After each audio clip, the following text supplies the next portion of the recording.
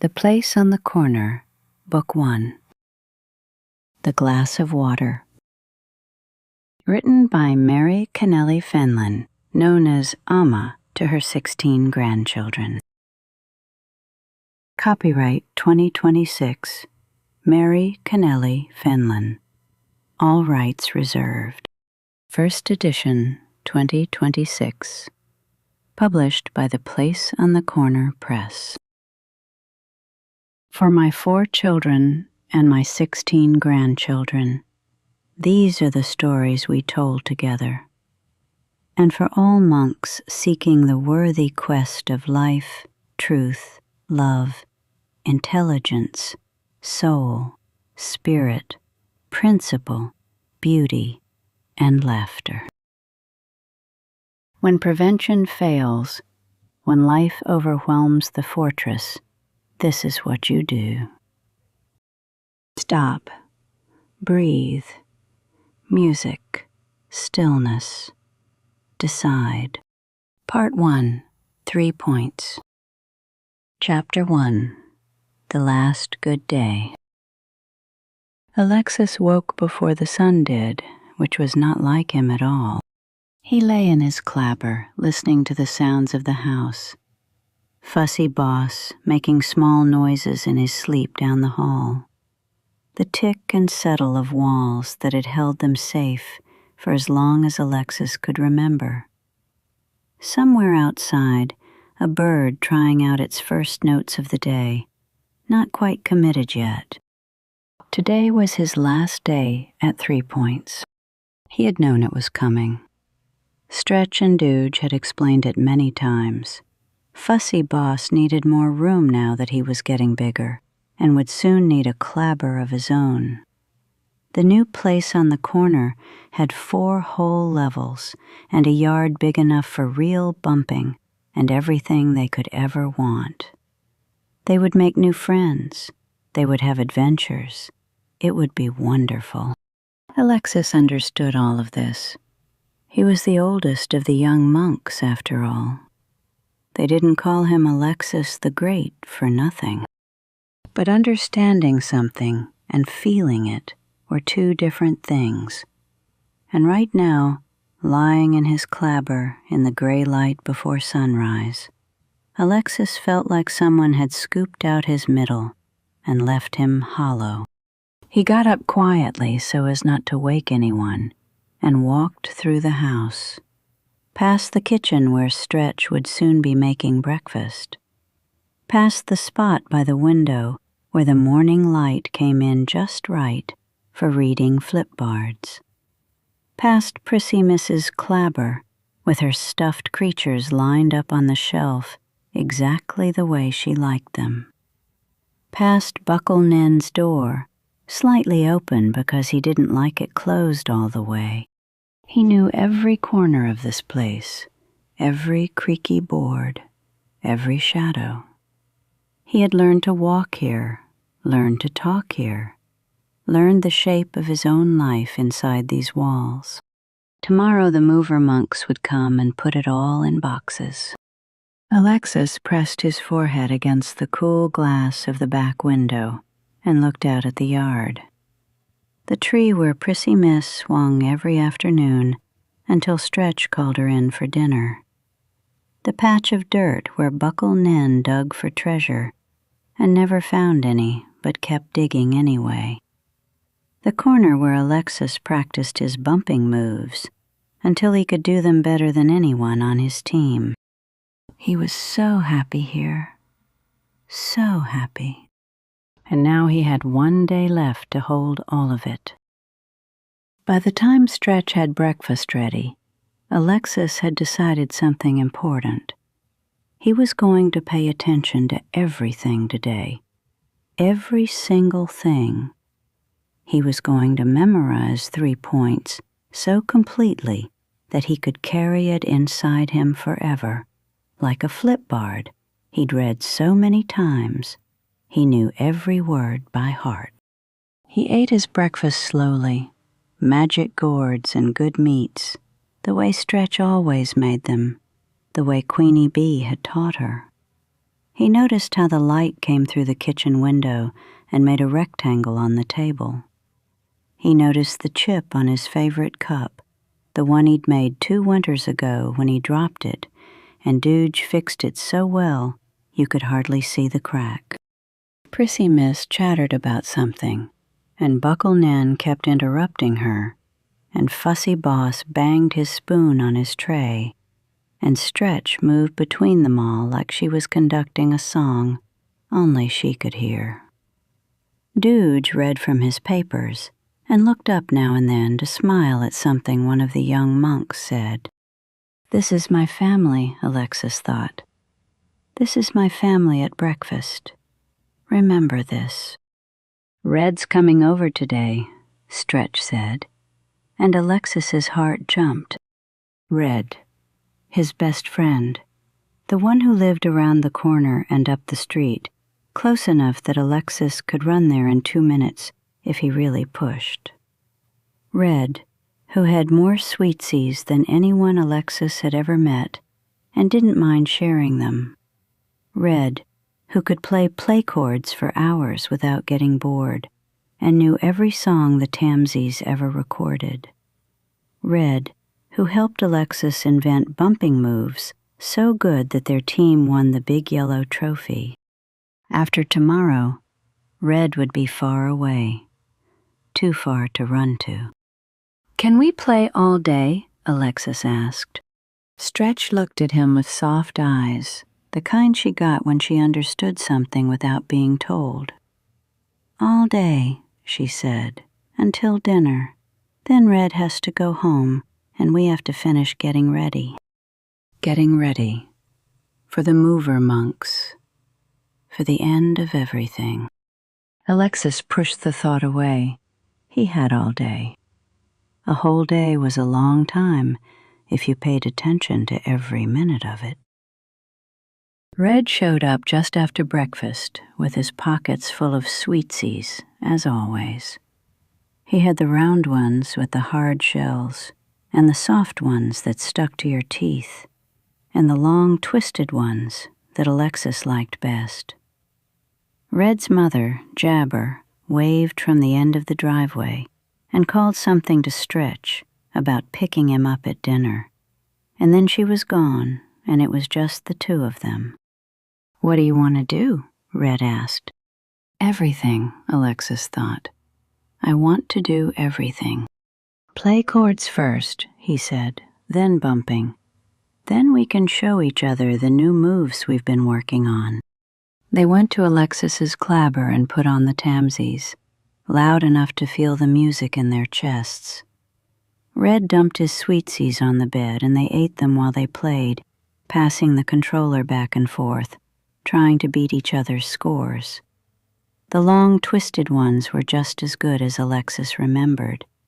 Better, maybe, because he was paying attention. "I'm going to miss this," Red said suddenly, in the middle of a song. Alexis's throat went tight. He didn't know what to say, so he just nodded. "My mom says the new place is far," Red continued. "Like, really far. She looked it up on maps." "I know. But she said maybe I can visit sometimes. Stay over. Like how it used to be, but backward. Me coming to you instead of you staying here." The tightness in Alexis's throat eased a little. "Yeah, you could see the new place. Stretch says it has 4 levels. 4 levels? Red's eyes went wide. "That's huge." "I guess." They played through 3 more songs without talking. But it wasn't a bad quiet. It was the kind of quiet that happens when 2 friends have said something true and need a little time to let it settle. After play chords, they went outside for bumping. The day had turned warm and bright, the kind of day that 3 points did better than anywhere. Alexis led Red to the corner of the yard where the ground was packed hard and flat from years of practice. "Okay," Alexis said. "Watch this one. I've been working on it for weeks." He showed Red the move, a complicated spin that ended with a perfectly placed strike. Red tried it and stumbled, tried again and got closer. By the 5th try, he had it almost right. "That's going to destroy the other teams," Red said, grinning. Alexis's stomach dropped.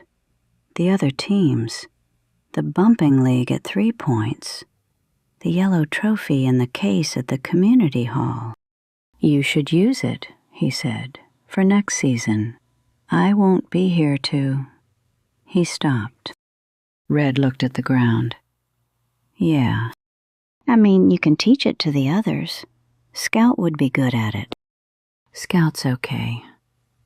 Red kicked at a pebble. "She's not you, though."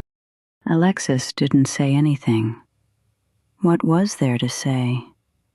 They stood in the yard where they'd practiced 100 afternoons, the sun warm on their backs, and the truth sat between them. Tomorrow, this would be over. Not forever, but the easy, everyday part of it, the running over in 2 minutes part, the staying up all night with play chords part. "Come on," Red said finally, "show me another one." So Alexis did. He showed Red every move he'd ever invented, and Red showed him every one of his, and they practiced until their arms were tired and their faces were red, and Stretch called them in for cold water and sliced gourds. And if Alexis's eyes stung a little as the afternoon turned gold and slanted, he didn't say anything about it, and neither did Red. Jabber came at dinner like she said she would. Red hugged Alexis hard, the kind of hug that means something. "I'll come visit," Red said, "at the new place. I promise." "I know. And you can come back here whenever you want. You can stay at my house." "I know. It's going to be okay." Alexis nodded. He wanted to believe it. He was trying. Then Red was gone, walking down the driveway with Jabber, turning once to wave. Alexis waved back. He stood in the doorway until they turned the corner, and he couldn't see them anymore. Behind him, the house was loud with the sounds of last-minute packing. Prissy Miss complaining about which toys she could bring in the car. Buckle Nan asking questions nobody had time to answer. Fussy Boss crying because everyone was moving too fast and he didn't understand why. Alexis closed the door and went to help. That night, long after everyone should have been asleep, Alexis lay in his clabber staring at the ceiling. His stuff was packed. His walls were bare. His clabber looked like a stranger's room, all the familiar things hidden in boxes labeled with black marker. He could hear voices downstairs, Stretch and Dooge, talking quietly. Alexis slipped out of bed and crept to the top of the stairs. He knew he shouldn't listen, but he did anyway. "Just worry about how they'll adjust," Stretch was saying. Her voice had that tight sound it got when she was trying not to seem upset. Alexis especially. He has so much here. His team, his teacher, Red. What if the new place doesn't...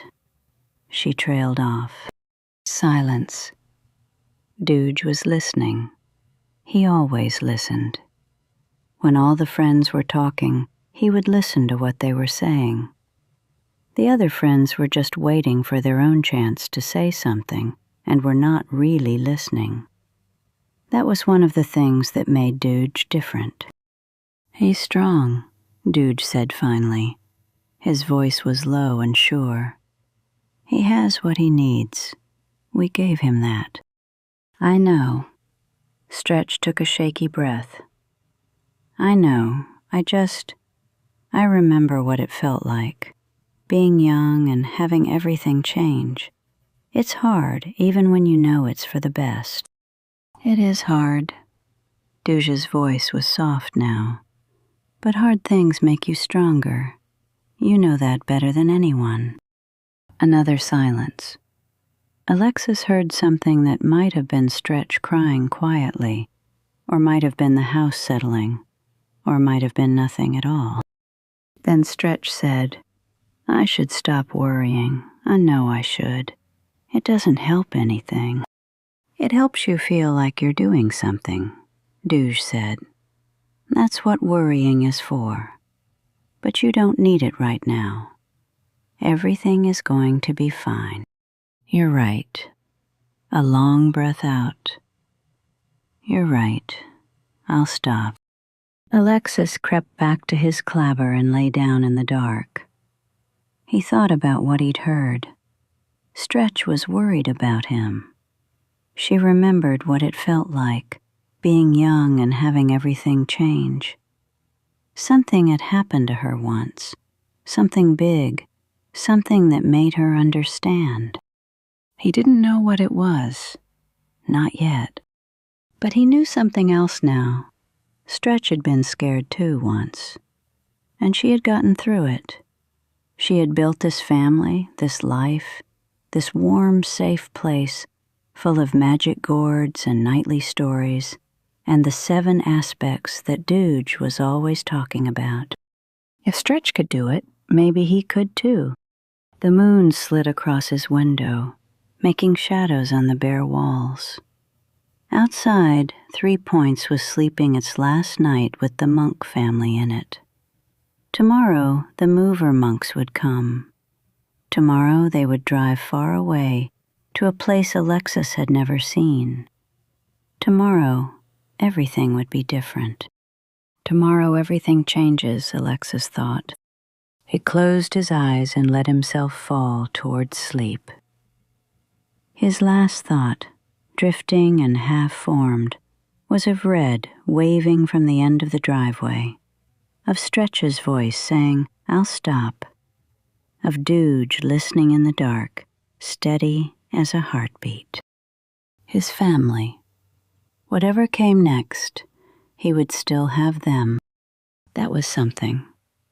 That was maybe everything. Alexis slept. Chapter 2. Moving Day. The mover monks arrived at sunrise, just as the sky was turning pink over 3 Points. Alexis heard the rumble of their big truck before he saw it. He was already awake, had barely slept at all, and he went to the window to watch them pull up. 2 large monks climbed out, stretching their arms and looking at the house like they were measuring it with their eyes. "They're here," Alexis called, and the house that had been so quiet suddenly wasn't. Stretch was already in motion, directing everyone like she'd been planning this moment for weeks, which she had. Duj made a quick breakfast that nobody really tasted. Prissy Miss kept asking questions that nobody had time to answer. Fussy Boss cried because he could feel that something big was happening, even if he didn't understand what. And Buckle Nen discovered the mover monks. From the moment they came through the door, Buckle Nen was fascinated. He followed them from the house to the truck and back, watching them lift heavy things like they weighed nothing, asking them questions they were too busy to answer. "What's that? Why are you wrapping it? Can I help? What's in there? Is that heavy? It looks heavy. Can I try to lift it?" The mover monks smiled at first, then stopped smiling, then just worked around him like he was a small, determined obstacle they'd learned to navigate. "Buckle Nen," Stretch said more than once. "Let them work." But Buckle Nen couldn't help it. This was the most interesting thing that had ever happened, and he wasn't going to miss a single moment of it. Alexis had his own job, guarding his stuff. He stood in his clabbered doorway and watched the mover monks come in and out, making sure they took his boxes and not someone else's, making sure his play cords were packed right, making sure his balls and games went into the truck in the right order so they wouldn't get crushed. "You're very careful," one of the mover monks said to him, not unkindly. "It's important stuff," Alexis said. The mover monk nodded like he understood. Maybe he did. Maybe he'd seen a lot of young monks guarding their important stuff on moving days. Outside, Prissy Miss had found her own way to deal with the chaos. She was on her tree swing, pumping her legs to go higher and higher, her hair flying behind her. She'd been out there since breakfast, swinging like it was any other day, like everything wasn't being carried past her in boxes and wrapped in paper and loaded into a truck that would take it all away. Alexis watched her through the window. He understood. She wasn't ready to say goodbye to the swing, so she was using it until she couldn't anymore. Around mid-morning, one of the mover monks walked over to the tree. Prissy Miss slowed her swinging, watching him with suspicious eyes. He said something Alexis couldn't hear. Then, gently, he reached up and untied the rope from the branch. Prissy Miss sat very still on the wooden seat as it lowered to the ground. She didn't cry. She just watched the mover monk coil the rope and carry the whole thing, seat and all, to the back of the truck. Then she came inside and didn't say anything to anyone for a long time. Poke arrived just before lunch. She was Stretch's sister, and she came in through the front door with a bag over her shoulder and a look on her face like she wasn't quite sure she was in the right place. Everything was so different now. The furniture gone, the walls bare, the rooms full of echoes instead of life. "Poke," Stretch said, and hugged her for a long time. Poke came along because she said she wanted to help Stretch with the move. That's what she told everyone. She wanted to help. Alexis watched her move through the emptying house, picking things up and putting them down, asking Stretch what she should do. She asked that a lot. What should I do? Where do you want me? How can I help? Her voice had a searching quality, like she was looking for something she couldn't quite name. Stretch always found something for her. Could you keep an eye on Fussy Boss? Could you make sure Prissy Miss has water? Could you check that all the upstairs closets are empty? Poke did whatever Stretch asked, carefully and quietly. But even when she was busy, she seemed like she was waiting. For what, Alexis didn't know. The mover monks worked through lunch.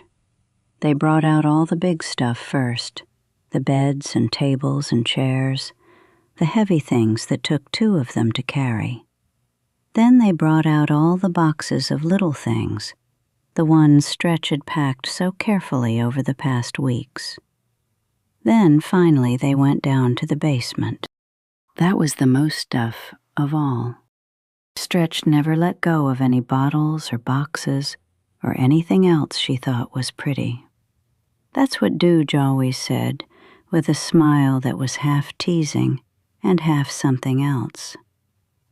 The basement at 3 Points had filled up over the years with things Stretch couldn't part with. Old glass bottles in colors like seawater and honey, boxes from gifts she'd received long ago, picture frames waiting for pictures, fabric she might use someday, jars and tins and containers of every shape. She saw beauty in things other monks threw away. The mover monks carried box after box after box up the basement stairs. Their faces got redder. Their shirts got wetter. One of them made a noise that might have been a groan. "Is there more?" he asked halfway through. "A little more," Stretch said, not meeting his eyes. There was a lot more. By the time the basement was empty, the truck was completely full. The mover monks stood in the driveway, sweaty and tired, looking at what they'd done. "That's a lot of stuff," one of them said. "We've been here a long time," Stretch said. "Things accumulate." Alexis looked at the truck, packed so tight you couldn't fit a single flip-board more. All of 3 Points was in there now.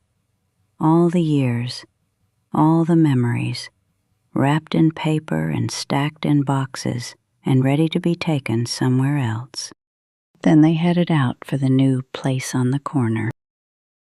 Douge stayed behind to sweep up the old place for the Munk family that was going to live there next. That was the kind of thing Douge did, thinking about the monks who would come after, making sure they started fresh. Stretch left with Alexis, Prissy Miss, Buckle Nin, Fussy Boss, and Poke. They all piled into the car, which felt too full even though they'd barely brought anything with them. Poke sat in the back, wedged between car seats, looking out the window. Alexis twisted around in his seat to watch 3 Points disappear. The house, the street, the corner where Red lived, the tree where Prissy Miss's swing had been. He watched until they turned, and he couldn't see it anymore. "Face forward, Alexis," Stretch said. Her voice was tight. He turned around. In the side mirror, he could still see the road behind them, but 3 Points was gone. On the way to the new place, it started to rain. Just a few drops at first, speckling the windshield. Stretch turned on the wipers. They made a rhythmic sound, swish, swish, swish, that Alexis found himself counting. Then the few drops became more drops. The sky went gray, then darker gray. The wipers moved faster. It rained and rained and rained. Prissy Miss fell asleep against the window. Buckle Nin kept asking, "How much longer? How much longer? How much longer?" until Stretch said, "Buckle Nin," in the voice that meant, "Stop asking." Fussy Boss fussed. Poke sat quietly, watching the rain stream down her window, not saying anything at all. Alexis watched the world go by outside. Everything was blurry through the rain. Other cars, buildings, trees. They passed places he'd never seen, turned onto roads he didn't know. The farther they went, the less anything looked familiar. His chest felt tight, like something was squeezing him from the inside. "Almost there," Stretch said, and her voice sounded tired now. "Almost there." When they got to the new place on the corner, it was surrounded by mud. The rain had turned the yard into a brown swamp. Water pooled in the driveway. The grass, what little there was, had become a soggy mess that sucked at your shoes when you tried to walk on it. "Oh," Stretch said, staring through the windshield. Just, "oh," like she'd run out of other words. The mover monks were already there, waiting. They looked even more tired than before, standing in the rain beside their full truck. "Ready when you are," one of them said, not sounding ready at all. Stretch took a breath, the kind that means someone is deciding to keep going, even when they don't want to.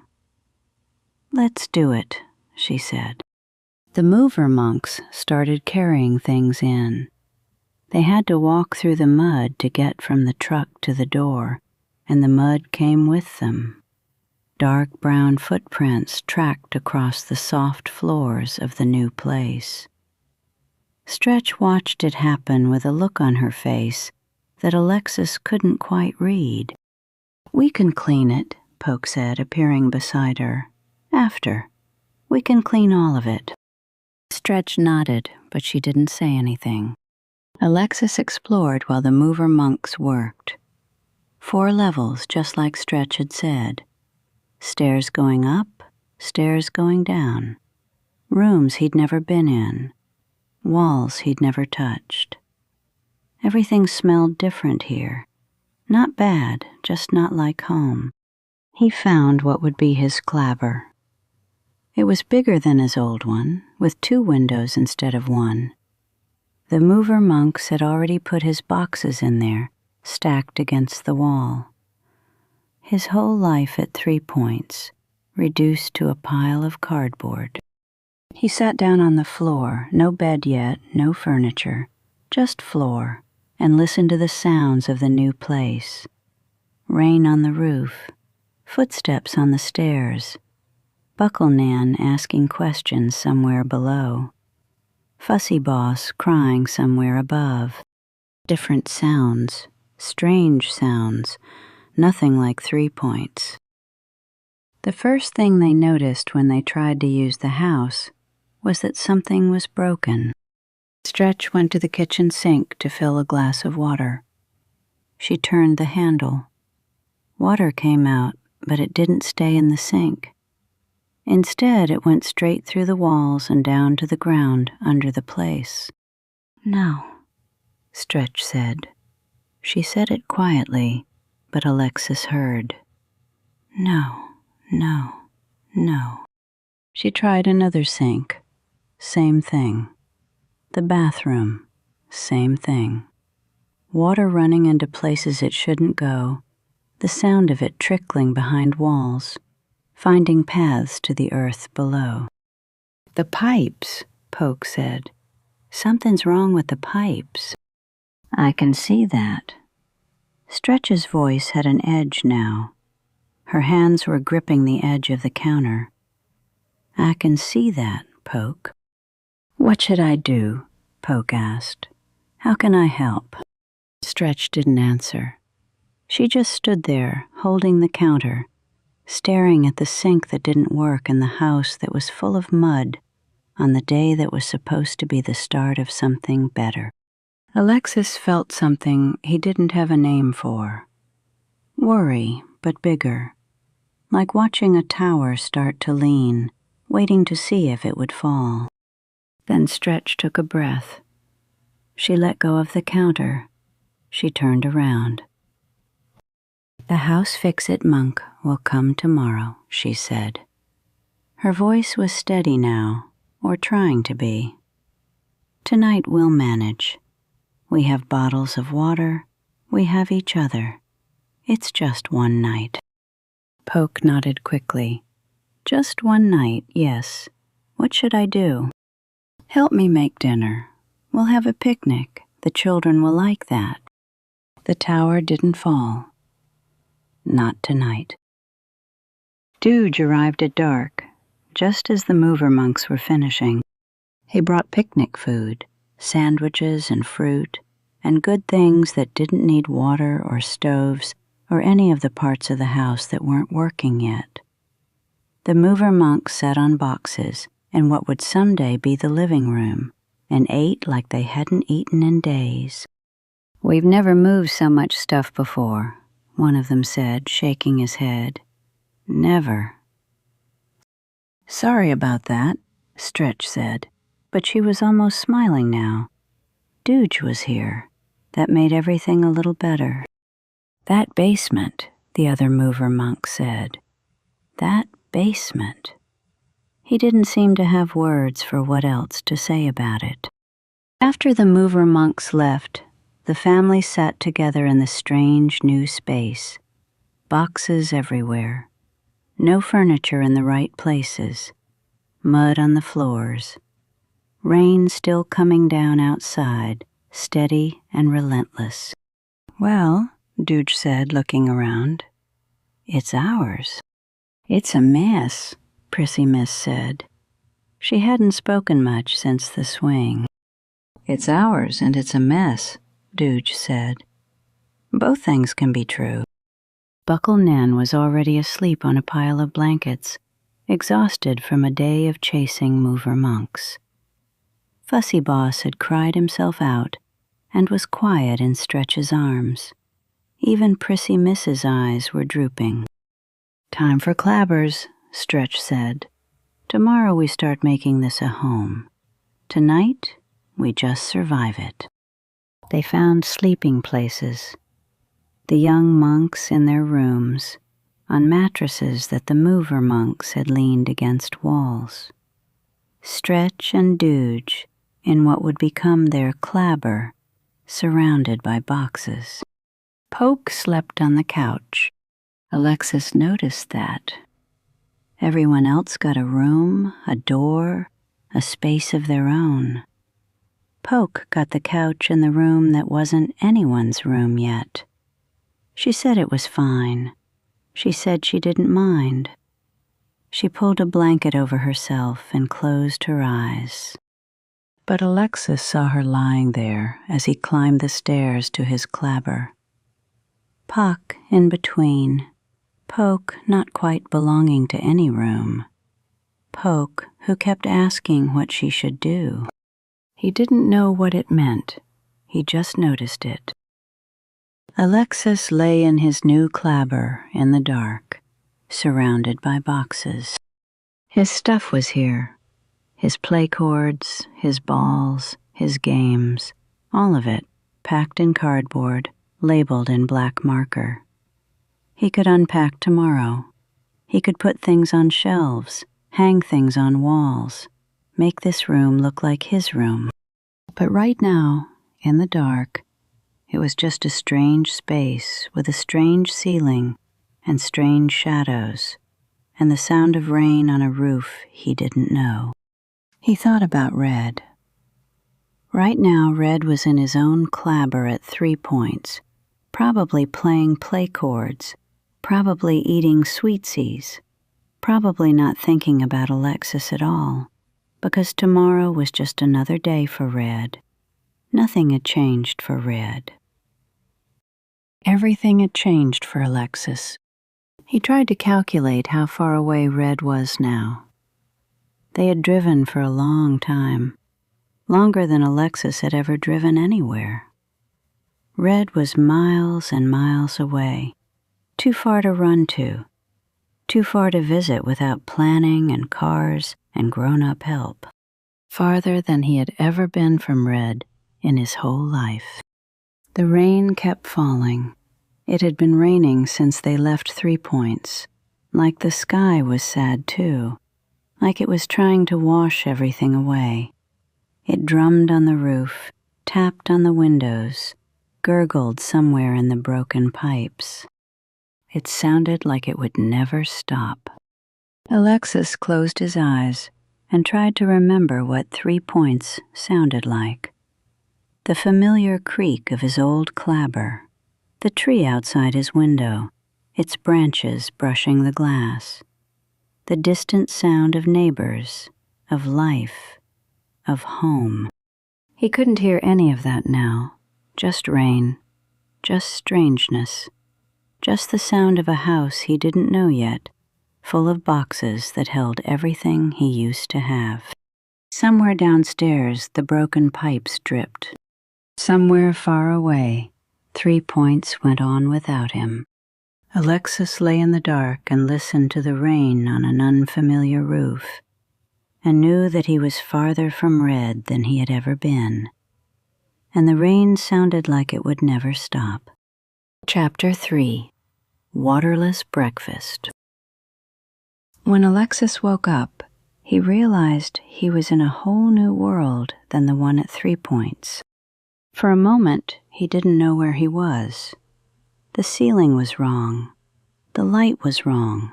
The sounds were wrong. Then he remembered.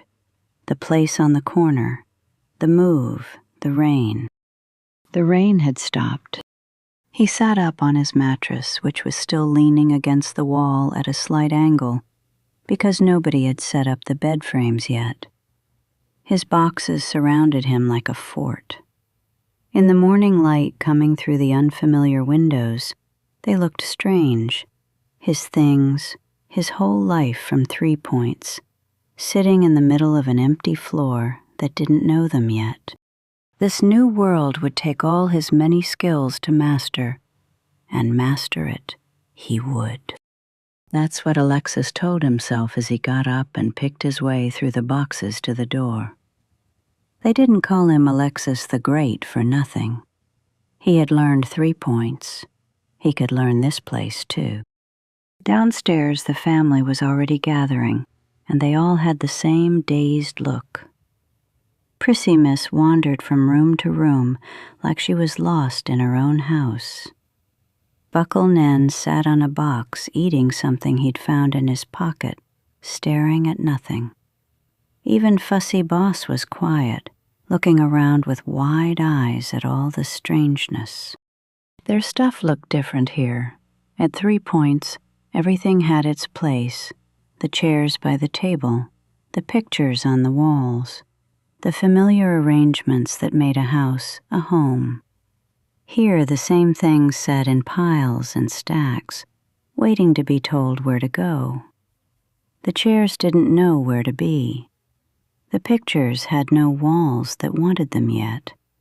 Everything was recognizable, but wrong, like seeing your own face in a mirror that's tilted at a strange angle. Stretch was in the kitchen, working with what she had, which wasn't much. The pipes were still broken.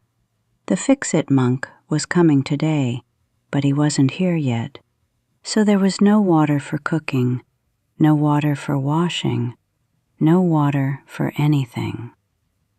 Stretch had found the bottles they'd brought and was preparing a waterless breakfast: fruit that didn't need rinsing, bread that didn't need toasting, things that could be eaten straight from packages. "It's not what we usually have," she said, as the family gathered around the table, which was really just boxes pushed together, because the real table was somewhere in the pile of furniture waiting to be assembled. "But it will do for now." Poke hovered nearby. "What should I do?" she asked. "Can I help with something?" "You could set out the napkins," Stretch said. Poke set out the napkins. Then she stood there, waiting. "And maybe find the cups? They should be in one of the kitchen boxes." Poke found the cups. Then she stood there again, hands empty, eyes searching. "What else?" Poke asked. "What else should I do?" Poke kept asking Stretch, what did she want her to do? Every few minutes, another question, another request for direction. Like she couldn't move forward without someone telling her which way to go. Stretch was patient. She always found something. Fold these blankets, check on Fussy Boss, see if Prissy Miss needs anything. But Alexis noticed how Poke would finish each task and then freeze, waiting for the next instruction, like a toy that needed winding. He didn't know why Poke was like that. He just noticed it. Buckle Nen got bored before breakfast was ready. That wasn't unusual. Buckle Nen got bored faster than anyone Alexis had ever known. But usually at 3 points there were places to go, things to explore, familiar territories to wander. Here, everything was new, which should have been exciting, but Buckle Nen didn't know where to start. So he went outside. Nobody noticed at first. Stretch was focused on breakfast. Poke was waiting for instructions.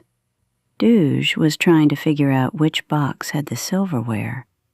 And Alexis was exploring the 4 levels of the new place, making sure none of his stuff was missing.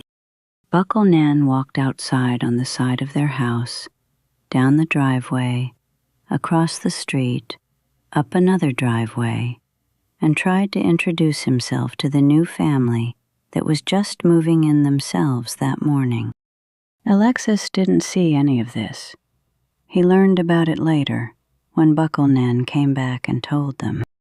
What Buckle Nen saw was this: another moving truck, another family unloading boxes, another set of monks trying to turn a strange place into a home. There was a mother and a father going in and out with their arms full. A big sister, older than Alexis, carrying what looked like her own stuff and nothing else. A smaller son, about Buckle-Nin's size, struggling with a box that was almost too heavy for him. And a very little sister who kept running around the house in circles, not helping with anything, just running and running, like she had too much energy and nowhere to put it. Buckle-Nin walked right up to them. That was Buckle-Nin. He didn't wait to be introduced, didn't wonder if he was welcome, just walked up and started talking. "Hi," he said. Nobody answered. They were busy. The father was giving directions to a mover monk. The mother was checking something on a list. The big sister had already disappeared inside. The smaller son was concentrating on his heavy box. The little sister was running. "Hi," Buckle-Nin said again, louder. Nothing. They kept moving, kept working, kept not seeing him. Buckle-Nin tried a few more times. He said hi to the mother. She walked past. He said hi to the father. He was talking to someone else. He said hi to the smaller son. He went inside. He even tried to say hi to the little sister, but she was moving too fast to catch. They were so busy coming and going with their own stuff that they did not hear little Buckle-Nin as he kept saying, "Hi." So Buckle-Nin went back down their driveway, across the street, came back up their own driveway, and back inside the place on the corner. The monk family was just sitting down to their waterless breakfast when Buckle-Nin came in and sat down. "Where have you been?" Stretch asked, that edge in her voice that meant she'd been worried without realizing she needed to be. "Across the street," Buckle-Nin said, "meetin' the neighbors." "By yourself?" Stretch's voice got tighter. "I was just across the street," Buckle-Nin said, like that explained everything. They gave thanks for their new place and their waterless breakfast, and began putting food on their plates. The fruit was good, even if it wasn't the hot breakfast Stretch usually made. The bread was fine. The water from the bottles was warm but drinkable. As they ate, Buckle-Nin told them about their new neighbors. There was a mother, a father, a big sister, a smaller son, and a very little sister that kept running around their house in circles. He said they all seemed real nice somehow, even though they were deaf. Stretch jumped. "What?" Buckle-Nin nodded seriously. They were all deaf. He tried and tried to say hi, but nobody answered him. "Buckle-Nin," Douge said slowly, "just because someone doesn't answer you doesn't mean they're deaf." "Then why didn't they say hi back?" "Maybe they were busy," Prissy Miss said. "You said they were moving in. Moving is busy. We were busy yesterday." "But I said hi a lot of times." "Sometimes people don't hear things, even when they can hear," Douge said. "They're focused on something else. Their minds are somewhere else. It doesn't mean there's anything wrong with them." Buckle-Nin didn't look convinced. To him, silence meant something was broken. If you said hi and nobody answered, there had to be a reason, something wrong, something missing, something that explained the gap between what you expected and what you got. Alexis thought about that as they ate. The neighbors weren't deaf. They were just busy, just distracted, just living their own lives and not noticing the small monk from across the street, trying to reach them. But to Buckle-Nin it felt the same as if they couldn't hear at all. Maybe that's what being new felt like. You called out and nobody answered. Not because they didn't want to, not because something was wrong with them, but because they were already full of their own things and didn't have room yet to notice you. As they ate their waterless breakfast, they all wondered about the oddness of their new place and the strange neighbors that were going to live across the side street from them. "The boy," Buckle Nin said, returning to the important thing. "He looked about my age, maybe a little shorter. When their hearing comes back, I want to play with him." Stretch and Dooge exchanged a look that Alexis recognized, the kind of look parents give each other when a child has said something wrong, but also kind of sweet. "I'm sure you'll get to play with him soon," Stretch said. The fix-it monk came after breakfast. He was a large, quiet monk, with tools hanging from his belt and a patient expression, like he'd seen a lot of broken things and knew that most of them could be fixed if you just took your time. He went down to look at the pipes while the family waited upstairs, listening to the sounds of his work, clanking, adjusting, the occasional muttered word they couldn't quite hear. Stretch stood by the kitchen sink, watching it like she expected it to do something. "What should I do?" Poke asked, "while we wait?" "Maybe start unpacking the kitchen boxes," Stretch said. "The dishes, at least, so we'll be ready when the water works." Poke started unpacking, carefully, slowly, asking about each item. "Where does this go? What about this one? Should I put these here or somewhere else?" Stretch answered each question, but Alexis could see the strain in her shoulders. She was waiting for the water. She was answering Poke's questions. She was watching Fussy Boss, who had started fussing again. She was doing everything at once, and none of it was easy. Finally, the fix-it monk came up from below. "Try it now," he said. Stretch turned the handle in the kitchen sink. For a moment, nothing happened.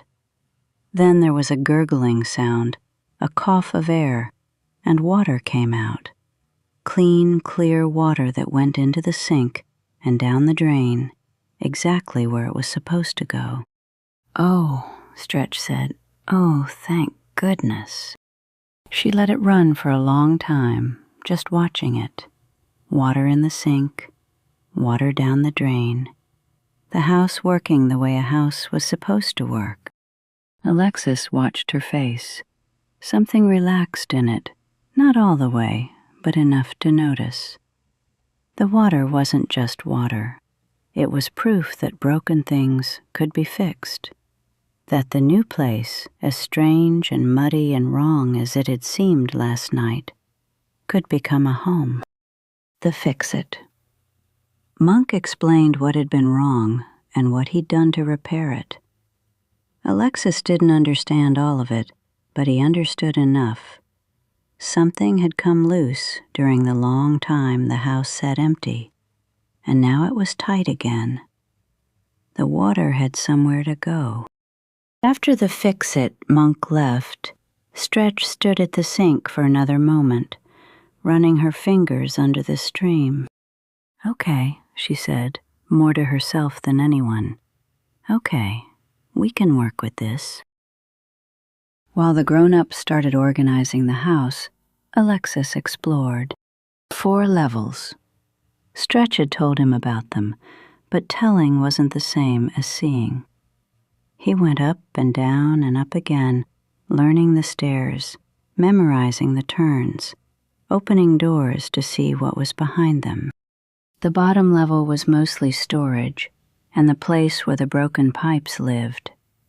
It smelled damp and forgotten, but there was space there. Space for things Stretch wouldn't want to throw away. Space for boxes that didn't need to be opened often. The main level had the kitchen, the living room, the places where the family would gather. Right now it was chaos, but Alexis could see how it might become something else. The light was good. The rooms were big enough. The next level had the Clabbers, his with the 2 windows. Prissy Miss's, smaller, but with a closet she'd already claimed. Buckle Nan and Fussy Boss would share one for now, and Stretch and Dooge's, the biggest, at the end of the hall. The top level was mostly attic, sloped ceilings and small windows, and the feeling of being up high, looking down at the world. Alexis went through every room, checking that his stuff was where it should be, that nothing had been lost or broken or left behind at 3 points. His play cords, present. His balls, present. His games, present. The trophy from bumping, the one his team had won, present, wrapped in paper, waiting to be put on a shelf that didn't exist yet. Everything had made it. Everything was here. But here was the problem. Here wasn't there. His stuff was present, but Red wasn't. His games had arrived, but the friends who played them with him hadn't. Alexis stood at the window of his new Clabber and looked out at the street. The neighbor's moving truck was still there, across the way. He could see the family going in and out, carrying things, building their own new life in their own new place. Further up the street, he could see other houses, other families. Munks he didn't know yet, living lives he knew nothing about. Somewhere up there might be boys his age, boys who played bumping, boys who might become friends if Alexis could figure out how to meet them. He went downstairs to find Stretch.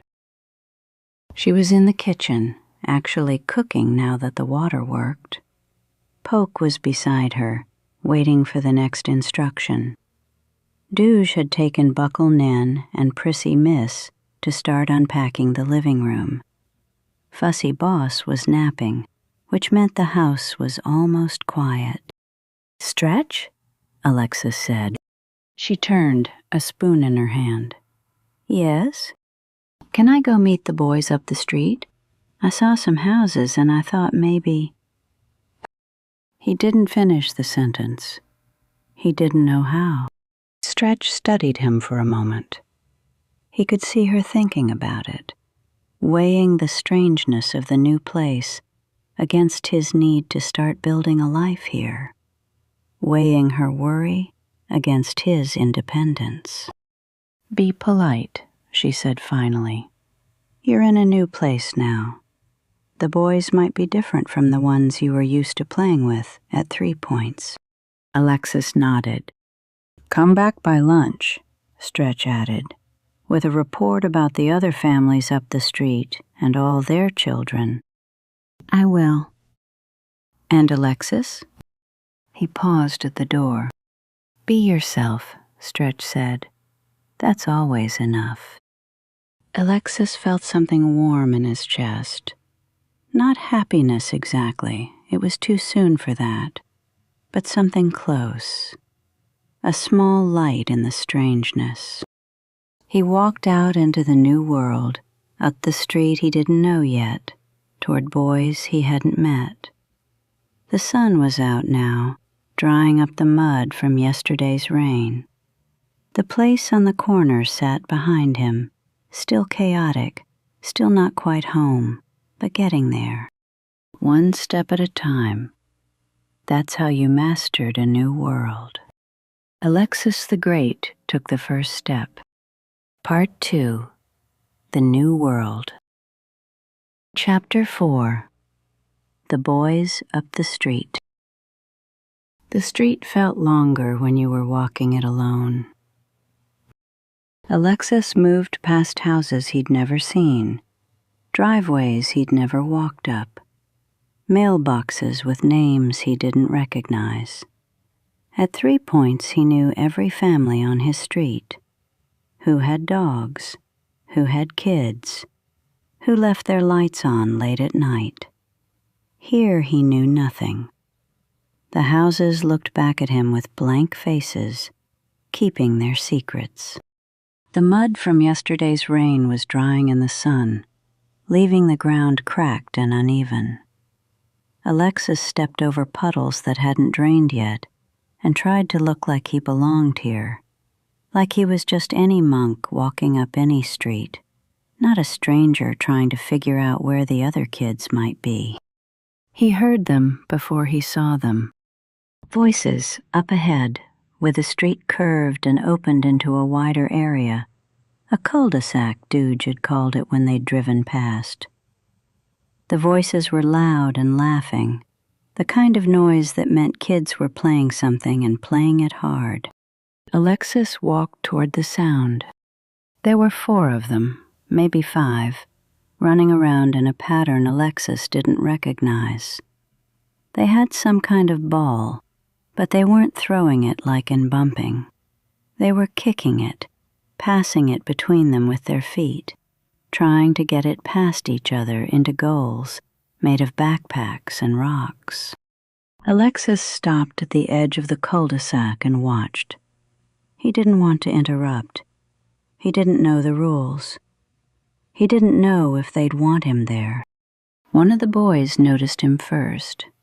He was stocky, with hair that stuck up in 3 different directions like he'd just woken up. He stopped running and squinted at Alexis. "Hey," he said, "who are you?" The game paused. Everyone turned to look. "I'm Alexis," Alexis said.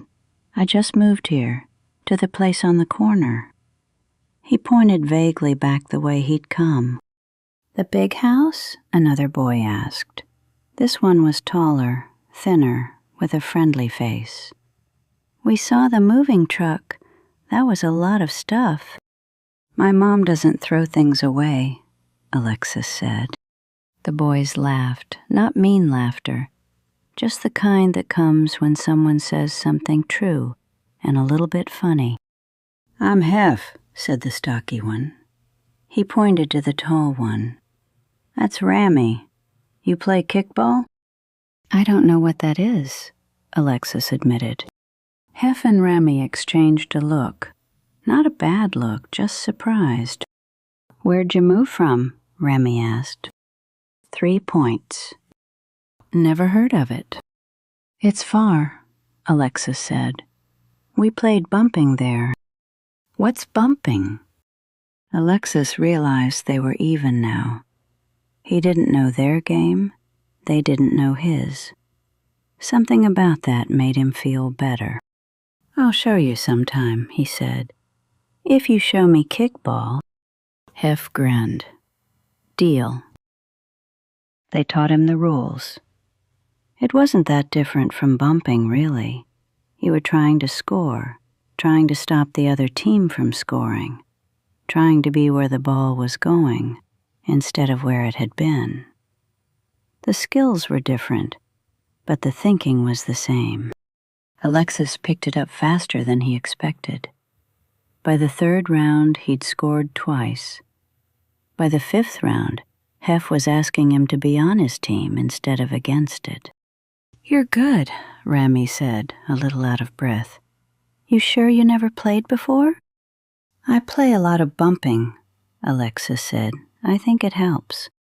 "You gotta show us bumping," Hef said. "Sounds interesting." They were in the middle of another round when Alexis heard something new. The whir of wheels, the click of gears, coming closer. A bike. A nice one. Nicer than any bike Alexis had ever seen. It was sleek and red, with handlebars that curved forward and a seat that looked almost too high for the boy riding it. The boy circled them once, slowly, not joining the game but not leaving either, just circling, watching. Hef's face changed. His jaw tightened. Beside him, Rami went still. "Great," Hef muttered. "Here we go." The boy on the bike completed his circle and stopped in front of them. one foot on the ground, the other still on a pedal. He looked at the game, at the makeshift goals, at the ball sitting in the middle of the cul-de-sac. Then he looked at Alexis. "Who's this?" the boy asked. His voice had a sharp edge, like a knife that wanted to cut something. "New kid," Hef said. "Alexis, just moved in." Alexis. The boy said his name like he was tasting something bitter. "That's a weird name." "It's my name," Alexis said. He kept his voice even. The boy smirked. "I'm happy." Alexis almost laughed. This boy with his sharp voice and his circling bike and his face that looked like it had never smiled.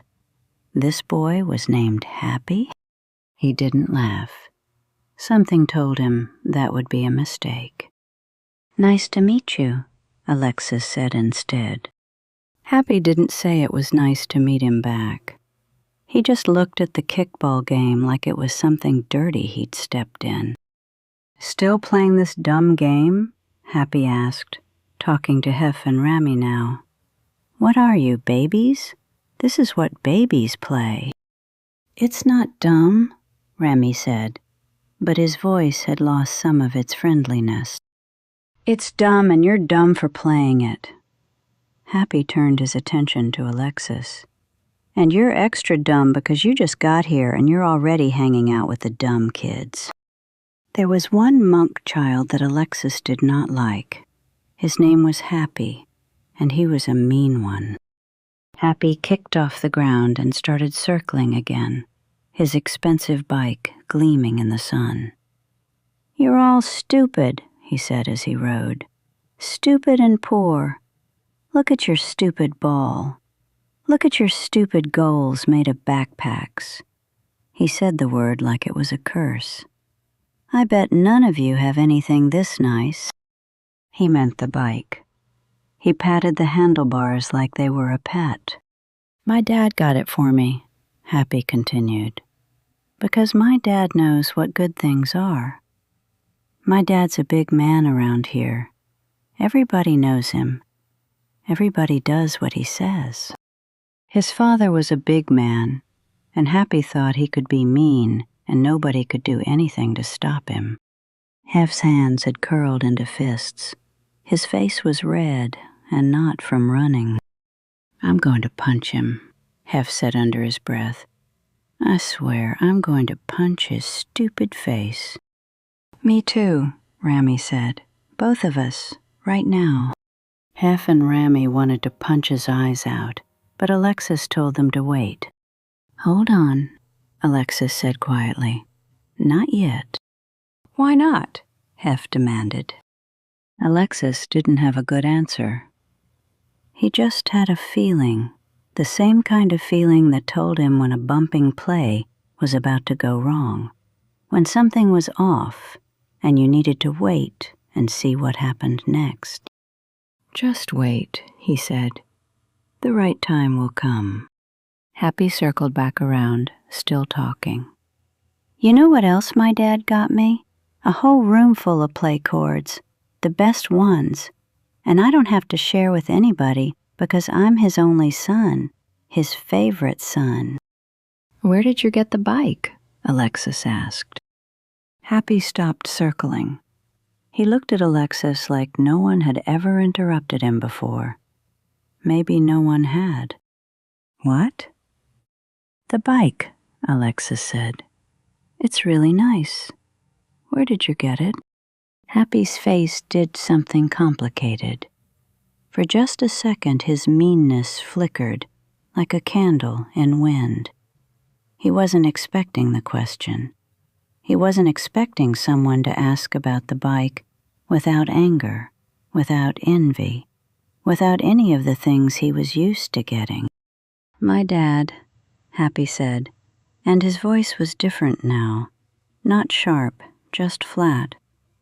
"My dad gave it to me." That was nice of him. Happy stared at Alexis. The meanness was trying to come back, but it was having trouble finding its footing. His name is Happy too, Happy said suddenly, like he hadn't meant to say it. My dad, he's Happy Senior. I'm Happy Junior. It's a family name. A family name. Happy, passed down from father to son. A name that was supposed to mean something. Joy, lightness, good fortune. Carried by a boy who seemed to have none of those things. That's interesting, Alexis said, and he meant it. Happy's eyes narrowed. He didn't trust the interest. He didn't know what to do with it. Whatever, he said, and the meanness came back, sliding over his face like a mask. You're all still stupid. I don't know why I even bothered talking to you. He kicked off the ground and rode away, faster this time, not circling anymore, but leaving, up the street, around the corner, gone. The cul-de-sac was quiet. That's Happy, Hef said, like that explained everything. He's always like that. His dad's worse, Rami added. You hear him sometimes, yelling, from their house. Alexis filed that away. A father who yelled. A name passed down like an inheritance. A boy who had everything, the bike, the play cords, the big, important father, and still seemed to have nothing at all. Come on, Hef said, shaking off the bad feeling. Let's play. Forget about Happy. They played. The rest of the morning was good. Alexis learned more about kickball, scored more goals, and earned more of Hef and Rami's respect. They told him about the neighborhood, which houses had kids, which had dogs that barked, which had old monks who got mad if you walked on their grass. They told him about school, which would start in a few weeks, and about the teachers, and about the games they played at recess. Alexis told them about 3 points, about red and bumping, and the yellow trophy his team had won, about Stretch and Douge and his siblings, about how strange it was to be somewhere new after knowing every corner of somewhere old. It gets easier, Rami said. My family moved here 2 years ago. I hated it at first. Now it's just where I live. That's kind of sad, Hef said. It's kind of true, Rami said. When the sun was high overhead, Alexis remembered Stretch's instructions. Be back by lunch with a report. I have to go, he said, but I'll come back. Tomorrow? Tomorrow, Hef agreed. And bring that bumping stuff. I want to see what it is. Deal. Alexis walked back down the street, past the houses he was starting to recognize, past the driveways he was beginning to remember.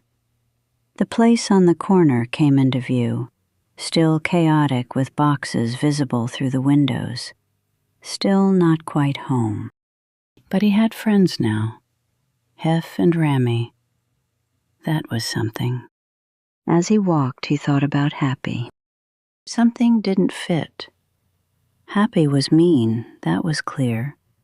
He said cruel things and rode his fancy bike in circles and looked down on everyone who wasn't him. That was all true. But there was a moment, just a moment, when Alexis had asked about the bike. Happy's face had changed. The sharpness had softened. He'd said his father's name, Happy too, like he was confessing something, like the name was heavy and he was tired of carrying it. Happy Junior, named after Happy Senior, a big man who yelled, a family name that was supposed to mean joy but seemed to mean something else entirely. Alexis didn't understand it yet. He just knew that something was there, underneath the meanness, something that didn't match the surface. He filed it away. The right time would come. Stretch was in the kitchen when he got back, actually cooking a real lunch now that the water worked. The house smelled like food and possibility. Boxes had been unpacked. Furniture had been moved. It looked a little more like a home than it had that morning. "There you are," Stretch said. "Right on time. Wash up." Alexis washed his hands in the sink, water that worked, draining where it should, and sat down at the table. The real table now, not boxes pushed together. Douge had assembled it while Alexis was gone. "So," Stretch said, setting down plates. "Your report, what did you find?" Alexis told her. About the cul-de-sac, about kickball, about Hef and Rami. He told her about the other houses, the ones with kids and the ones without, the things he'd learned about the neighborhood. Stretch listened the way Douge listened, really listened, not just waiting for her turn to talk. "What did you think of the other families?" she asked when he was done. Alexis hesitated. He thought about Hef and Rami, who were easy to like. He thought about the houses he'd passed, full of monks he didn't know yet. And he thought about Happy. "There's this one boy," he said slowly. "His name is Happy." Stretch waited. "He's mean," Alexis continued. "Really mean. He says terrible things to everyone. He has this fancy bike, and he rides it around making fun of people." He paused. "His dad gave him the bike. His dad is also named Happy." Stretch's expression didn't change, but something shifted behind her eyes. "And?" she asked. Alexis tried to find the right words. The feeling he'd had walking home, the sense of something not fitting, something hidden under the surface. "I think," he said carefully, "Happy might be the saddest monk I've ever met." Stretch went very still. She didn't say anything for a long moment. She just looked at Alexis, and Alexis had the strange feeling that she was seeing something in him she hadn't seen before, or maybe something she'd hoped was there and was relieved to find. And she nodded slowly. "That's a big thought," she said, "for a first day." She turned back to the stove, but Alexis saw her face before she turned. There was something there, something soft, something proud, something that looked almost like recognition. "Eat your lunch," she said. "You have a lot more days ahead of you." Alexis ate. The food was good. The house was starting to feel less strange. Outside, the sun was drying the last of the mud. And somewhere up the street, a boy named Happy was carrying a name that didn't fit him, riding a bike his father gave him, being mean to everyone because he didn't know how to be anything else. Alexis didn't know what to do about Happy. Not yet. But he was starting to think there might be something to do when the right time came. Chapter 5. The 7 Aspects. Days passed, and the place on the corner slowly became less strange. The boxes emptied one by one. Furniture found its places. Pictures went up on walls. The kitchen filled with familiar smells. Stretch cooking magic gourds and good meats. The same meals she'd made at 3 Points. The same recipes Queenie Bee had taught her years ago. Alexis went to the cul-de-sac every day to play with Hef and Rami. He taught them bumping, and they taught him more kickball. And sometimes they just sat around talking about nothing important, which was its own kind of game. Happy circled by on his bike now and then, said mean things, and rode away. It was becoming routine, not good, but predictable. Poke stayed for a while longer, helping with the unpacking, helping with the younger Munks, asking Stretch what she should do. Then one morning she packed her bag and hugged everyone and went back to her own place. The house felt different without her, not emptier exactly, just more settled, like a book that had finally found its shelf. Prissy Miss stopped being sad about the swing when Dooge hung a new rope from a tree in the backyard. Buckle Nan made friends with a boy across the street, whose family, it turned out, was not deaf at all, just very busy that first day.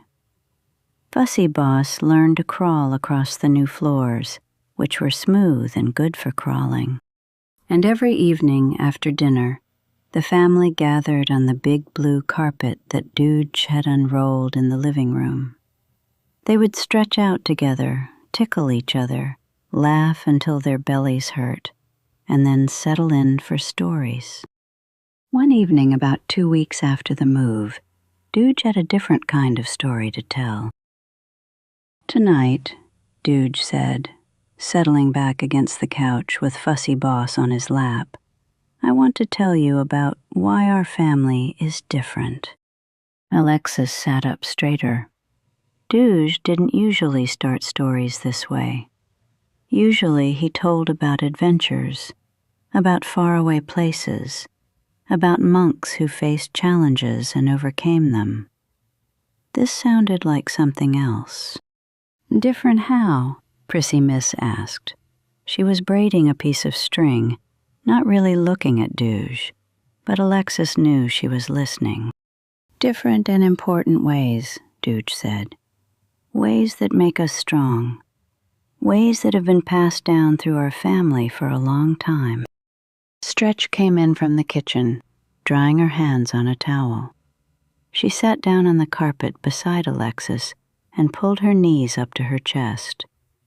Alexis noticed she had that listening look too, like she already knew what Dooge was going to say, but wanted to hear it again. "Our family," Dooge began, "has 7 aspects. 7 things that make us who we are. Do you want to know what they are?" "Yes," Alexis said immediately. "Yes," Buckle Nan echoed. Prissy Miss kept braiding, but she nodded. Doogie held up one finger. "First, we are healthy. Do you know why?" "Because of the food Stretch makes," Alexis said. "That's right. The magic meats and gourds. Queenie Bee, my mother, your grandmother, taught Stretch how to find them and cook them. That's pretty much all our family eats. Other monk families add a lot of sweetsies to the foods they eat, and they get sick more than we do." Alexis thought of Red, whose house was always full of sweetsies. Red got sick sometimes. Alexis almost never did. "Sweetsies taste good, though," Buckle Nan said. "They do," Dooge agreed. "But tasting good and being good for you aren't always the same thing. Some things taste good and make you weak. Magic gourds don't always taste as exciting, but they make you strong." Buckle Nan looked like he was thinking about this. Alexis knew he was thinking about sweetsies. Dooge held up a second finger. "Second, we tell the truth. That's all we know how to do. In our family, we say what's real, even when it's hard."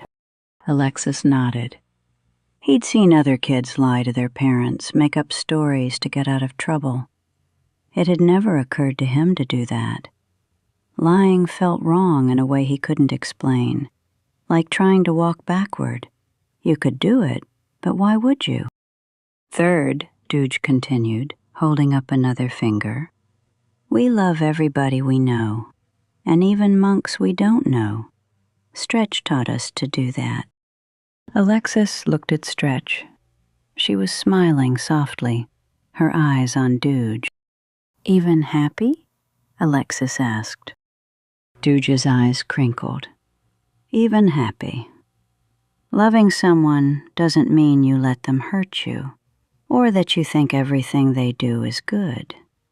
It means you remember they're a monk too, with their own struggles, their own reasons for being the way they are. Alexis thought about Happy's face when he'd mentioned his father's name. The flicker, the heaviness. Fourth, Dooge said, we know about a lot of things and how to fix a lot of things. He smiled. Especially me. The young monks laughed. Dooge was always fixing things. Broken toys, stuck doors, leaky pipes. He had those big eyes that saw how things worked and hands that knew how to make them work better. You fix teeth too, Prissy Miss said. That's right. I'm the monk that other monks go to when they need their teeth fixed. His face grew a little more serious. But here's the thing. I can fix teeth. I can't fix thinking. When a monk comes to me with a broken tooth, I can help. When they come to me with a broken way of thinking, confused, lost, not knowing their own reasons, that's much harder to fix. Sometimes it can't be fixed at all. The room was quiet for a moment. Even Buckle Nan had stopped fidgeting. Why can't it be fixed? Alexis asked. The Dooge was the monk they would go to get their teeth fixed, but he couldn't fix their thinking. It was too lacking in magic. Because thinking needs magic, Dooge said, and magic comes from the other aspects, from health and truth and love and all the rest. If a monk doesn't have those things, their thinking gets weak, confused. And confused thinking is very hard to repair. He held up his hand again, showing 5 fingers now. Fifth, we have daytime power. What's that? Buckle Nan asked. It's the energy we have to do things during the day. To work, to play, to think clearly, to make choices. Some monks run out of daytime power early. They get tired and foggy and can't focus. We have more than most because of how we eat and how we live. Alexis thought about his own energy, how he could play bumping for hours without getting tired, how his mind stayed clear even when he'd been thinking hard all day. He'd never really noticed it before, but now that Dooge mentioned it, he realized it was true. Sixth, Dooge said, are the lessons of our dreams. This one Alexis knew about. Every morning, Stretch and Dooge asked the young monks about their dreams. What did you see? What happened? How did it feel? They talked about them together, looked for meanings, learned from them. Dreams are our nighttime gifts of power, Dooge said. We all talk about them and learn from each other. Dreams tell us things our waking minds can't always see. I dreamed about a giant pickle last night, Buckle Nan said. Everyone laughed. Even pickle dreams can teach us something, Dooge said, smiling. We'll talk about it tomorrow. He held up his last finger, 7 now. And 7th, we know our reasons. Our reasons for what? Prissy Miss asked. For everything. For doing what we do. For making the choices we make. We know why we're doing something, not just that we're doing it. This keeps us from getting confused about what to do next. Dooge lowered his hand and looked at each of the young monks in turn. 7 aspects, he said. Health, truth-telling, loving everybody, knowledge and fixing, daytime power, dream lessons, and knowing our reasons. These have been passed down through our family, organized by ancestors who understood what makes a monk strong. Alexis turned the 7 aspects over in his mind. They felt important, heavy with meaning, like the rules to a game he hadn't known he was already playing. "Dooge," he said slowly, "what happens to families that don't have the 7 aspects?" Stretch shifted beside him. Dooge's face grew thoughtful. "That's a good question," Douga said. "A lot of families don't have them, or they have some but not others, or they used to have them but forgot. How do you forget something like that?" "Slowly," Dooge said, "a little at a time. One generation doesn't teach the next, or the next generation doesn't listen, or something happens that makes them lose their way. And once you start losing the aspects," he paused, "it's hard to get them back." "What happens to them?" Alexis pressed. "The families that lose them." Dooge looked at Stretch. Something passed between them, a silent conversation Alexis couldn't quite read. "They get weaker," Dooge said finally. "Other monk families add a lot of sweetsies to the foods they eat, and they get sick more than we do. They even lose their very own teeth because of it." "Like the monks you fix teeth for?" "Sometimes, yes." Dooge leaned forward a little, his voice growing quieter, more serious. "Being weaker like this, they don't remember their dreams. They forget their own reasons. They don't grow as big and strong, and they're often confused about what they should do and how to do it." The words settled into Alexis like stones dropping into water. Confused about what they should do. He thought of Poke. "What should I do? What else? Where do you want me?" Always asking, never knowing on her own. He didn't say anything. He didn't know what to say, but something clicked into place in his mind, a connection he couldn't have explained if someone asked him to. "But we have the aspects," Prissy Miss said, a little anxiously. "Right? We have all of them?" "We do," Dooge said, and his voice warmed again.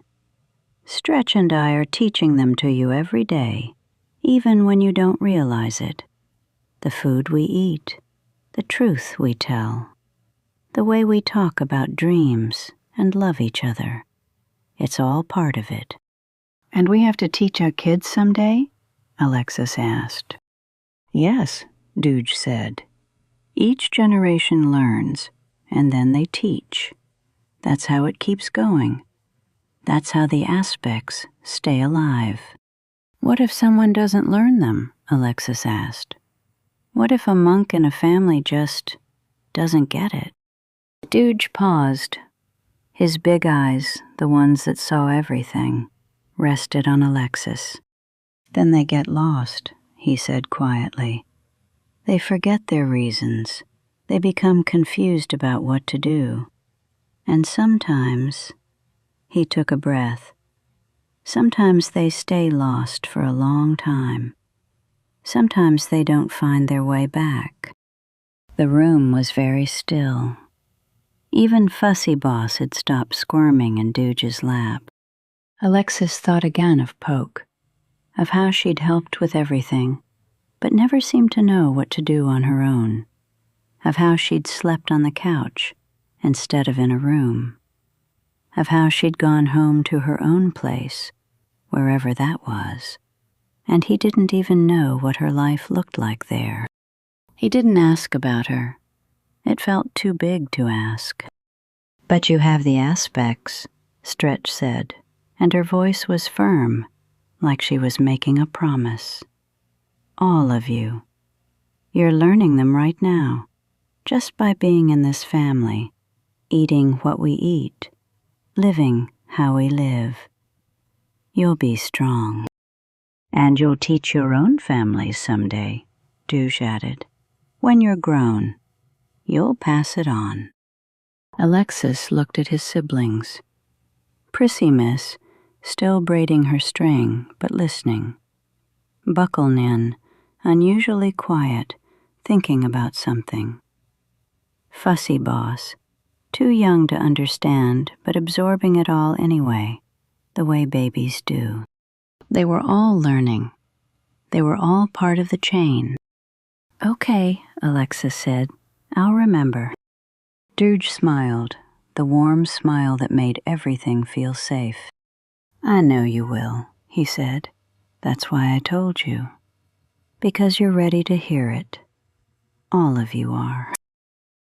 Later, after the young monks had gone to their clabbers and the house had settled into nighttime quiet, Alexis lay awake thinking about the 7 aspects. Health, truth, love, knowledge, power, dreams, reasons. He counted them on his fingers, memorizing the order, making sure he had them right. It felt important to know them exactly, to be able to name them without hesitation. He thought about the monks who didn't have them, who ate sweetsies until they got sick, until their teeth fell out, until their thinking got weak and confused, who forgot their dreams, forgot their reasons, forgot how to know what to do.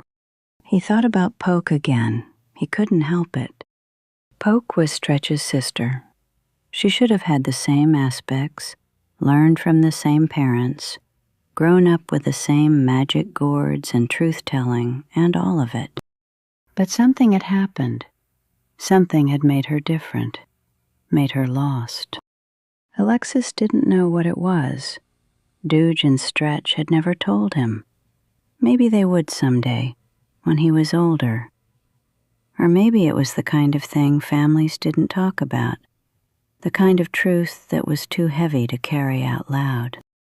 He closed his eyes and let himself drift toward sleep. 7 aspects. Pass them on. Don't get lost. The thoughts followed him down into the dark. That night, Alexis dreamed of 3 points. He was back in his old clabber, the one with the single window and the view of the tree. Everything looked exactly as he remembered. His play cords on the shelf, his bumping trophies lined up, his bed with the blue blanket he'd had since he was small.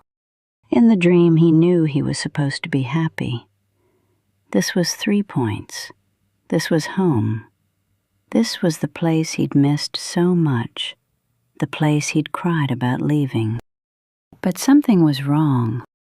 He walked through the old house, looking at the familiar rooms, and he couldn't remember why any of it mattered. The kitchen where Stretch had cooked, it was just a kitchen. The corner where he'd practiced bumping, it was just a corner. The street where Red lived, it was just a street. He tried to feel the love he'd had for this place, the ache he'd felt when they drove away. He reached for it inside himself and found nothing. Just emptiness. Just confusion. Why did I want to stay here? He thought in the dream. Why did it matter so much? He couldn't remember. The reasons were gone. A terrible fear gripped him. What if he'd lost them forever? What if he could never remember why 3 points had been important? Why Red had been his best friend? Why any of it had meant anything at all? What if he'd become one of the monks without the aspects, confused, lost, forgetting his reasons? He woke up gasping. The room was dark. The place on the corner was quiet. For a long moment, Alexis lay there with his heart pounding, still caught in the fear from the dream. Then slowly the fear began to ease, because he could remember. 3 points mattered because it was where he'd grown up, where he'd learned to walk and talk and play. Red was his best friend because they understood each other.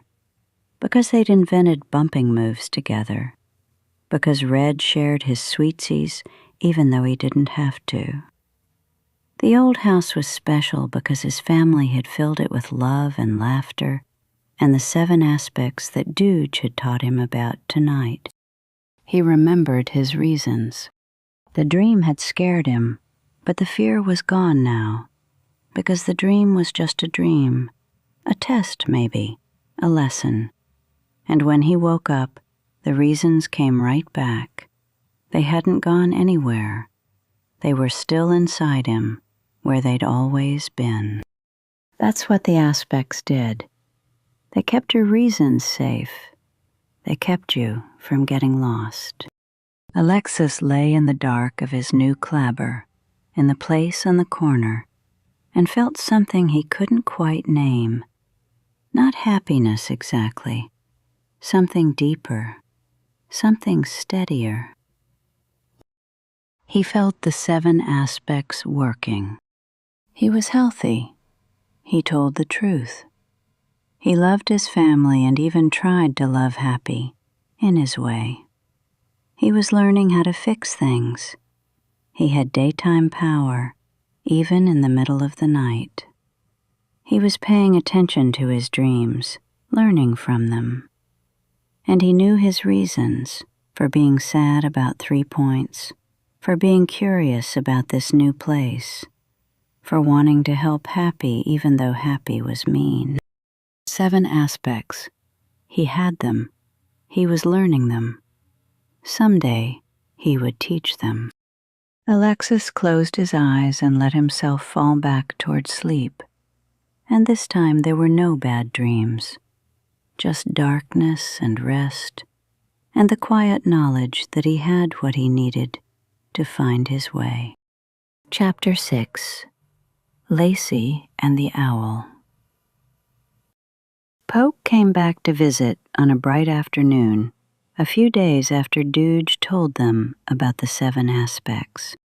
She appeared at the door with her bag over her shoulder and that uncertain look she always had, like she wasn't quite sure she was welcome, even though Stretch hugged her tight and said how glad she was to see her. "I thought I could help," Poke said, "with the clabbers. There's still unpacking to do, isn't there?" There was. Alexis's clabber was mostly set up, but boxes still lined the walls, things he hadn't gotten around to putting away, things he wasn't sure where to put yet. Stretch had been meaning to help him organize, but there was always something else that needed doing first. "That would be wonderful," Stretch said. "Alexis, come help us. We'll get your clabber sorted out properly." So the 3 of them went up to Alexis's room. Stretch, Poke, and Alexis. The afternoon light came through the 2 windows, making the space feel warm and golden. Outside, they could hear Buckle Nen playing with the neighbor boy, their voices rising and falling like birds. They started opening boxes. "Where do you want your play cords?" Poke asked, holding up a stack of them. "On the shelf by the window," Alexis said, "where I can reach them from my bed." Poke put them there, carefully, precisely. Then she stood waiting for the next instruction. Stretch was sorting through another box, books and flipboards, some of them from when Alexis was very small. She smiled at a few of them, memories playing across her face. Then softly, she started to sing. It was a song about a grove of ash trees in a green valley. Alexis didn't know the words, but he could tell it was old, the kind of song that had been sung for a long time by many different voices. Stretch's voice was soft and clear, moving through the melody like water over smooth stones. And then something unexpected happened. Poke joined her. Her voice came in on the second verse, blending with Stretch's in a harmony that sounded practiced, natural, like they'd sung this song together 100 times before. Poke's voice was different from Stretch's. a little lower, a little rougher around the edges, but it fit. The two voices wove together and became something more than either one alone. Alexis stopped what he was doing and watched them. For a moment, they didn't look like the grown-up monks he knew. They looked younger, lighter, like the song was carrying them back to somewhere else, sometime when they'd learned these words and this melody, and how to make their voices fit together just right. For a moment, they sounded like young monks themselves. The song ended. The room was quiet. "Where did you learn that?" Alexis asked. Stretch looked at Poke. Something passed between them, a silent question, or maybe permission. "Camp," Stretch said. "When we were young. We went away to camp one summer, and they taught us songs around the fire at night. This one was our favorite." "Before," Poke added quietly. It was the first word she'd said that wasn't a question about what to do next. Alexis looked at her. "Before what?" Poke didn't answer. She turned back to the box she'd been unpacking, but her hands weren't moving anymore. They just rested on the cardboard, still. Stretch set down the flipboard she was holding. She crossed the room and sat down on Alexis's bed, patting the space beside her. "Sit with me for a minute," she said. "There's something I want to tell you." Alexis sat. Poke stayed where she was, by the boxes, but she had gone very still, like she knew what was coming and was bracing for it. "You asked about before," Stretch said. "Before what?" "That's a good question. It deserves an answer." She took a breath. Alexis could see her gathering herself, like someone about to lift something heavy. "Poke and I had a mother," Stretch began. "Her name was Lacey." "Had?" Alexis asked. Stretch nodded slowly. "We lost her when we were very little. Poke was a bit older than you are now. I was even younger." Alexis felt something cold move through him. He'd never thought about Stretch having a mother. He knew about Queenie Bee, Dooge's mother, who had taught Stretch to cook magic gourds, but he'd never asked about Stretch's own mother. It hadn't occurred to him that there was a story there. "What happened?" he asked. Stretch's eyes went somewhere far away, not looking at Alexis anymore, not looking at the room, looking at something only she could see. "Lacey was teaching us to find magic gourds," she said. "She knew where they grew, out in the woods in special places. She would take us with her sometimes, show us what to look for, teach us which ones were good and which ones to leave alone." She paused. The room was very quiet. Even the sounds from outside seemed to have faded.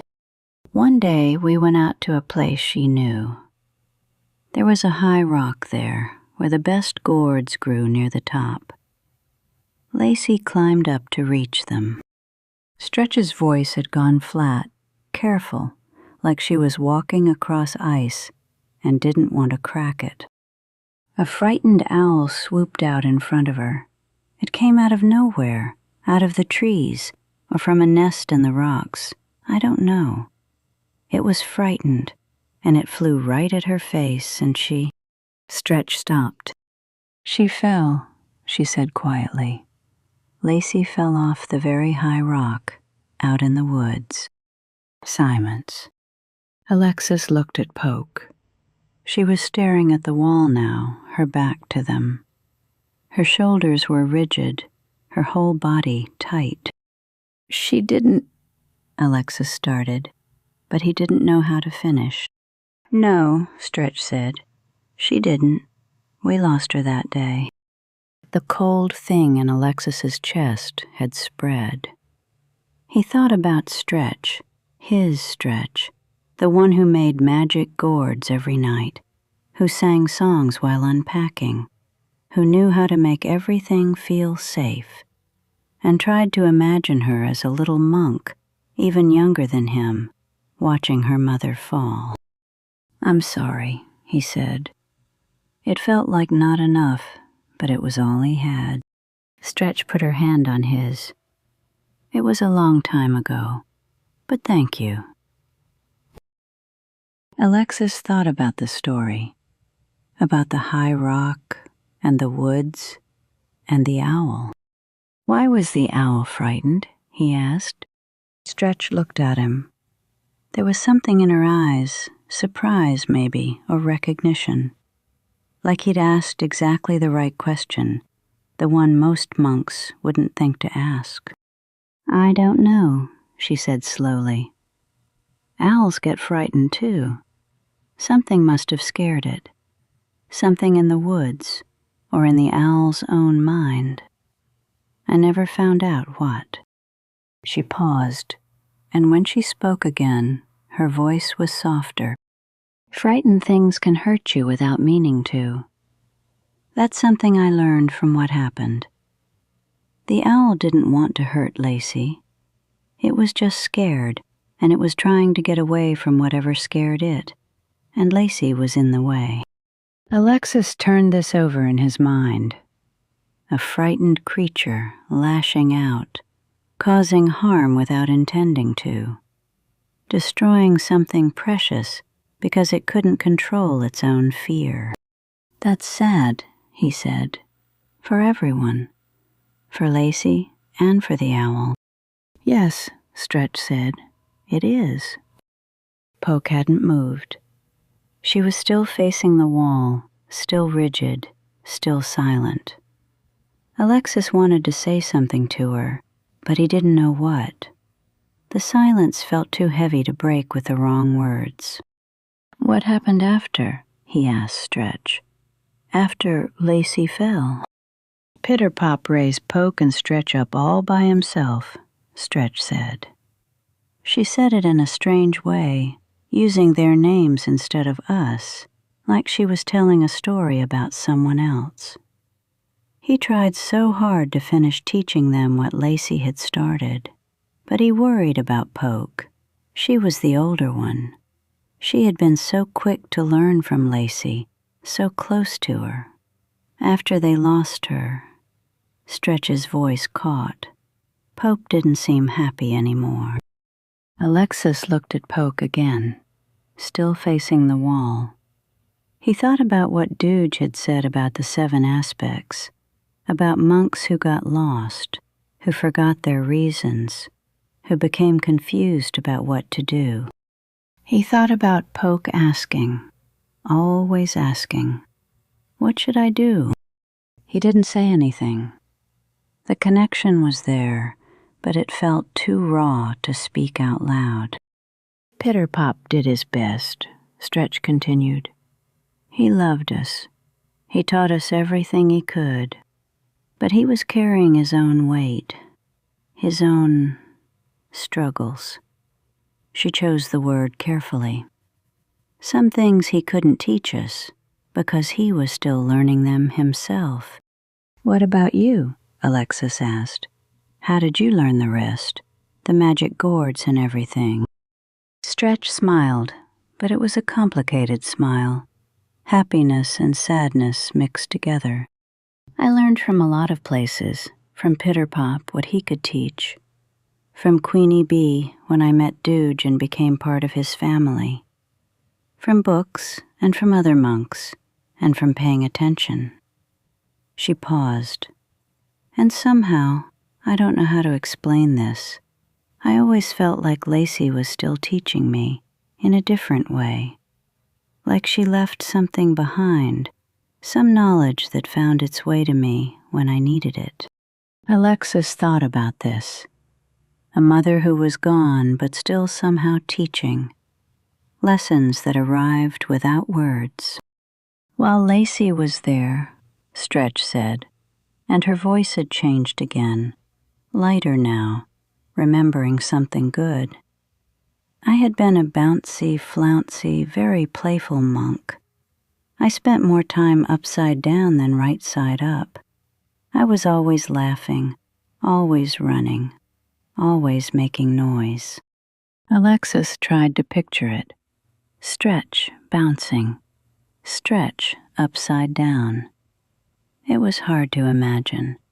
The Stretch he knew was calm, steady, careful. She thought before she acted. She moved through the world like someone who knew that the ground could shift at any moment. After Lacey fell, Stretch said, I had to learn to be careful. I had to grow up faster than I should have.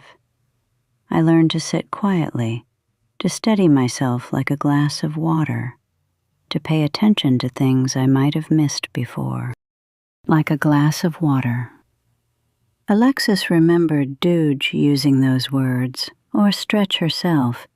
He couldn't remember when, but he'd heard them before. Steady yourself like a glass of water. I miss the bouncy version sometimes, Stretch said softly. But the careful version is who I needed to become. To take care of Poke, to find Dooge, to have all of you. She squeezed Alexis's hand. The careful version built this family. The room was quiet for a long moment. The afternoon light had shifted, going from gold to amber. Soon it would be time for dinner, for the nightly routine, for the normal things that filled their days. But right now the three of them were held in this space between past and present. Stretch, who had lost her mother, Poke, who had lost even more somehow, and Alexis, who was just beginning to understand how much loss could shape a life. He looked at Poke. She hadn't moved or spoken through Stretch's whole story. She was still facing the wall, her back to them, her shoulders curved inward like she was protecting something fragile. Is Poke okay? Alexis asked quietly. Stretch looked at her sister. Her face was full of something Alexis couldn't name. Love and worry and hope and grief, all tangled together. She's learning, Stretch said. We all are. It wasn't exactly an answer. Or maybe it was the only honest answer there was. Slowly, Poke turned from the wall. Her eyes were dry, but there was something in them, something deep and tired and old. She looked at Stretch, then at Alexis. For a moment, Alexis thought she might say something about the story, about Lacey, about the owl. He thought she might finally speak about what she was feeling, what she was carrying. Instead, she said, What would you like me to do next? The question hung in the air, the same question she always asked, the question that had followed her through every day since Alexis had known her. But it sounded different now that he knew about Lacey, now that he understood, at least a little, what had happened to make Poke this way. Stretch's face flickered with something, pain, recognition, acceptance. Then she smiled gently. Those books could go on the shelf by the door, she said. The tall one, if you don't mind. I don't mind, Poke said. She picked up the stack of flipboards and carried them to the shelf, placing each one carefully, making sure they were straight. Stretch watched her for a moment, then turned back to Alexis. Thank you for listening, she said, for asking the right questions. Thank you for telling me, Alexis said. Stretch stood up, brushing off her clothes, shifting back into her everyday self, the careful, steady Stretch who made magic gourds and kept everyone safe. Come on, she said. Let's finish these boxes.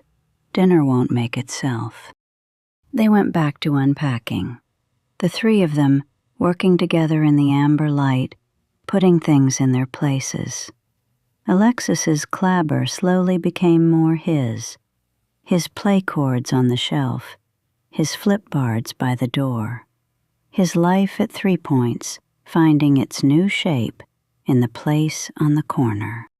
But under the ordinary work, something had changed. Alexis knew something now that he hadn't known before. He understood something about Stretch, about Poke, about the weight they carried, and the different ways they carried it. Stretch had been bouncy once, and loss had made her careful. Poke had been quick to learn, and loss had made her lost. And somewhere in the woods a long time ago, a frightened owl had swooped at Lacey and changed everything. Not because it was evil, not because it meant harm, but because frightened things can hurt you without meaning to. Alexis didn't understand all of it. He was still young, and some truths take a long time to unfold. But he understood enough to know that his family had come from somewhere hard, that Stretch had built something strong out of something broken, that the 7 aspects weren't just ideas, they were tools for survival, forged in loss, passed down so that the young monks wouldn't have to learn the hard lessons the same hard way. He understood enough to feel grateful. And when he looked at Poke, carefully placing flipboards on the shelf, waiting for someone to tell her what to do next, he understood enough to feel something else too. Something that felt like compassion, but was bigger than that word. The kind of love that doesn't fix anything, but holds space for what's broken. Chapter 7. The Glass of Water. Everything was going wrong at once. It started with the pipes. The same pipes the fix-it monk had repaired weeks ago. They burst again, in a different place this time, and water sprayed across the basement floor before Dooge could get to the shut-off valve. Half the basement boxes got wet, including some of Stretch's precious bottles and pretty things she'd kept since before Alexis was born. Then Fussy Boss started crying and wouldn't stop. He'd been fussy all day, teething, Stretch said, or maybe just feeling the tension in the house. And by late afternoon he had worked himself into a full wail that nothing could soothe. Not rocking, not singing, not the special blanket he liked to hold. Then Buckle Nen came in from outside with mud, thick, dark mud from the yard that hadn't fully dried after the last rain, tracked across the floors Stretch had just cleaned that morning. He didn't mean to. He never meant to. But there it was, a trail of brown footprints leading from the back door through the kitchen and into the living room, right across the big blue carpet. Buckle Nen! Stretch's voice was sharp, sharper than usual. I'm sorry. He looked down at his feet, stricken. I forgot to check. And then Prissy Miss came in, scratchy about something, her swing rope, the new one Dooge had hung in the backyard. Something was wrong with it. The knot had come loose, or the branch was too high, or the seat wasn't right. Alexis couldn't follow exactly what the problem was, because Prissy Miss was talking too fast, her voice climbing higher with every word, the way it did when she was upset and couldn't find a way to calm down. And it's not the same. It's not like the old one. And I told Dooge, but he said it was fine. And it's not fine. Prissy Miss, please, Stretch said. Not right now. But not right now. Poke was there too, trying to help. She'd come back for another visit, another chance to be useful, and she was moving through the chaos asking her usual questions. What should I do? Should I take Fussy Boss? Should I clean the mud? What do you need? But every time she tried to do something, she seemed to be in the wrong place. She reached for Fussy Boss just as Stretch was handing him off to find a towel. She started toward the mud, just as Buckle Nan came back with paper towels of his own. She stepped into the path between the sink and the stove, and Stretch had to move around her. "Poke," Stretch said, and there was something in her voice that made Alexis's stomach tighten. "I'm trying to help," Poke said. Her voice was small. I know you are. Just give me a minute, please." Alexis stood in the doorway of the kitchen and watched. He had seen Stretch like this before. At 3 points, sometimes, when too many things went wrong at once. When the day piled up and the problems multiplied, and there was no space to breathe between one crisis and the next. Her movements would get faster, jerkier. Her voice would get that edge, not mean exactly, but sharp, tight, like something was being squeezed too hard inside her. And then the worrying would start. Alexis remembered those times. When Stretch worried, everything changed. The house felt different, heavier. Nothing was as much fun when Stretch was worried. Even Dooge couldn't make things feel right when Stretch had gone to that worried place. Now he watched her moving through the kitchen, trying to make dinner in the middle of the chaos. She was stirring something on the stove with one hand and reaching for a cutting board with the other. Fussy Boss was screaming in the other room. Prissy Miss was still talking about the swing. Buckle Nan was scrubbing at the mud, making it worse. Poke was hovering, asking what to do. Stretch's hands were moving too fast. Her jaw was tight. Her shoulders had climbed up toward her ears. She was getting scratchy. That was the word for it. Scratchy. "I just need," she said to no one, reaching for a bowl on the high shelf. "If everyone could just—" The bowl slipped. It wasn't a big bowl. It wasn't an important bowl. But it fell from the shelf, hit the edge of the counter, and shattered on the floor. Pieces of ceramic scattered across the kitchen tiles, sharp and white and sudden. Everything stopped. Fussy Boss kept crying, but it seemed far away now. Prissy Miss went quiet. Buckle Nan froze with his paper towels in his hand. Poke took a step back, pressing herself against the wall.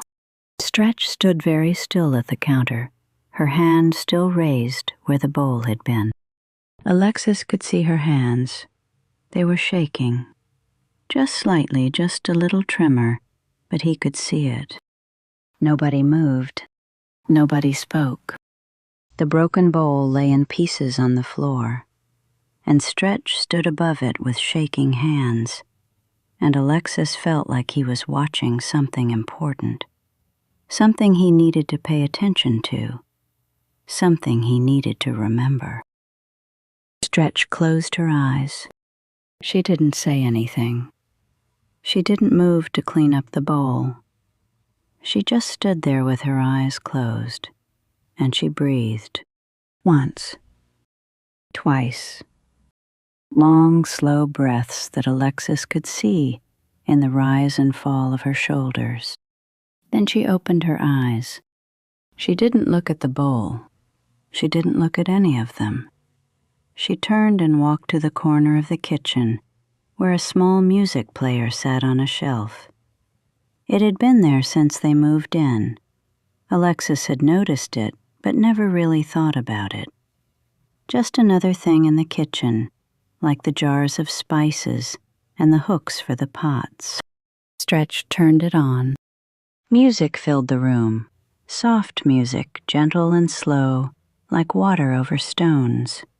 Piano maybe, or something like piano. The kind of music that didn't demand anything from you. It just existed, and you could exist alongside it. Her grandfather had taught her about the power of soothing music. Alexis remembered that now. Something Stretch had said once, or maybe something Dooge had told him. Music could change the feeling of a room. Music could help when nothing else could. Stretch walked to the kitchen table and sat down. Just sat. The pot on the stove was still simmering. The bowl was still broken on the floor. Fussy Boss was still crying in the other room. None of the problems had been solved. But Stretch sat at the table with her hands in her lap, and she didn't move, and she didn't speak. Alexis watched her. He watched her become still. It was like watching a glass of water that someone has been stirring. When you stir water, it swirls and clouds, and you can't see through it. But if you stop stirring, if you set down the spoon and just wait, the swirling slows, the water settles, the cloudiness clears. That's what Stretch looked like the swirling was slowing, like the cloudiness was clearing, like something inside her was settling into stillness. The music played, nobody moved. The house waited. And slowly, Stretch's shoulders came down from her ears. Her jaw unclenched. Her hands stopped shaking. She sat quietly, steadying herself like a glass of water, the way Lacey had taught her long ago. After a long moment, it might have been a minute, it might have been 5, Stretch opened her eyes. She looked different now. The sharpness was gone from her face. The tightness had eased. She looked like Stretch again, the real Stretch, the calm and steady one who made everything feel safe. Her eyes found Alexis in the doorway. "You saw that," she said. It wasn't a question. Alexis nodded. Stretch looked at him for a moment, like she was deciding something. Then she said, "Sometimes you have to decide." "Decide what?" Alexis asked. Stretch smiled. It was a tired smile, but it was real. "To stop worrying," she said. "To be nice again." She said it simply, like it was the most obvious thing in the world, like all you had to do was decide, and it would happen. But Alexis had seen what it took to get there. The broken bowl, the shaking hands, the closed eyes and the deep breaths, and the music and the sitting still. It wasn't just a decision, it was work. It was a choice that had to be made again and again, every time the swirling started. "Does it work?" he asked. "Deciding?" "Most of the time," Stretch said. "Not always, but most of the time if you catch it early enough, if you notice you're getting scratchy and you do something about it, you can come back. You can be the person you want to be instead of the person the worry is trying to make you." She stood up from the table. She looked at the broken bowl on the floor, at Poke still pressed against the wall, at Buckle Nan with his paper towels, at Prissy Miss who had gone quiet. "I'm sorry," she said. Her voice was soft now, soft and warm, the way it was supposed to be. "I was getting scratchy. Things were piling up and I let them get to me. That wasn't fair to any of you." "It's okay," Buckle Nan said. "I shouldn't have tracked mud. You made a mistake. We all make mistakes." Stretch bent down and started picking up the pieces of the broken bowl. "Prissy Miss, I'm sorry I didn't listen about the swing. Tell me again after dinner, and we'll figure it out together." "Okay," Prissy Miss said. She looked relieved. Stretch looked at Poke. "And thank you for trying to help. I know you were. I just needed a minute to find myself again." Poke nodded. She still looked uncertain, but something in her face had eased too. "Now," Stretch said, standing up with the broken pieces in her hands. "Let's clean up this mess and finish dinner. Dooge will be home soon." That night, everything was calm. The mud got cleaned, the bowl got thrown away, the dinner got finished. Fussy Boss finally stopped crying and fell asleep in Stretch's arms while she sang to him. Doogie came home from fixing teeth, tired but happy to see his family. They ate together at the table, the real table, with real plates, with food that Stretch had made with her own hands after she'd found her way back from the sharpness. They told stories. They laughed.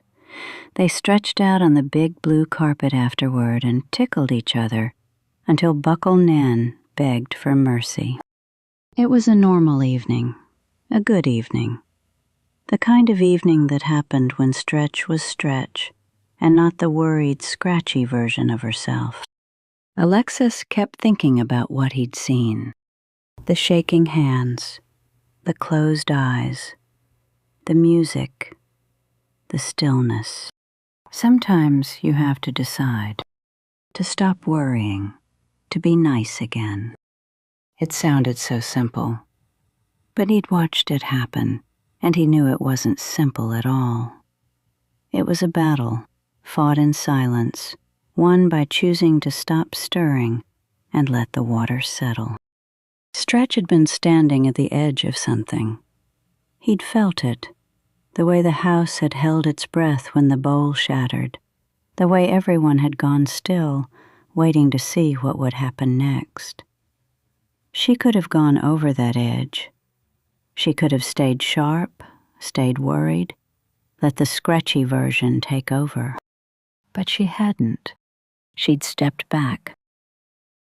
Later, lying in his clabber, Alexis stared at the ceiling and thought about Stretch. He thought about what he'd learned over the past weeks, the 7 aspects, Lacey and the owl, Poke always asking what to do, the frightened things that could hurt you without meaning to. He thought about Stretch as a young monk, bouncy, flouncy, upside down more than right side up, and then Lacey falling, and Pitter-Pop raising them alone, and everything changing. She had been standing at the edge her whole life, he realized. Ever since that day in the woods with the owl. She'd lost her mother, grown up too fast, carried weight that no young monk should have to carry. The scratchy, worried version was always there, waiting. The swirling was always just beneath the surface. But she had learned to settle it, to sit still, to put on music, close her eyes, breathe, to decide. Every day she decided.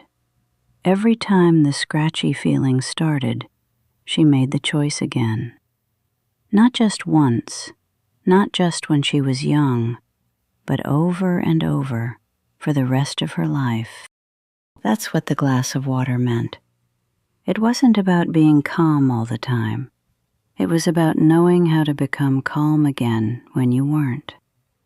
It was about having tools, music, stillness, breath, and using them. It was about deciding again and again to be the person you wanted to be. Alexis understood something now that he hadn't understood before. Stretch wasn't just his mother. She wasn't just the monk who made magic gourds and sang camp songs and knew all the answers. She was a monk who had stood at the edge of something dark over and over and chosen to step back.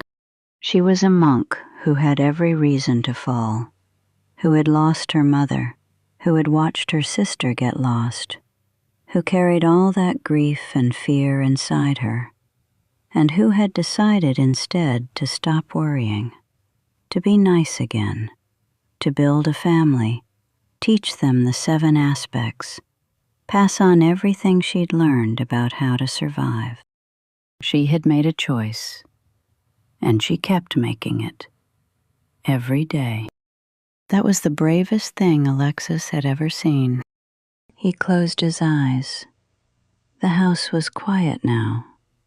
Somewhere down the hall, he could hear Stretch humming softly, putting Fussy Boss to bed maybe, or just moving through the house the way she did at night, making sure everything was safe. Alexis didn't know if he'd ever need to use what he'd learned today. He didn't know if he'd ever stand at the edge the way Stretch had, feeling the worry and the sharpness trying to take over. But if he did, he would know what to do. Close your eyes. Breathe. Put on music if you need it. Sit still and let the swirling stop. Become like a glass of water, clear, calm, able to reflect. And decide. Decide to stop worrying. Decide to be nice again. Decide again and again for as long as it takes. Alexis fell asleep with that thought in his mind, and when he dreamed of still water, clear as glass, reflecting a sky full of stars. Chapter 8. The Dooge's Story. After dinner, the family stretched out on the big blue carpet the way they always did. It was one of Alexis's favorite times of day. The meal was done, the kitchen was cleaned, and there was nothing left to do but be together. Dooge would lie on his back with Fussy Boss on his chest. Stretch would sit with her legs curled beneath her, leaning against the couch. The young Munks would sprawl across the carpet in whatever positions felt right, which changed every night.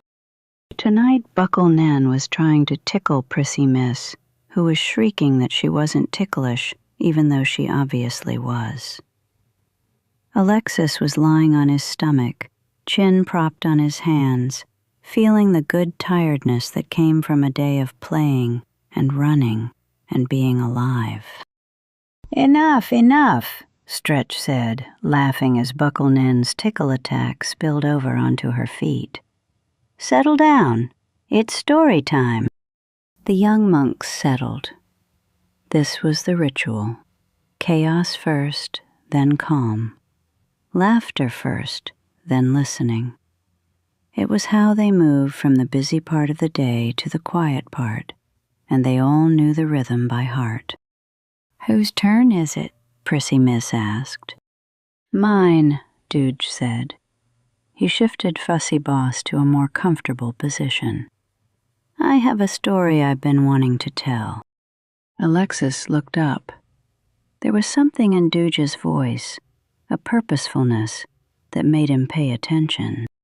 Over the past several dinners, Alexis had been telling the family about Happy. About the bike and the circling and the mean things he said. About his father, also named Happy, who was a big man that everybody knew. About Hef and Rammy wanting to punch him and Alexis telling them to wait. The family had listened. Stretch had asked questions. Dooge had mostly stayed quiet, nodding, thinking, doing that thing he did where he listened instead of just waiting for his turn to talk. Now, it seemed, he was ready to say something. "This is a story from when I was young," Dooge began. "About my age, Alexis, maybe a little older." Alexis settled in to listen. "When I was a young monk," Dooge said, "there was one monk that used to tease me. His name was Slide."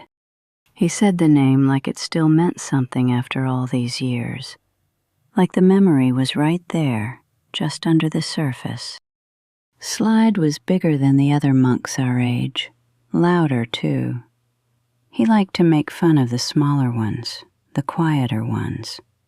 And he knew something important. He knew that I had an older brother, Harry, who looked out for me. But he also knew when Harry wasn't around. Alexis thought of Happy, circling on his bike, picking his moments. Bullies always knew when they were safe. One day, Dooge continued, I was walking home from school. Harry wasn't with me. He had stayed late for something. I don't remember what. I was walking with some friends, just talking, not bothering anyone. He paused. Fussy Boss made a small sound and Dooge patted his back gently. Slide came up to me out of nowhere. Didn't say anything, didn't give any warning. He just walked up and punched me in the stomach, hard, for no reason at all. Buckle Nen gasped. He just punched you? Just punched me. No reason, no warning. Just because he could, and Harry wasn't there to stop him. Alexis tried to imagine it. Dooge, his father, the strong and steady one who fixed teeth and built furniture, and always knew what to do, as a young monk getting punched by a bully. It was hard to picture. All my friends started shouting at Slide, Dooge said, calling him names. Meanie, tough guy, dummy. They were angry for me. They wanted to fight him. What did you do? Prissy Miss asked. I stopped walking. Dooge said it simply, like it was the most obvious thing in the world. I stopped walking and I told Slide to apologize for that punch. I said if he apologized, I would let it go. Did he? Buckle Nan asked. No. Dooge shook his head. He started laughing, right in my face.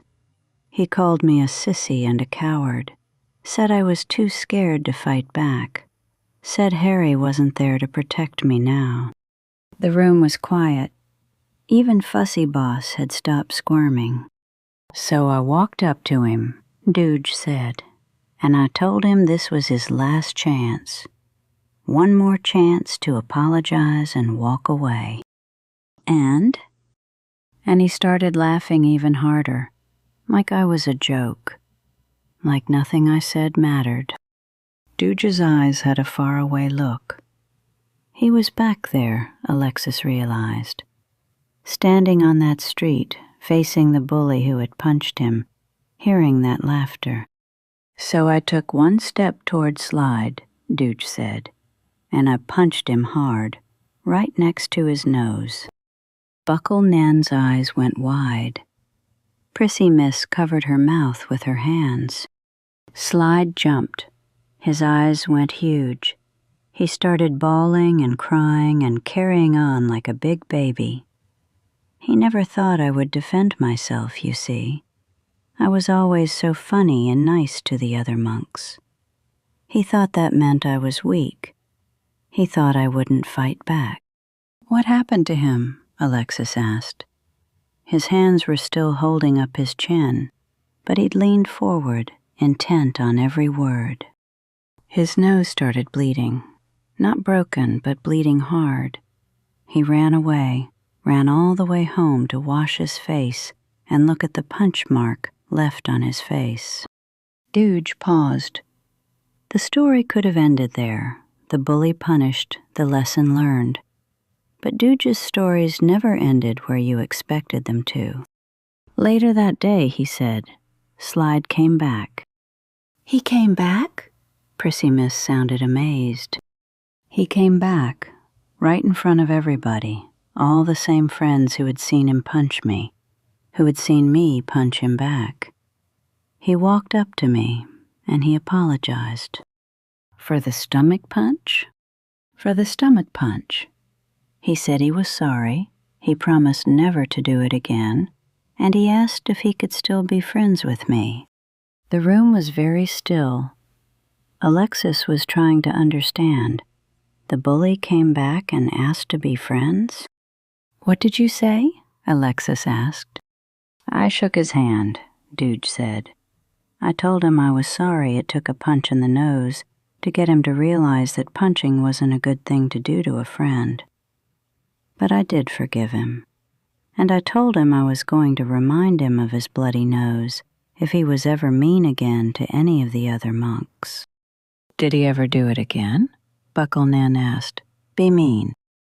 Not to me, and not to anyone else as far as I know. Sometimes people just need to learn where the line is. Once they know, they don't cross it again. Dooge let the story settle into silence.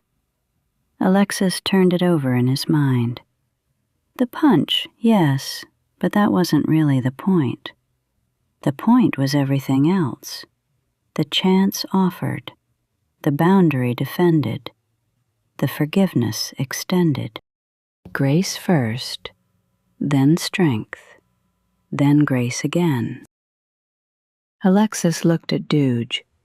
The question had been forming in his mind since the middle of the story, and now it was ready. Dooge, he said, should I punch Happy the way you punched Slide? Dooge looked at him. Those big eyes, the ones that saw everything, rested on Alexis's face. Then Dooge reached out with his big arm, wrapped it around Alexis, and pulled him into a soft, warm hug. Alexis leaned into it. Dooge's hugs were the best kind, strong and safe, the kind that made you feel like nothing bad could reach you. Alexis, Dooge said, his voice thoughtful. There are a lot of unhappy monks in the world. Alexis waited. He knew Dooge was going somewhere with this. Having Happy for a name did not make anybody happy. Think about that. His parents named him Happy, hoping maybe that he would be. But a name doesn't make you something. A name is just a word. And sometimes a name can be a weight, something you have to carry, something you have to try to live up to. Alexis thought about this. He'd never considered that a name could be heavy. His own name, Alexis, was just his name. It didn't ask anything of him. What was worse, Dooge continued, was that Happy was his father's name as well. Happy Senior, Happy Junior. The same name passed down. The same expectation, maybe. The same weight. You mean he has to be like his father? Maybe he feels like he does. Or maybe he's trying not to be but doesn't know how. Either way, it might have made his life even harder, trying to live up to a name that doesn't fit him, trying to be something he's not. Alexis remembered Happy's face when he'd mentioned his father's name, the way the sharpness had flickered, the way he'd said, "It's a family name," like it was something heavy he was holding. So I shouldn't punch him? Alexis asked. I'm not saying that, Dooge said. Sometimes you have to defend yourself. Sometimes you have to show someone where the line is. I did that with Slide, and I would do it again. Then what should I do? Dooge smiled. It was the smile he got when he was about to say something important. The smile that meant, pay attention. This matters. I have a quest for you, he said. For you and Hef and Rami. A quest? Bucklenan perked up. Can I come? Not this time. This one is for the older monks. Dooge looked at Alexis. Here's your quest. Find 3 talents that belong to Happy. Alexis blinked. Talents? Every monk has talents, things they're good at, things that make them who they are. Happy has them too, even if he's buried them under all that meanness. Your quest is to find them. 3 talents, that's all. Alexis thought about Happy, the bike, the circling, the cruel words. He couldn't imagine what talents might be hiding under all of that. But Dooge, he said, we don't know any of Happy's talents. All he does is ride around being mean. We've never seen him do anything good. Dooge's smile widened. Ah, he said. Ah. He drew out the sounds like he was discovering something. That explains a lot. What does it explain? It explains why he's so mean, maybe. If nobody has ever looked for his talents, if nobody has ever asked what he's good at, then maybe he doesn't know either. Maybe the meanness is all he has, because it's all anybody expects from him. Alexis felt something shift in his understanding. It was like looking at a picture that had seemed simple and suddenly seeing something more complicated in it. Happy wasn't just a mean monk. He was a monk that nobody had looked at closely. A monk with a name that didn't fit, a father who yelled, and talents that nobody had ever tried to find. 3 talents, Alexis said slowly. 3 talents. And when you find them, come back and tell me. Then we'll figure out what comes next. That night, after the young monks had gone to their clabbers, Alexis lay awake thinking about the quest. 3 talents. It sounded impossible. Every time he pictured Happy, all he saw was the bike, the circling, the smirk, the mean words that cut like little knives, the way he made Hef and Rami feel small and stupid. But Dooge had given him the quest, and Dooge's quests always meant something. They weren't just games or tricks. They were lessons wrapped in tasks, ways of learning things you couldn't learn from just being told. Tomorrow he would tell Hef and Rami. They would probably think he was crazy. Find Happy's talents? The monk who called them stupid every day? The monk whose eyes out they wanted to punch? But Alexis remembered the slide story. Grace offered first. Apologize and I'll let it go. Then the boundary. One more chance. Then the punch when the boundary was crossed. And finally, most surprisingly, forgiveness. The handshake. The friendship. Maybe the quest was like that. Maybe looking for Happy's talents was a kind of grace, a way of offering something before anything else, a way of seeing him as more than just the mean kid on the bike. Or maybe it would be a disaster. Maybe Happy had no talents. Maybe he was mean all the way down, with nothing underneath. But Alexis didn't think so. He thought about Happy's face when he'd asked about the bike. That flicker, that moment when the meanness cracked and something else showed through. There was something under there, something hidden, something that might be a talent, if anyone cared enough to look. Alexis, Hef, and Rami had a quest now. Find 3 talents that belong to Happy.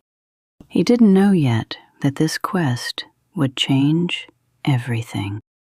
He didn't know that finding Happy's talents would mean learning things about Happy he never expected, and things about himself he hadn't known were there. He didn't know that sometimes the hardest quests are the ones that ask you to see someone clearly, not as you want them to be, not as they pretend to be, but as they actually are, hidden talents and hidden pain and all. All he knew, lying in his clabber with the moonlight coming through his windows, was that Dooge had given him a task, and Dooge's tasks were always worth doing. Tomorrow, the quest would begin. Part 3, The Quest. Chapter 9, Watching Happy. So we're supposed to just watch him? Hef sounded skeptical. We're supposed to find his talents, Alexis said. 3 of them. That's the quest. But he doesn't have any talents, Rami said. He's just mean. That's his whole thing, being mean and riding his fancy bike. They were sitting at the edge of the cul-de-sac, the 3 of them, in the shade of a big oak tree that had probably been there longer than any of the houses.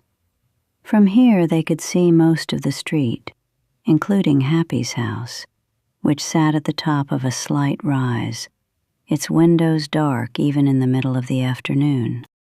"My dad says everyone has talents," Alexis said, "even Happy. We just have to find them." "Your dad's never met Happy," Hef muttered. "He knows about him. I told him everything. And he still gave us the quest." Hef and Rami exchanged a look, the kind of look that said, "This is crazy, but we're going along with it." They were good friends that way. Even when Alexis's ideas sounded strange, they stuck with him. "Fine," Hef said. "We watch. But if he's mean to us while we're watching, I'm punching him." "We'll deal with that if it happens," Alexis said. They watched. The first few days, all they saw was what they'd always seen. Happy on his bike, circling. That expensive red racer with the handlebars that curved forward, gleaming in the sun, like it was mocking everyone who didn't have one. Happy's mouth running. Insults flowing out like they cost nothing. "You're dumb. You're stupid. Look at your pathetic game. Look at your pathetic goals made of backpacks. My dad could buy this whole street if he wanted to." Happy's face twisted into that smirk that made you want to do exactly what Hef wanted to do. "This is pointless," Hef said on the third day. "He's just happy. There's nothing else to see." "There has to be," Alexis said. But he was starting to wonder too. They kept watching. And then slowly, they started to see things they hadn't seen before. The first thing was Happy's father. He came by sometimes to pick Happy up. A big man in a big car, the kind of car that looked expensive and angry at the same time. He would pull up to the curb and honk, not get out, just honk. And Happy would hear it from wherever he was and start riding toward the car fast, like something bad would happen if he didn't get there quickly. "Watch his face," Alexis said quietly one afternoon as Happy pedaled toward the honking car. "Watch what happens." Hef and Rami watched. Happy's face changed as he got closer to the car. The smirk disappeared. The sharpness went away. What replaced it wasn't anything recognizable. It was blank, empty, like he'd wiped everything off and put nothing back. He put his bike in the back and got in the passenger seat, and even from a distance they could hear the father's voice, loud, barking. Words they couldn't make out, but a tone they understood. Happy said something back, quiet and short, and then the car pulled away. "He got quiet," Rami said slowly. "Did you see that? He got really quiet." "He's never quiet with us," Hef said. "No," Alexis agreed. "He's not." They filed that away. One piece of something they didn't understand yet. The second thing was what Happy did when he thought no one was watching. Alexis noticed it first. There were times, late afternoon usually, when the other kids had gone inside and the street was quiet, when Happy would ride his bike to the edge of the cul-de-sac and just stop. Not stop like he was resting. Stop like he didn't know what else to do. He would sit on the bike, not moving, not going anywhere, just sitting, looking at nothing. Sometimes for a long time. "What's he doing?" Rami whispered. They were hidden behind the oak tree, watching. "Nothing," Alexis said. "That's the point. He's doing nothing." The bike. The fancy bike that was supposed to be the best thing ever, the thing Happy bragged about constantly, sat motionless beneath him. It wasn't being ridden. It wasn't being shown off. It was just a place to sit when you didn't know where else to go. "That's sad," Rami said, almost to himself. "Don't feel sorry for him," Hef said quickly. "He's still mean." "I know," Rami said, "but it's still sad." The third thing was what was missing.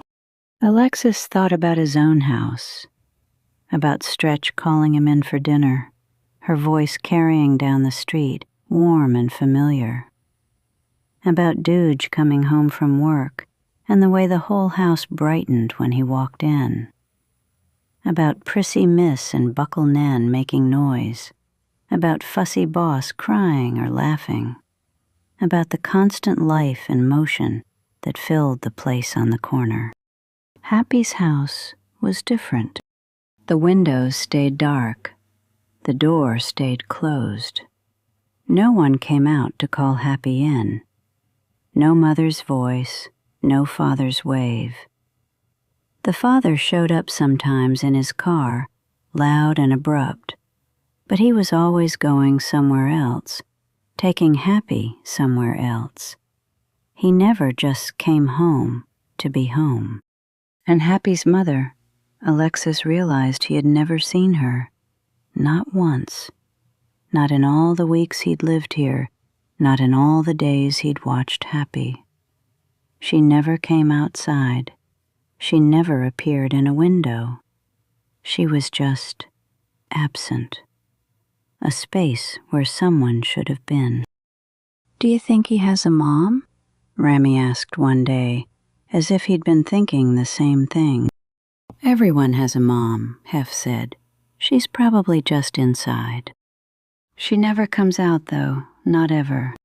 They watched Happy's house, its dark windows and closed door, and wondered what was happening inside, or what wasn't happening. The fourth thing was when Happy went home, or rather, when he didn't. In the evenings when the lights started to fade and dinner time approached, Alexis would hear Stretch's voice calling him in. He'd see other kids heading home too, Hef's mother waving from their porch, Rami's little sister running out to tell him it was time to eat. One by one, the street would empty as families gathered for the evening. But Happy stayed out. Past dinner time, past dusk, sometimes until it was nearly dark, the street lights flickering on around him while he rode his bike in slow circles or sat at the edge of the cul-de-sac, not going anywhere. No one called him in. Alexis watched from his window one night after Stretch had called him in and dinner was being made. Happy was still out there, a small figure in the growing darkness, circling and circling with nowhere to go. "He doesn't want to go home," Alexis murmured to himself. Or maybe no one wanted him there. Or maybe home wasn't the kind of place worth going to. He didn't know. But he knew that staying out until dark, alone, on a bike that had stopped being fun a long time ago, that wasn't what happy looked like, no matter what your name was. "This is boring," Hef said on the 5th day. "We've been watching for almost a week, and we still don't have any talents. When do we punch him?" "I don't think we're supposed to punch him," Rami said slowly. He was sitting with his back against the oak tree, pulling up grass, thinking. "I think that's kind of the whole point." "The point was to find his talents," Hef argued. "And we haven't found any. All we've found is that his dad is loud, and his mom never comes outside, and he doesn't go home until dark. That's not talents. That's just sad stuff." "Maybe the sad stuff is connected to the talents," Alexis said. He wasn't sure what he meant, but it felt true. Maybe we have to understand the sad stuff before we can see the talents. Hef groaned. "This is the weirdest quest ever." "We're supposed to find his talents," Alexis said again, holding on to the mission. "We haven't found any yet. So we keep watching." They kept watching. On the 6th day, something different happened. Happy was riding his bike faster than usual, showing off for no one, taking the turn at the bottom of the cul-de-sac sharper than he should have. Maybe he was bored. Maybe he was angry about something. Maybe he just wanted to feel something other than whatever he usually felt. Whatever the reason, he took the turn too sharp. The bike skidded on loose gravel. Happy tried to correct, but the wheel twisted and he went down. Not hard, not a terrible crash, but enough to send him sprawling, the bike clattering away across the pavement. Alexis, Hef, and Rami watched from behind the oak tree. Happy sat up slowly. He looked at his knee, which was scraped and bleeding. Not badly. Just the kind of scrape every kid got eventually.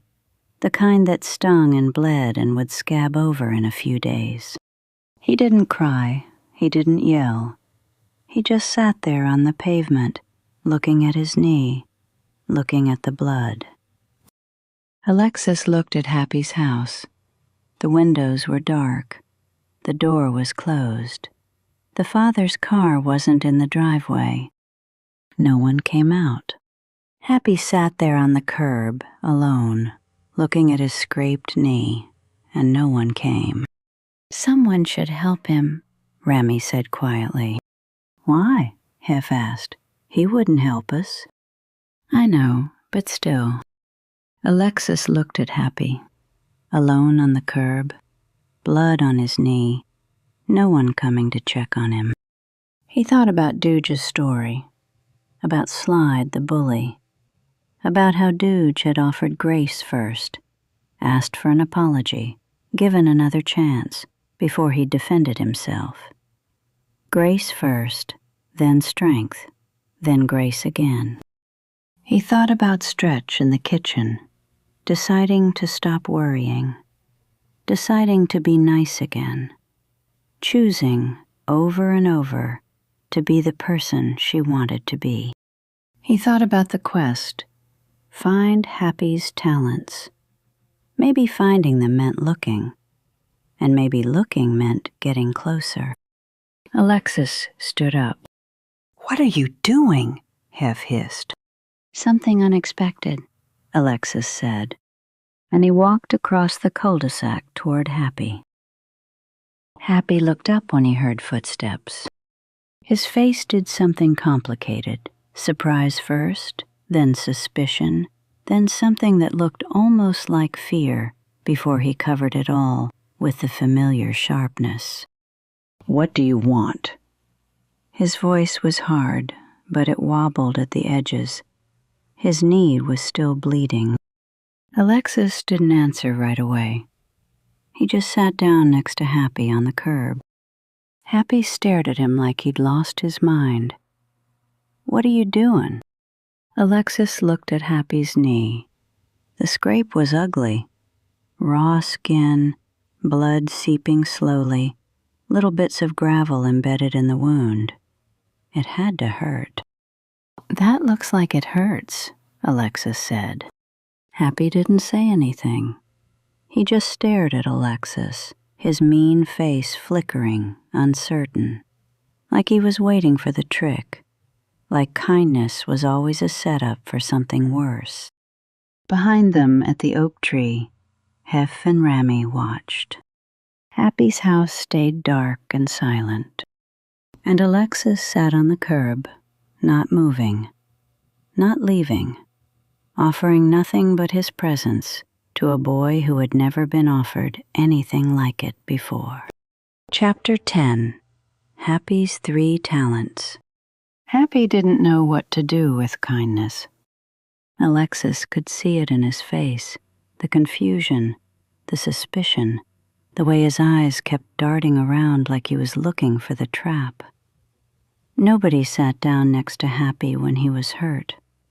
Nobody said, "That looks like it hurts," without wanting something, without setting up some kind of trick. "What do you want?" Happy asked again. His voice was harder now, defensive. Alexis didn't answer. He just sat there on the curb, not too close, not too far, looking at the scrape on Happy's knee like it was the most natural thing in the world to look at. "Seriously," Happy said, "what's your angle? Are your stupid friends going to jump out and beat me up while I'm down? Is that it?" "No," Alexis said. "They're just watching." "Why?" Alexis shrugged. "Because they wanted to see what I was going to do." "And what are you going to do?" "Sit here, I guess, until you want me to leave." Happy stared at him. The suspicion was still there, but something else was creeping in around the edges. Curiosity, maybe, or just confusion that had given up trying to make sense of things. They sat in silence for a while. Happy's knee kept bleeding slowly, but he didn't seem to notice any more. He was too busy trying to figure Alexis out. Finally, Happy said, "Why are you being nice to me?" It was a real question this time, not an accusation. A question. Alexis thought about how to answer. He could lie, make something up, talk about feeling sorry for Happy. But that wasn't true, and the Dooge family told the truth. That's all they knew how to do. "I'm trying to figure out what you're good at," he said. Happy's face went blank. "What?" "Everyone's good at something. I'm trying to find your 3 things." "My 3 things," Happy repeated, like the words were in a language he didn't speak. "Your 3 talents. Everybody has them. My dad told me. He said you have them too, even if they're hidden." Happy stared at Alexis for a long moment. His face went through something Alexis couldn't quite follow. Disbelief, something that might have been hope, then suspicion again, then something softer that he seemed to be trying to hide. "No one's ever asked me that," Happy said. His voice was different now, quieter, almost fragile. "I'm asking." Silence. The cul-de-sac was quiet around them. Hef and Rami were still watching from behind the oak tree. Happy's house was still dark and closed. The scraped knee was still bleeding. Then Happy said, "I'm good at knowing when my dad's in a bad mood." Alexis waited. He didn't say anything. He just let the words sit there. "I can tell from how his car sounds when he pulls in," Happy continued. He wasn't looking at Alexis anymore. He was looking at his knee, at the blood, at nothing. "The engine, you know. If he guns it coming up the driveway, that's bad. If he lets it idle for a while before he gets out, that's also bad. And how he opens the door, if he slams it or if he closes it really carefully, like he's trying not to make noise. I can tell." He paused. "I always know," he said quietly. "Before he even comes inside. I know what kind of night it's going to be." Alexis felt something cold move through him. This wasn't a talent. Not really. This was something else. Something a kid shouldn't have to learn. Something that came from paying attention because you had to. Because knowing was the only way to stay safe. But he didn't say that. "That's one," Alexis said. "What else?" Happy looked at him surprised, like he'd expected Alexis to run away, or make fun of him, or say something that would make him regret opening his mouth. Instead, Alexis just waited, patient, listening the way Dooge listened, really listening, not just waiting for his turn to talk. "I don't know," Happy said. "I don't know what else." "That's okay," Alexis said. "We can find them." Over the following days, a strange thing happened. Happy started talking to Alexis. Not all at once, and not in any obvious way. He still rode his bike. He still circled. But now sometimes he would slow down when he passed Alexis and Hef and Rami. He would say something, not mean, just something. A comment about the weather, or about a car that had driven by, or about nothing at all. Hef didn't trust it. "He's setting us up," he muttered after Happy rode away the first time without insulting anyone. "He's going to turn mean again. Watch." "Maybe," Alexis said. "Or maybe not." The next day, Happy's bike chain came loose. Alexis saw it happen, the chain slipping off, the pedals spinning uselessly, Happy stopping with a frustrated noise. Without thinking, Alexis walked over. "Need help?" Happy looked at him, then at the bike. "I can do it myself." Alexis watched as Happy flipped the bike over, crouched down, and started working on the chain. His hands moved quickly and surely, threading the chain back onto the gears, adjusting the tension, checking the alignment. In less than a minute, the bike was fixed. "You're good at that," Alexis said. Happy shrugged. "It's just a bike chain. Can you fix other things?" Happy looked at him, wary.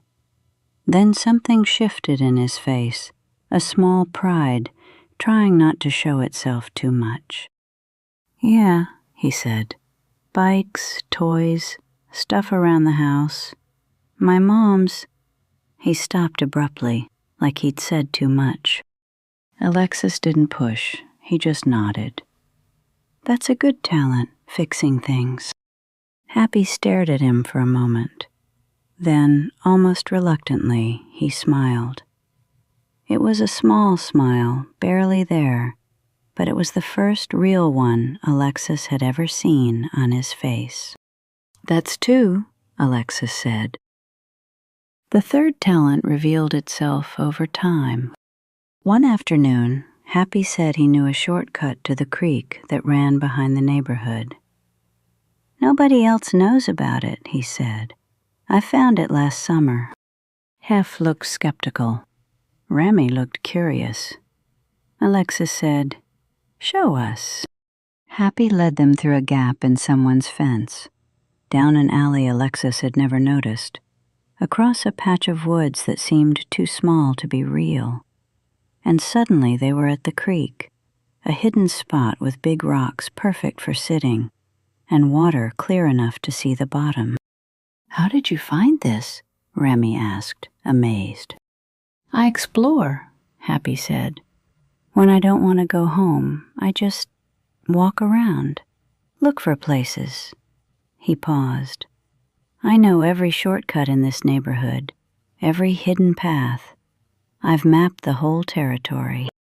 Alexis understood. Happy's father was loud. Happy's house was dark. So Happy had learned every escape route, every secret path, every place where a boy could be alone and safe for a while. He'd turned his need to get away into knowledge, into power. "That's a real talent," Alexis said. "Knowing the territory, being able to find hidden places." Happy shrugged, but Alexis could see he was pleased. It was probably the first time anyone had called his wandering a talent, instead of telling him to come home. The fourth talent, which wasn't supposed to be part of the count, revealed itself by accident. They were at the creek, the four of them, sitting on the big rocks. Happy was telling them about a bird he'd seen that morning, some kind of hawk that had almost hit his window, and the way he described it, the way he imitated its screech and the panicked flapping when it realized the glass was there, was so funny that Hef fell off his rock laughing. Actually fell off, into the shallow water, which made everyone laugh harder, including Happy. Alexis watched Happy's face while he laughed. It was different from the smirk, different from the meanness. When Happy was being funny, really funny, not cruel, his whole face changed. The sharpness disappeared. He looked like a regular kid, a happy kid even. "You're funny," Rami said, wiping his eyes. "Like actually funny. Not mean funny, good funny." Happy's face did something complicated. Surprise, then pleasure, then something that looked almost like embarrassment. "My mom used to say that," he said quietly. "Before." Before what? He didn't say. No one asked. "That's 3, Alexis said. Fixing things, knowing the territory, and making people laugh." "That's the quest done, then?" Hef asked. He was wringing water out of his shirt, but he was smiling. "I guess so," Alexis said. But in his mind, he was still thinking about the first thing Happy had said, the thing that wasn't really a talent at all. "I'm good at knowing when my dad's in a bad mood." That was the real talent, the one underneath all the others. The ability to read danger before it arrived, to know from the sound of an engine or the way a door closed what kind of night it was going to be. It was survival, not a skill, a wound, not a gift.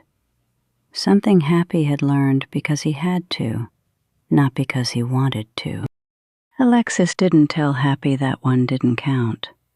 He didn't say it was sad or wrong or unfair. He just held the knowledge privately, the way you hold something too heavy to put down, but too important to let go. Happy had 3 real talents: clever hands, knowing the territory, making people laugh, and one other thing that no child should ever have to learn. That evening, Alexis found Dooge in the garage, working on something with his tools. "Dooge?" Alexis said from the doorway. Doogie looked up, his big eyes crinkled. "Alexis the Great, what's on your mind?" "The quest is done," Alexis said. "I found Happy's 3 talents." Dooge set down his tools and gave Alexis his full attention. That was one of the things about Dooge. When you talked to him, he really listened. He didn't keep working. He didn't check the clock. He just listened. "Tell me," he said. "He can fix things," Alexis said, "like really well. Bikes and toys and stuff. His hands are clever." Dooge nodded. "Good. What else?" "He knows the territory. Every shortcut in the neighborhood. Every hidden path. He showed us this secret spot by the creek that nobody else knows about." "That's useful knowledge," Dooge agreed. "And the third?" "He's funny," Alexis said. "When he's not being mean, he's actually really funny. He made Hef fall off a rock laughing." Dooge smiled at that. "Making people laugh is a real gift. Not everyone can do it." Alexis hesitated. He was thinking about the other thing, the first thing Happy had said, the thing about knowing when his dad was in a bad mood. Doogie saw the hesitation.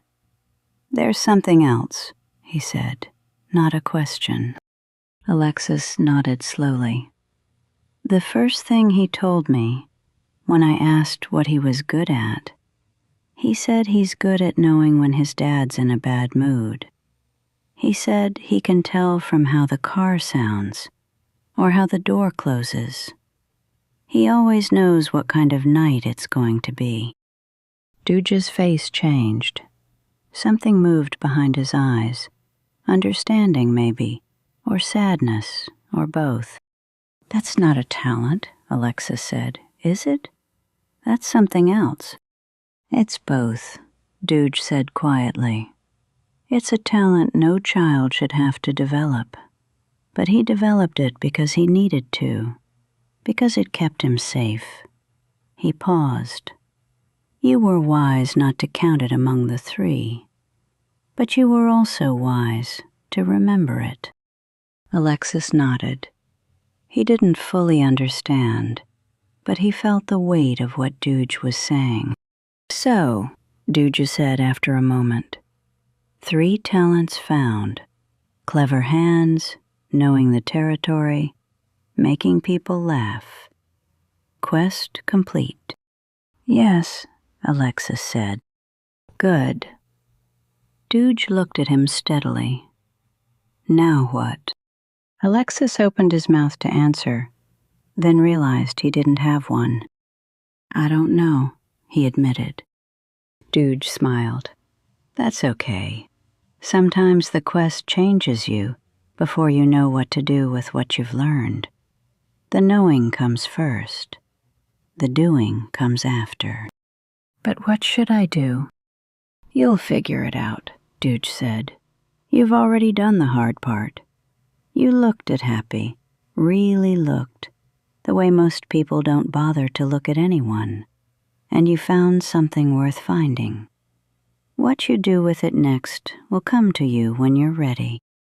Alexis thought about Happy at the creek, laughing about the bird, his face open and young and happy in a way it never was when he was being mean. He thought about Happy's clever hands fixing the bike chain. He thought about the secret paths, the hidden places, the territory Happy had mapped in his solitary wanderings. And he thought about the sound of a car pulling into a driveway, and a boy who knew, from that sound alone, what kind of night it was going to be. Okay, Alexis said. I'll figure it out. I know you will. Dooge picked up his tools again, then paused. Alexis. Yes? I'm proud of you. This quest wasn't easy. Finding someone's talents when all you can see is their meanness, that takes patience and heart. You have both. Alexis felt warmth spread through his chest. Thanks, Dooge. He walked back toward the house, the evening light turning gold around him.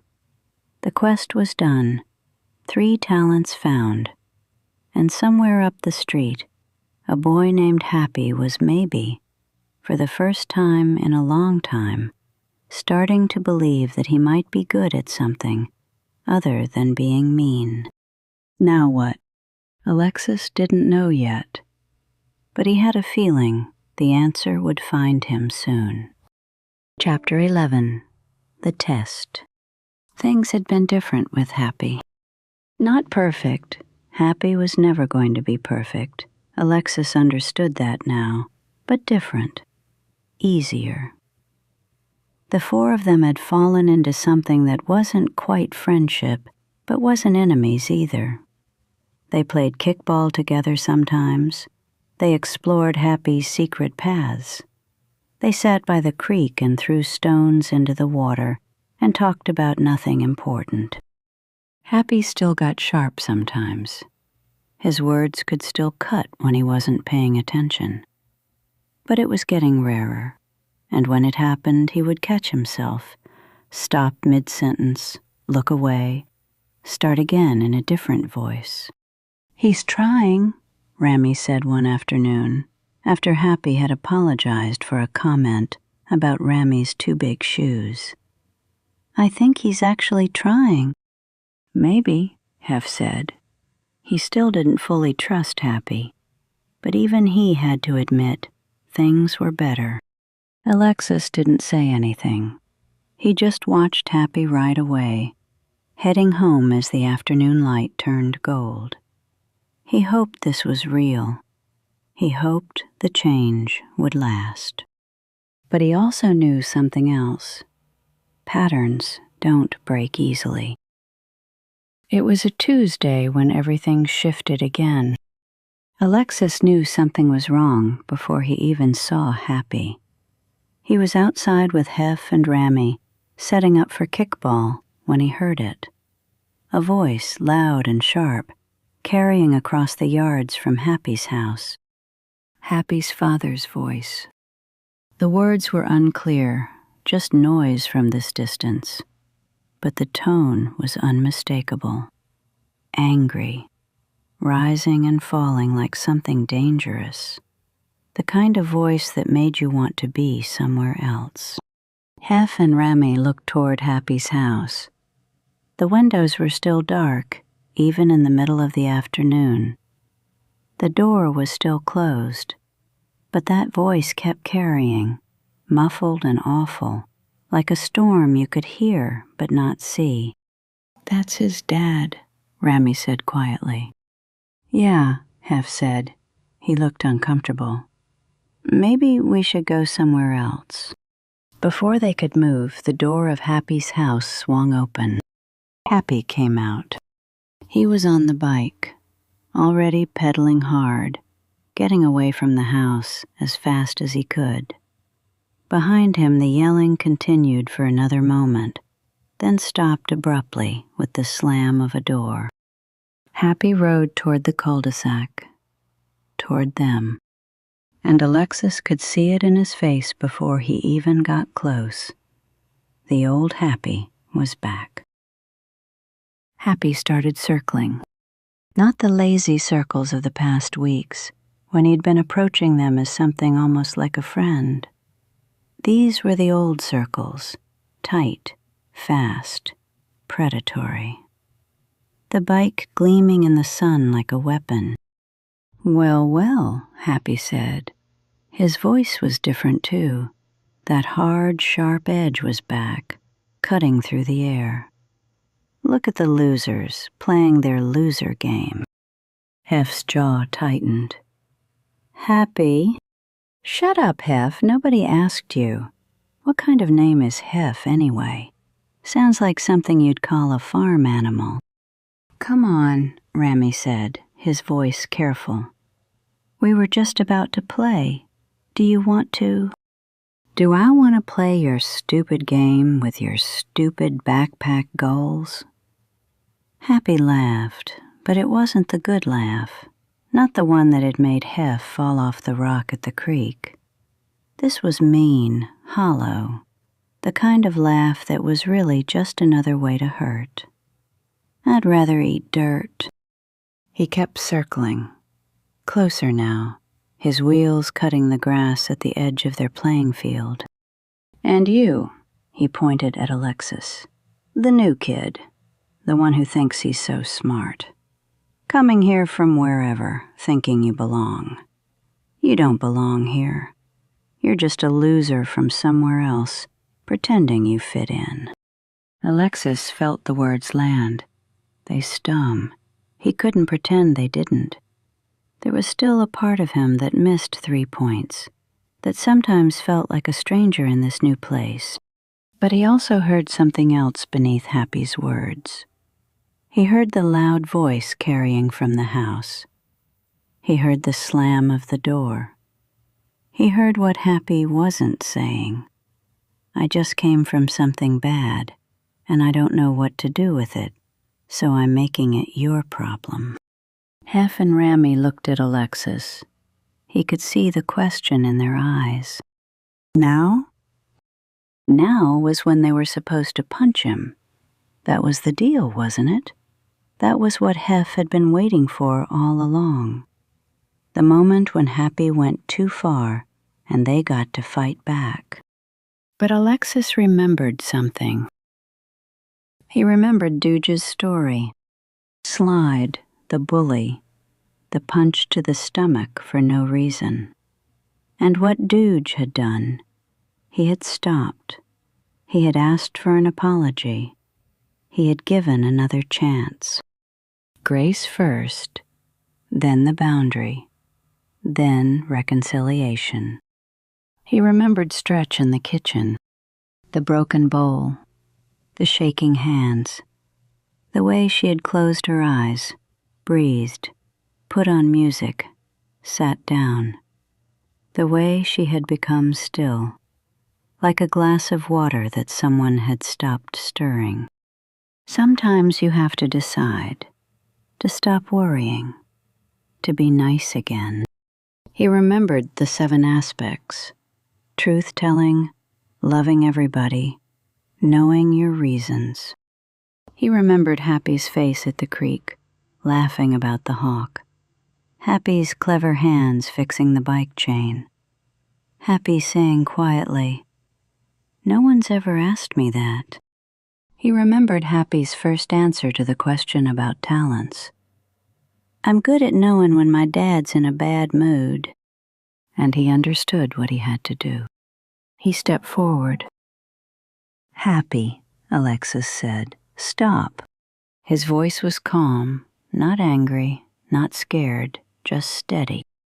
Happy kept circling, kept talking. "Oh, the new kid has something to say? What are you gonna do, cry about it? Run home to your mommy?" "Happy."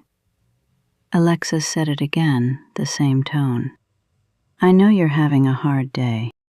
Happy's pedaling stuttered, just for a second. "I can hear why," Alexis continued. "We all heard. But you can't talk to my friends like that." Happy stopped the bike. He was maybe 10 feet away, straddling the frame, 1 foot on the ground. His face had gone very still. Not the blank stillness he showed when his father picked him up, but something more complicated, like several things were happening inside him at once, and he didn't know which one was going to win. "What did you say?" His voice was different now, quieter, dangerous in a new way. "I said I know you're having a hard day, and I said you can't talk to my friends like that. You don't know anything about my day. I know what I heard." Happy's face did something complicated. Shame was there. Alexis could see it, the way Happy's eyes flickered away and back. And anger, deep and old, the kind of anger that had nowhere safe to go. And fear, underneath it all, the fear of being seen, the fear of being known. And confusion, because this wasn't how it was supposed to work. When Happy was mean, people got mean back. They yelled or ran away or tried to fight him.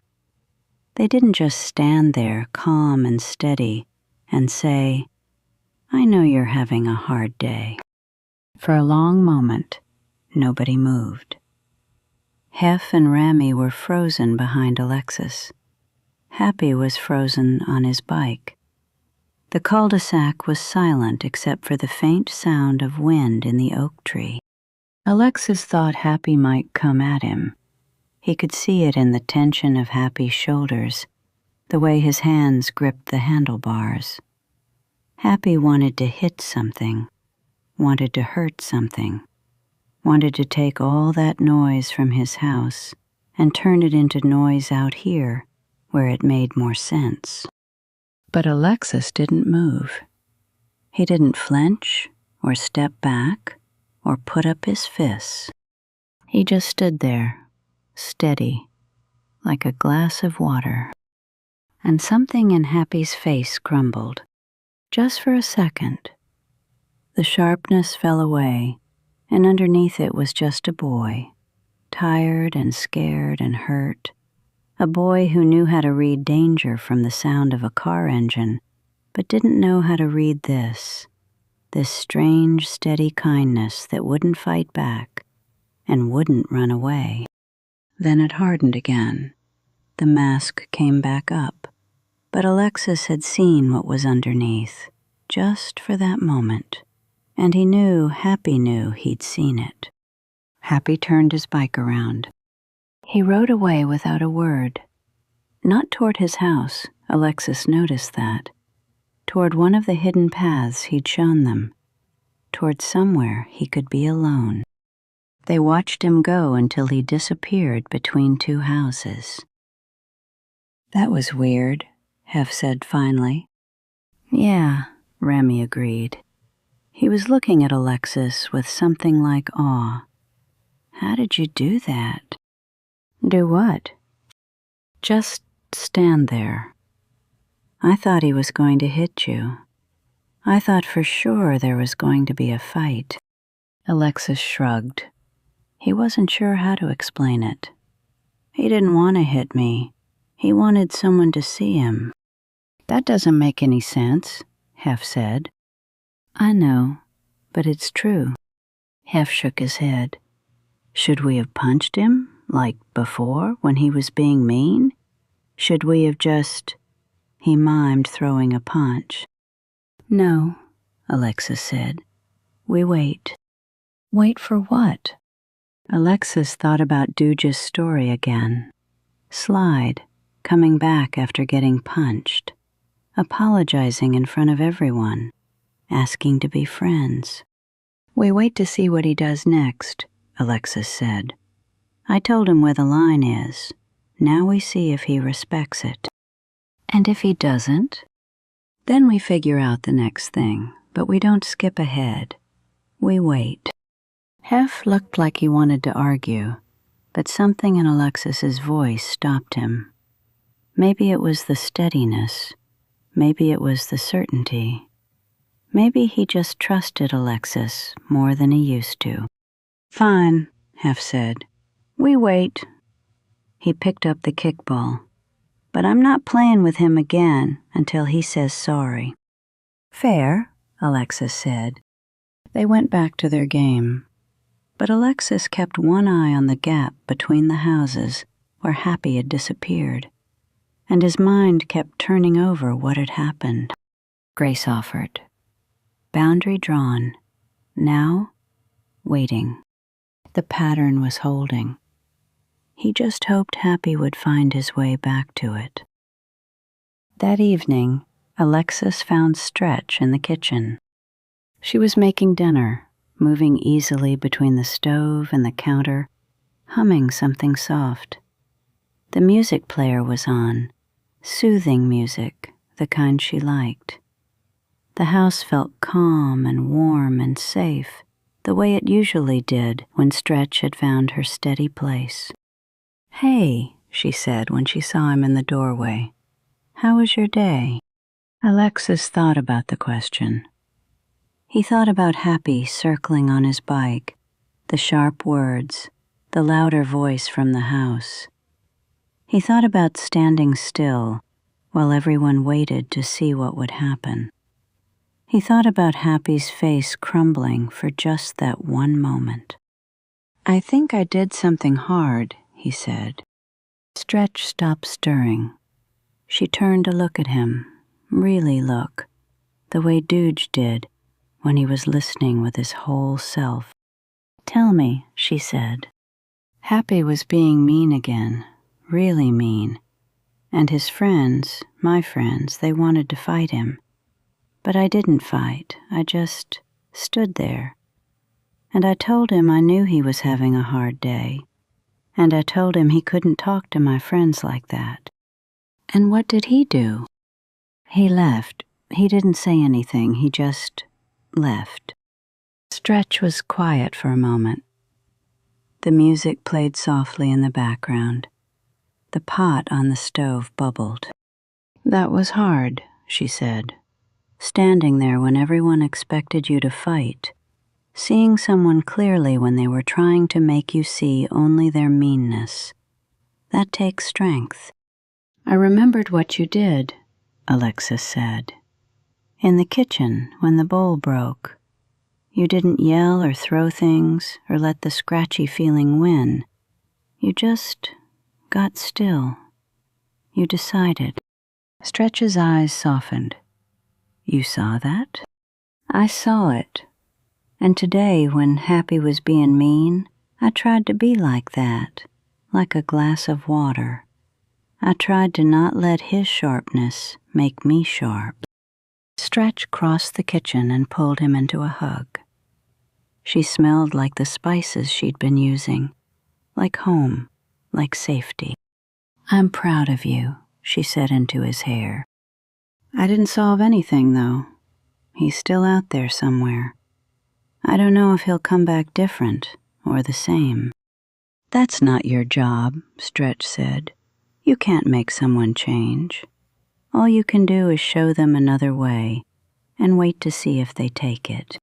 She pulled back and looked at him. Good, she said. Just that, just good.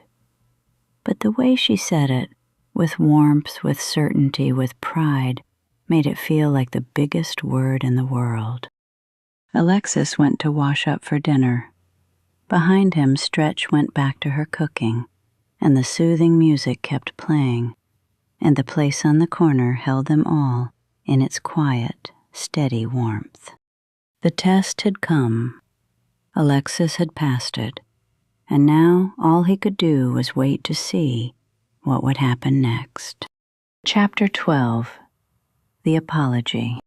Alexis woke to Buckle Nan yelling, "Someone's outside! Someone's outside!" Alexis rolled out of bed, still half asleep, and stumbled to the window. The morning light was soft and gray, earlier than he usually woke up. Buckle Nan was already at the glass, pressing his nose against it, pointing. "Look, look!" Alexis looked. It was Happy. He was standing at the end of the driveway, not moving, just standing there, like he'd been there for a while, and might stay there forever. He didn't have the bike. That was the first thing Alexis noticed. Happy without the bike was like Happy without his armor, smaller somehow, less certain. "Who is that?" Buckle Nan asked. "Why is he just standing there?" "It's Happy," Alexis said. "Go back to sleep." "But why?" "Just go back to sleep. I'll handle it." Alexis pulled on clothes and went downstairs. Stretch was already up, moving quietly in the kitchen. She saw him heading for the door and raised an eyebrow. "Someone's here for me," Alexis said. "I'll be right back." Stretch looked out the window, saw Happy standing there and nodded. "Take your time," she said. Her voice was soft, understanding. Alexis went outside. Happy looked like he hadn't slept. His eyes were red-rimmed, his hair uncombed. He was wearing the same clothes he'd had on yesterday. Alexis noticed that, like he'd never gone to bed at all, or had gotten up and dressed in the dark without caring what he put on. He was standing very still, his hands hanging at his sides, watching Alexis come down the driveway toward him. He looked scared. That was the other thing Alexis noticed. Happy, who was always sharp and fast and ready to fight, looked scared. Alexis stopped a few feet away. He didn't say anything. He just waited. Happy's mouth opened, closed. He looked at the ground, then back up. "I'm sorry about yesterday," he said. His voice was rough, like the words hurt coming out. Alexis waited. "I'm sorry about all of it," Happy continued. "The stuff I said before, not just yesterday, all the times before." Alexis thought about Dooja's story. Slide, coming back after the punch, standing in front of everyone, apologizing, asking to be friends. It had taken a bloody nose to get Slide there. It had taken something else, something Alexis didn't fully understand yet, to get Happy here. "Okay," Alexis said. Happy blinked. "Okay, that's it?" "That's it. You're sorry. I heard you." Happy stared at him like he was waiting for something else. The punch, maybe. The yelling. The list of everything he'd done wrong. But Alexis just stood there, steady and calm, and waited for whatever came next. "I don't know why I'm like that," Happy said finally. His voice cracked a little. "I don't know why I say those things.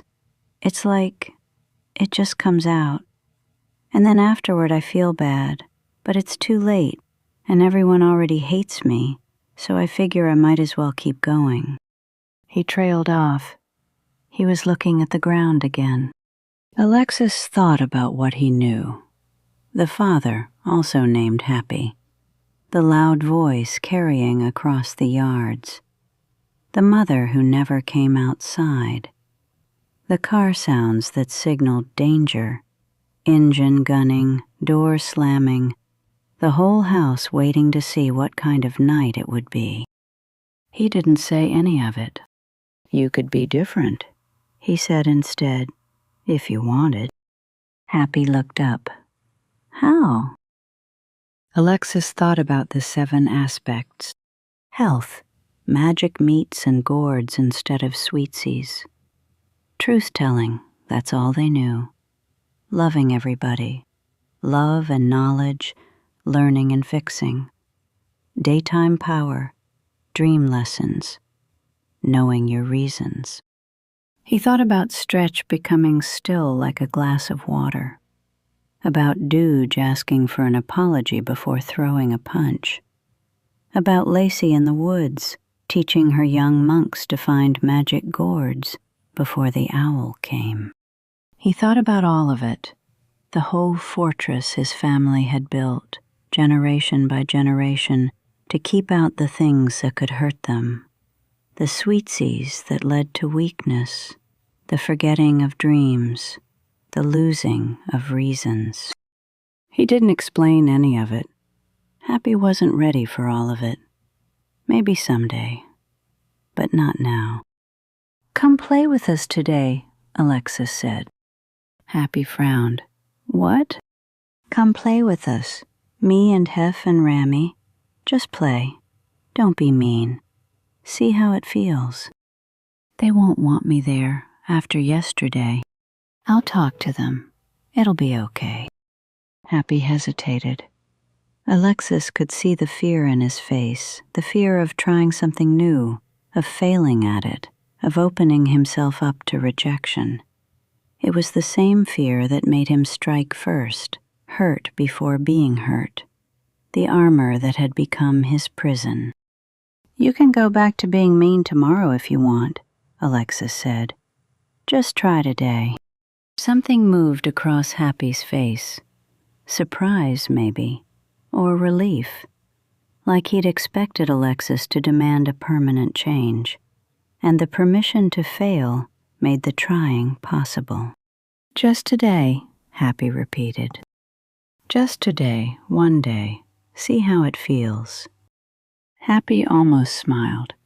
It wasn't a full smile. There was too much tiredness in him for that. But it was close.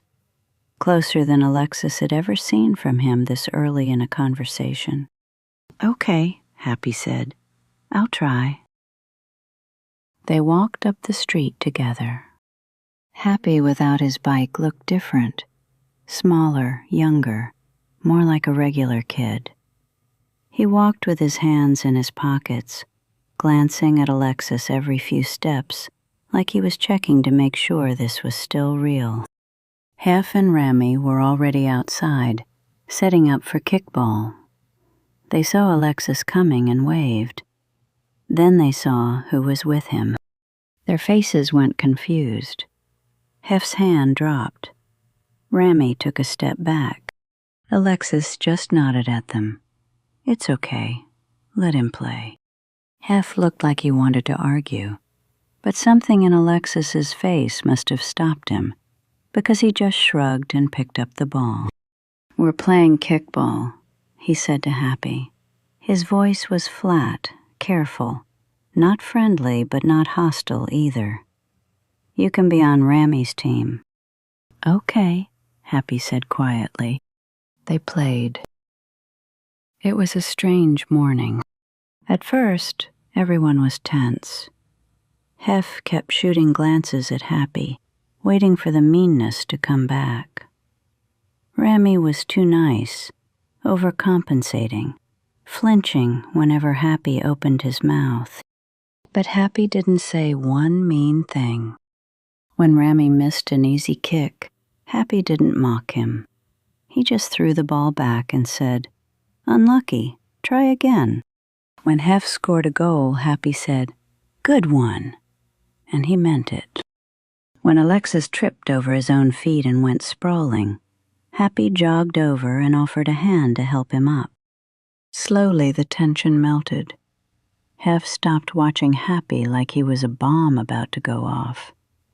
Rami stopped flinching.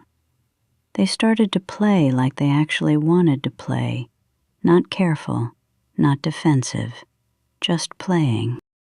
And then Happy's talents started to show. When the ball went over Mrs. Kettle's fence again, Happy knew exactly how to get it back. The hidden path, the loose board, the 30-second mission. He was back before anyone had time to worry about the dog. When Rami's shoelace broke, Happy pulled it out, tied the broken ends together, and rethreaded it through the holes so fast that Rami just stood there, staring. "Where'd you learn to do that?" Hef asked. "I fix stuff," Happy said, shrugging. But there was a small pride in his voice, the good kind of pride, the kind that came from being seen for something other than meanness.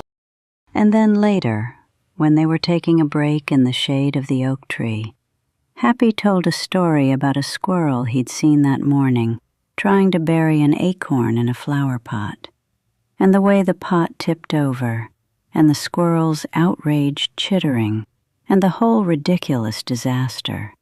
And Hef laughed so hard he fell over. Actually fell over, just like at the creek. "You're funny," Hef said when he caught his breath. He sounded surprised, like he was admitting something he hadn't wanted to admit. Like, actually funny. Happy ducked his head, but Alexis saw the smile. The real smile. 3 talents, clever hands, knowing the territory, making people laugh. All of them on display. None of them hidden behind the meanness. At lunch, they all went to their own houses. Hef's mother called him in. Rami's little sister came running out to drag him away. Alexis could hear Stretch's voice from the place on the corner, warm and familiar, calling his name. Happy stood at the edge of the cul-de-sac, watching everyone go. His house was still there, up the rise, its windows still dark. His father's car was in the driveway now. Alexis saw Happy look at it, saw his face go still for just a moment. "See you later?" Alexis asked. Happy looked at him. Something was different in his face, not the sharpness, not the meanness, but something else, something that might have been hope. "Yeah," he said. "See you later." He walked toward his house, alone the way he always walked home. But before he went inside, he stopped at the door and turned around. He waved. It was a small wave, quick, almost shy, but it was real. The first time Happy had ever waved goodbye to anyone on this street. Alexis waved back. Then Happy went inside and the door closed behind him. And whatever happened in that house was his to face alone. But he had waved. That meant something.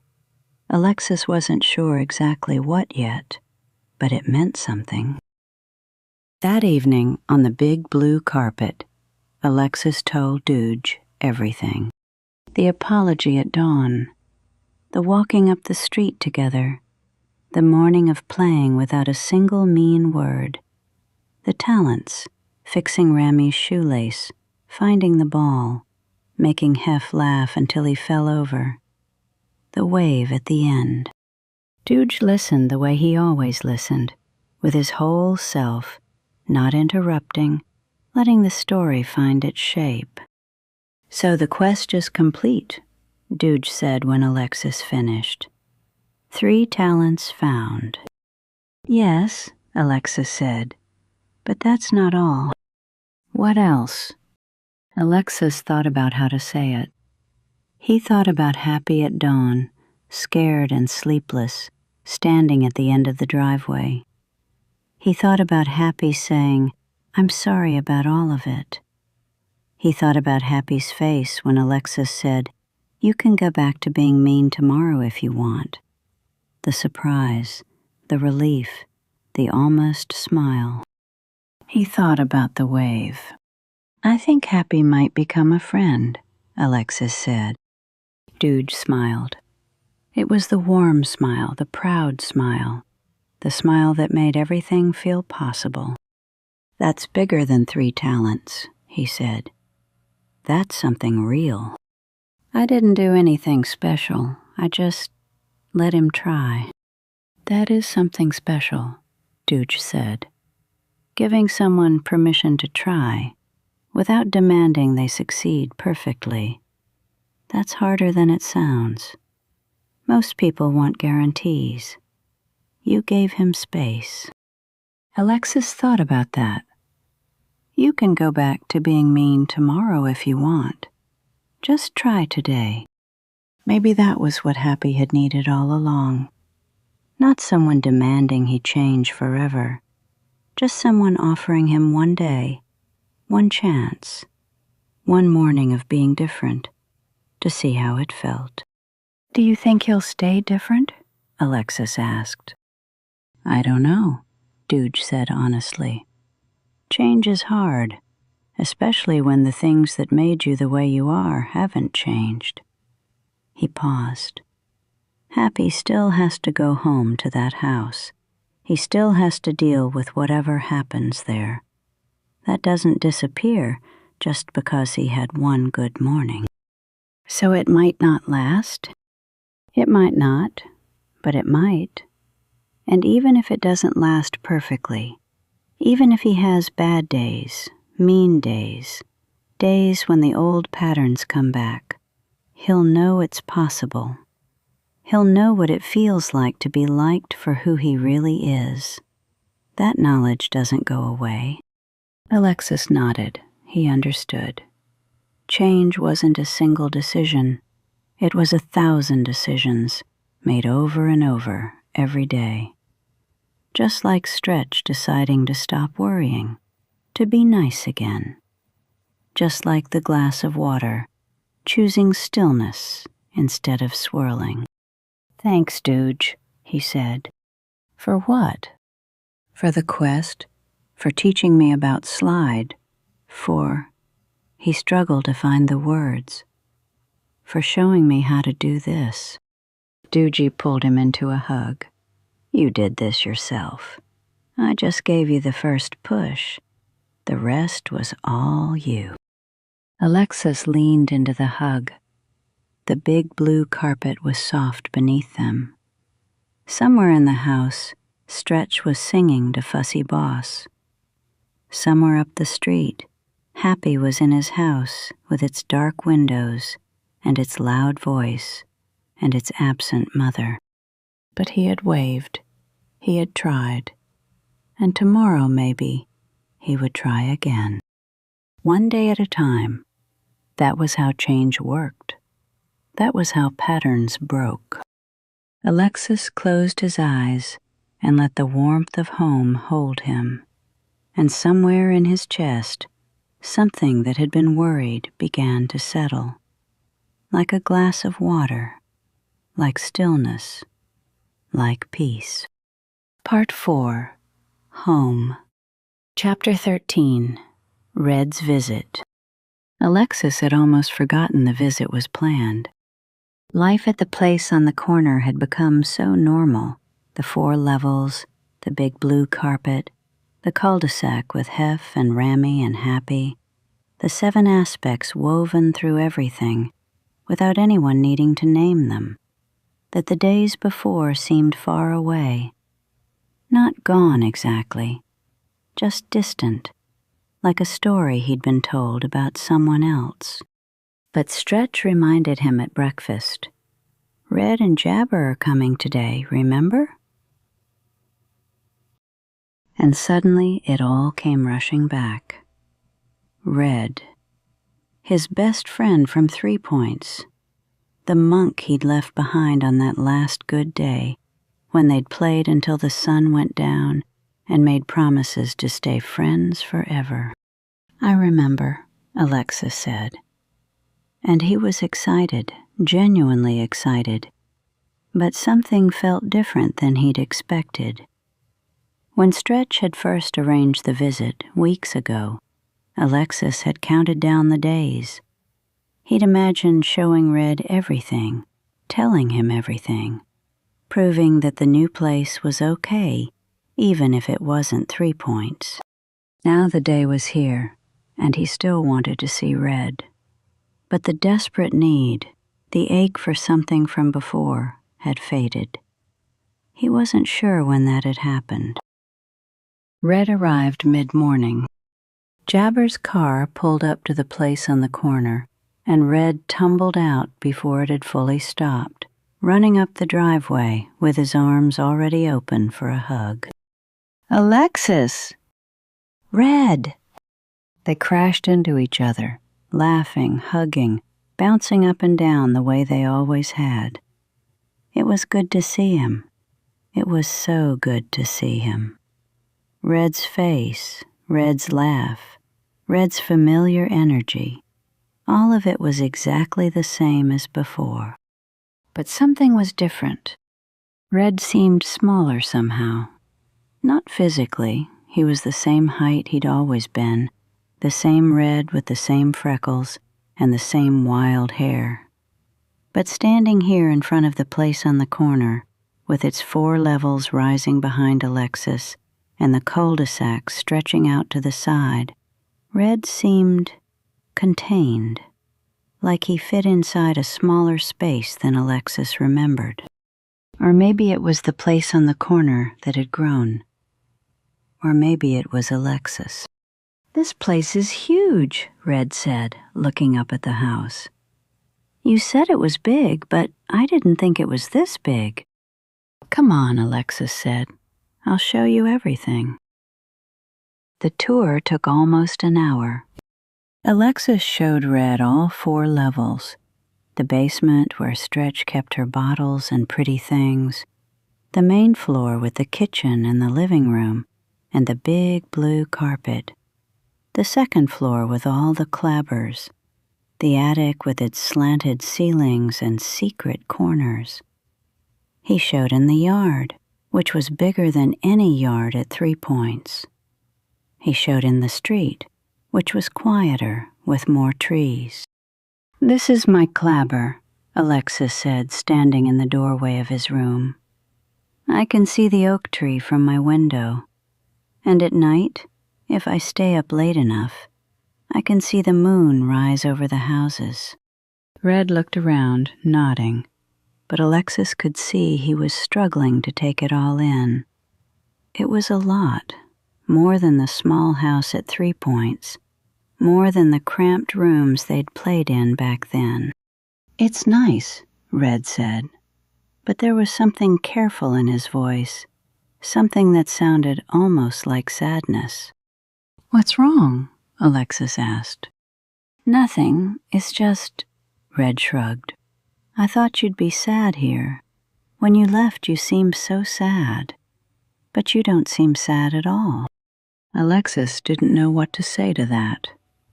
He had been sad. He had been so sad those first days, missing 3 Points, missing Red, missing everything he'd known. But somewhere along the way, the sadness had faded. Not disappeared, it was still there, like a stone in his pocket, something he could touch when he wanted to remember. But it wasn't heavy anymore. "I'm glad you're here," Alexis said instead. "Come on, I want you to meet my friends." Hef and Rami were at the cul-de-sac, like they usually were. "This is Red," Alexis said, "from 3 Points, my best friend from before." Hef nodded. "Hey." "Hey," Red said back. He was sizing them up the way kids do, figuring out where he fit, who was in charge, whether they were going to be friendly or not. "And this is Happy," Alexis said as Happy rode up on his bike. Happy had gotten better about riding into groups without circling first. He still kept a little distance, old habits, but he didn't have the sharpness in his face anymore. Or at least, not as much. "Hey," Happy said, lifting one hand in a wave. Red's face went confused. He looked at Alexis, then back at Happy, then at Alexis again. "I thought you said he was mean," Red whispered when Happy had ridden a few feet away to park his bike. "He was," Alexis said. "So what happened?" Alexis thought about how to explain it. The quest, the 3 talents, the test, the apology at dawn. All the days since then, not perfect but better, choosing again and again to be different. "He's learning," Alexis said simply. Red looked at him like he wanted to ask more, but Happy was walking over now, and the moment passed. "You're from where Alexis used to live?" Happy asked Red. His voice was careful, the voice he used now when he was trying to be nice. "Yeah, 3 Points. Was it good there?" Red shrugged. "It was okay. It's not as big as here." Happy nodded like this made sense. "You want to play kickball? We need another person for even teams." Red looked at Alexis. Alexis nodded. "It's okay. He's okay now." "Sure," Red said. "I'll play." They played all day.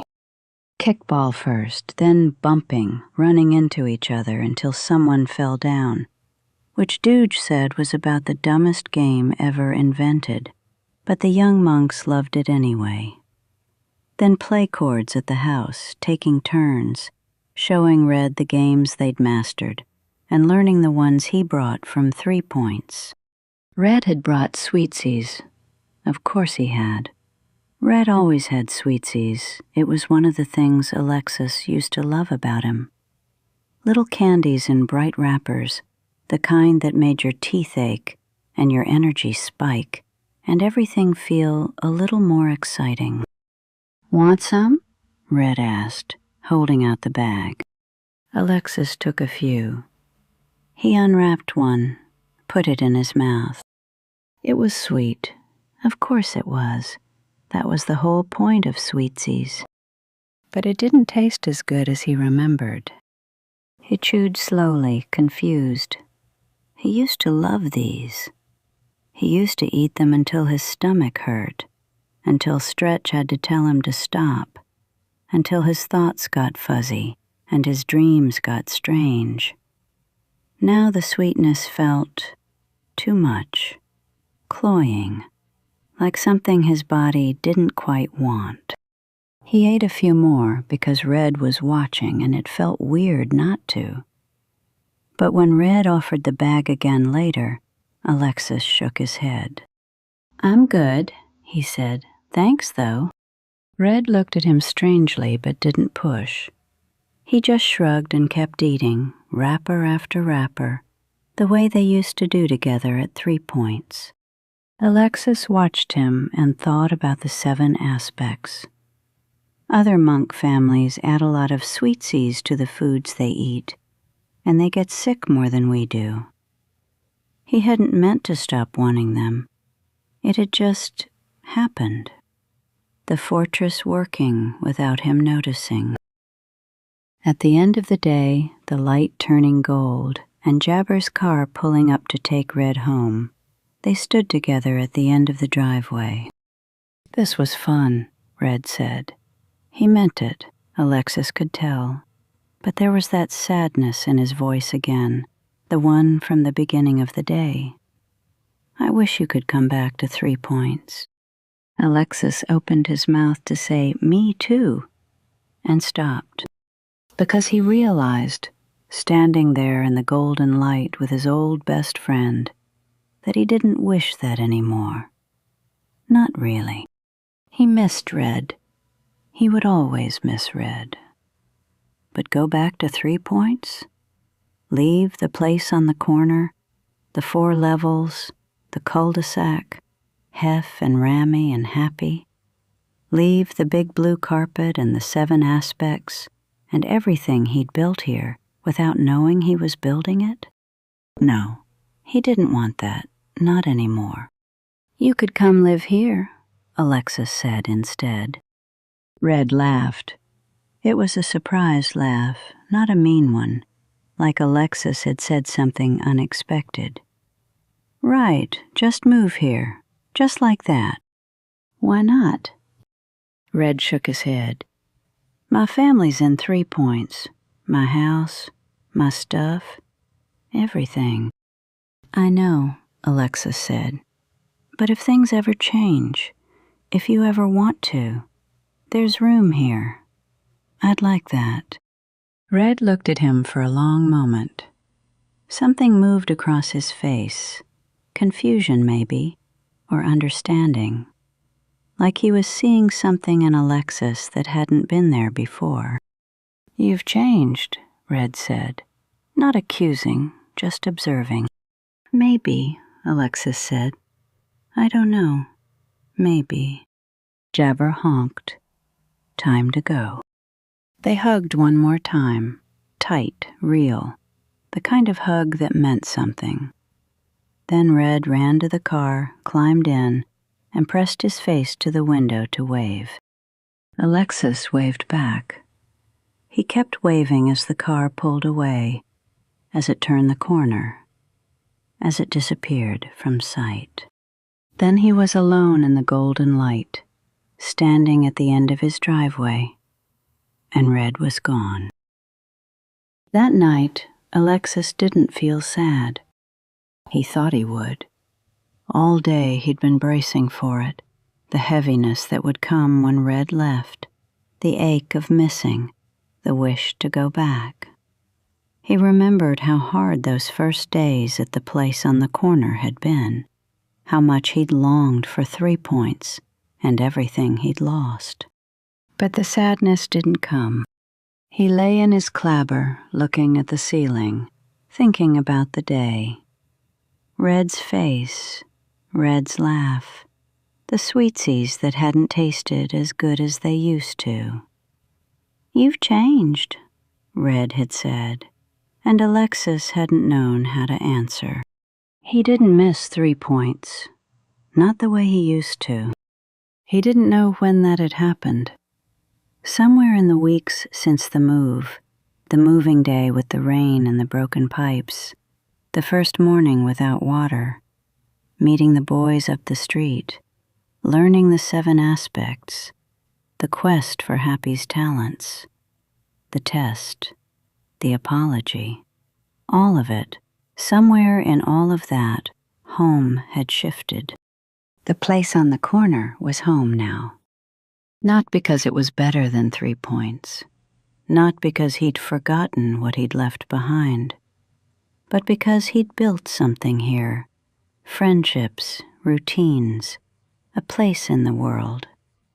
He'd watched Stretch learn to be still. He'd heard Dooge's stories and taken on his quests. He'd found Happy's talents and set boundaries and waited for reconciliation. He'd learned the 7 aspects, not from being told, but from living them. He had built a home without knowing he was building. That was how it worked, he realized.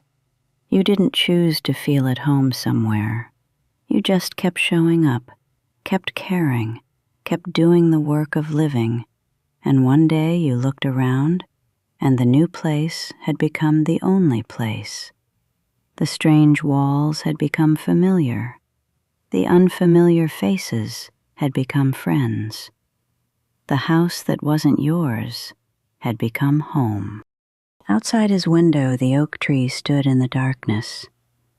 The moon was rising over the houses, just like he'd told Red. Somewhere down the street, Hef and Ramy were in their own clabbers. Somewhere up the rise, Happy was in his dark house with his loud father and his absent mother, trying to be different, learning one day at a time. And somewhere far away, At 3 points, Red was probably thinking about today, probably wondering what had changed in Alexis, probably missing him, probably wishing things could go back to the way they were. But Alexis wasn't wishing that. Not anymore. He was where he was supposed to be. He hadn't known it when he arrived. He hadn't known it for weeks. But he knew it now, lying in his clabber in the place on the corner. Not sad, not missing, just home. He closed his eyes. He slept. And in his dreams, he wasn't trying to get back to 3 points anymore. He was just here, in the house with 4 levels, with his family around him, and his friends up the street, and everything exactly where it was supposed to be. Chapter 14. What Alexis Knows. The family was on the big blue carpet, the way they were every evening. Fussy Boss was asleep on Dooge's chest, one tiny hand curled into a fist. Prissy Miss and Buckle Nan were sprawled nearby, tired from a day of playing but not quite ready for sleep. Stretch sat with her back against the couch, her legs stretched out, looking more relaxed than Alexis had seen her in weeks. The nightly ritual. Chaos first, then calm. Tickling first, then stories. The rhythm they'd built together in this new place, this place on the corner that had stopped being new. Alexis, Dooge said. His voice was thoughtful, the way it got when he was about to ask something important. The quest is over. Happy found his talents. He's different now, or at least, he's trying to be. Yes, Alexis said. So tell me, what did you learn? Alexis had known this question was coming. Dooge always asked what you learned, not just what happened, but what it meant. That was one of the 7 aspects, maybe. Knowing your reasons. Understanding not just the what, but the why. He thought about it. Really thought. The quest had been weeks ago now, but the lessons were still settling, still finding their shape inside him. Stretch went very still, listening. Alexis could feel her attention, even though he wasn't looking at her. Happy wasn't happy, Alexis said slowly, because he was named after someone who wasn't happy. He let that sit for a moment. It sounded simple when he said it, but it wasn't simple at all. Happy Senior, Happy Junior, the same name passed down, the same weight, the same expectation that nobody could live up to. His father was unhappy, Alexis continued, and his father's unhappiness made Happy unhappy, and then Happy made us unhappy.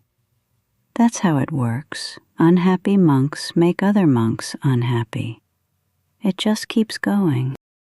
Until, Dooge prompted. Until someone stops. The words hung in the air. Alexis felt the weight of them, felt how true they were, how important. The chain of unhappiness passing from monk to monk, generation to generation. And the one thing that could break it, someone deciding to stop. How do you stop it? Dooge asked. His voice was soft now. By punching? The way I punched Slide? Alexis shook his head. No, not by punching. You can defend yourself, you showed me that. Sometimes you have to show someone where the line is. But that's not what stops it. What does? Deciding. Alexis looked at Stretch when he said it. She was watching him with something in her face he couldn't quite read. You can stop by deciding. Deciding to be nice. deciding to be still instead of sharp, deciding to see someone's talents instead of just their meanness. He thought about Stretch in the kitchen, the broken bowl, the shaking hands. Sometimes you have to decide, to stop worrying, to be nice again. The deciding is the hard part, he said, but it's the only thing that works. What else? Dooge asked. Alexis thought about Happy's 3 talents. The clever hands, the knowledge of every shortcut and hidden path, the ability to make people laugh.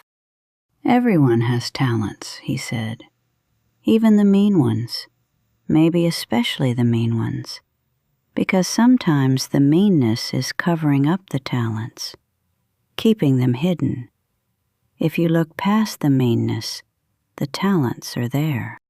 He thought about what Happy had said that first day on the curb. I'm good at knowing when my dad's in a bad mood. The talent that wasn't really a talent.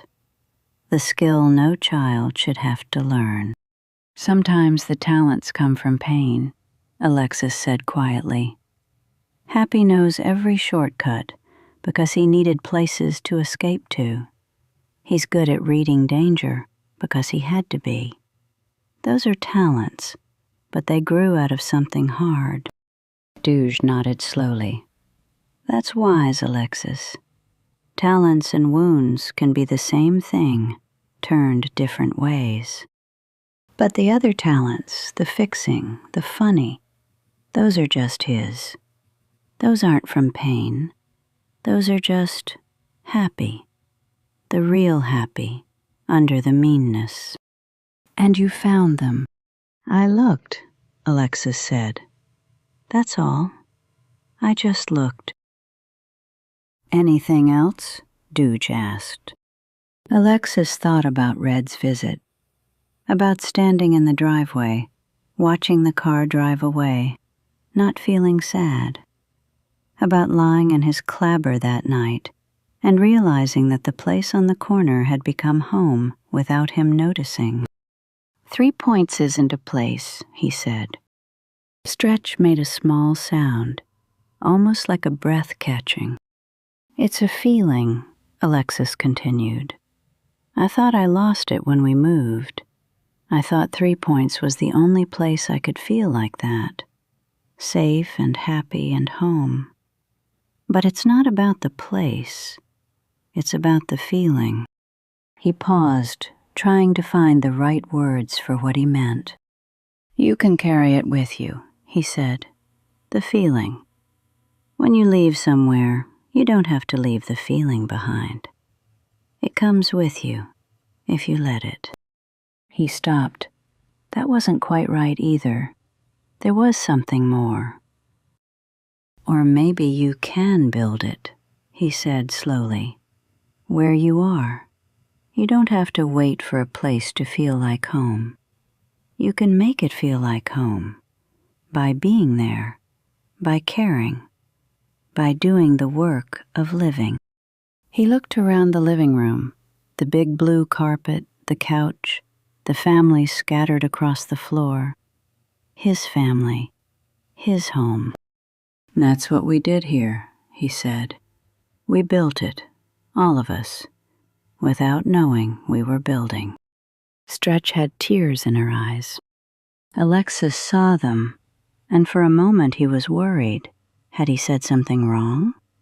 But Stretch brushed the tears away with the back of her hand, and she was smiling. It was a real smile, the kind that came from somewhere deep. That's right, she said. Her voice was thick. That's exactly right.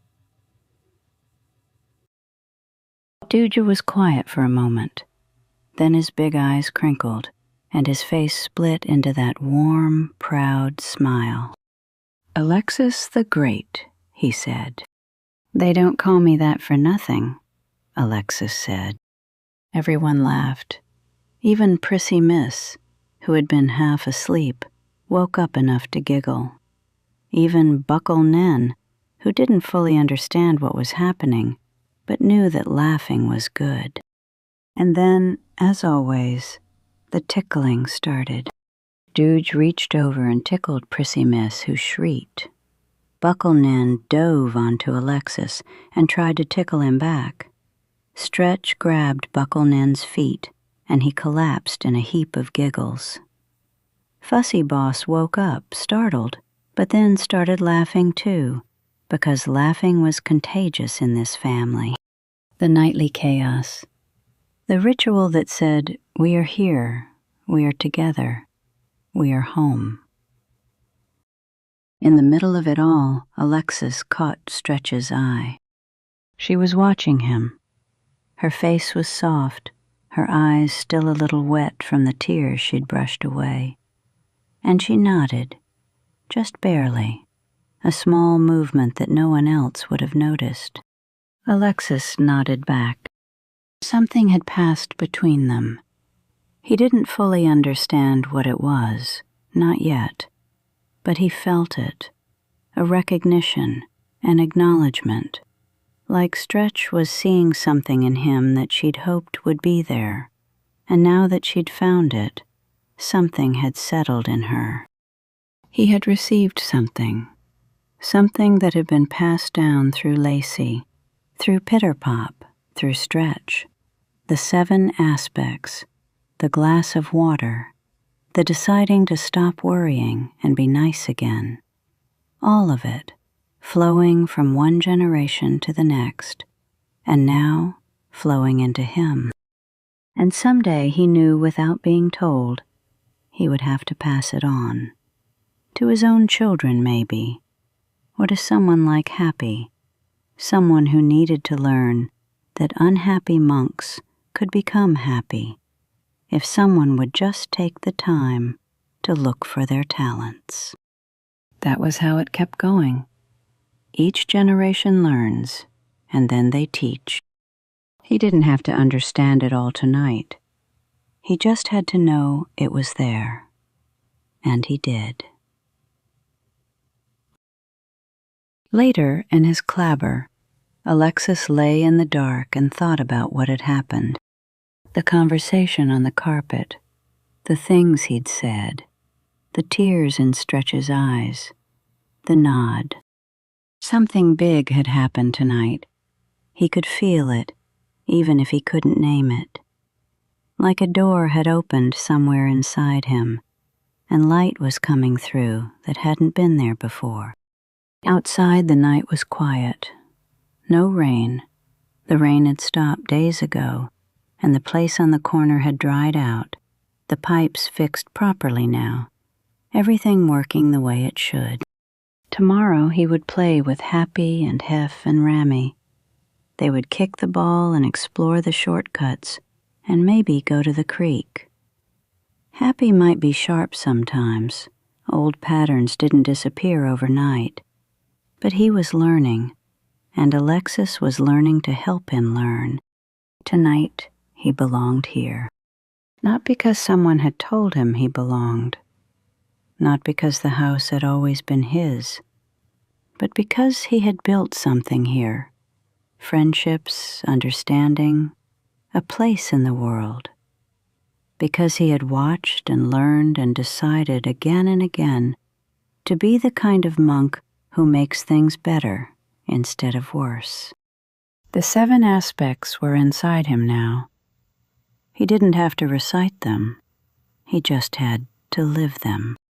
Health, truth, love, knowledge, power, dreams, reasons, and underneath it all, the decision.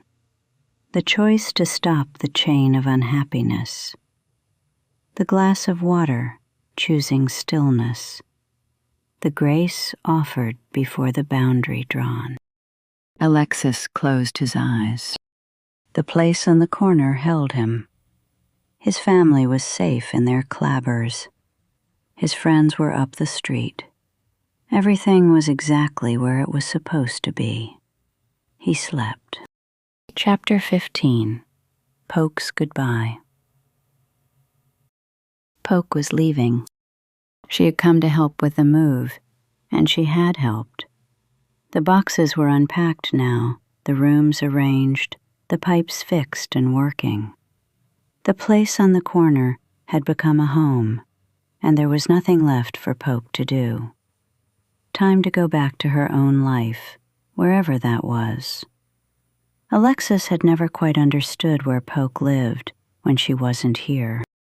He watched from the doorway of the guest room as Stretch and Poke packed Poke's bag together.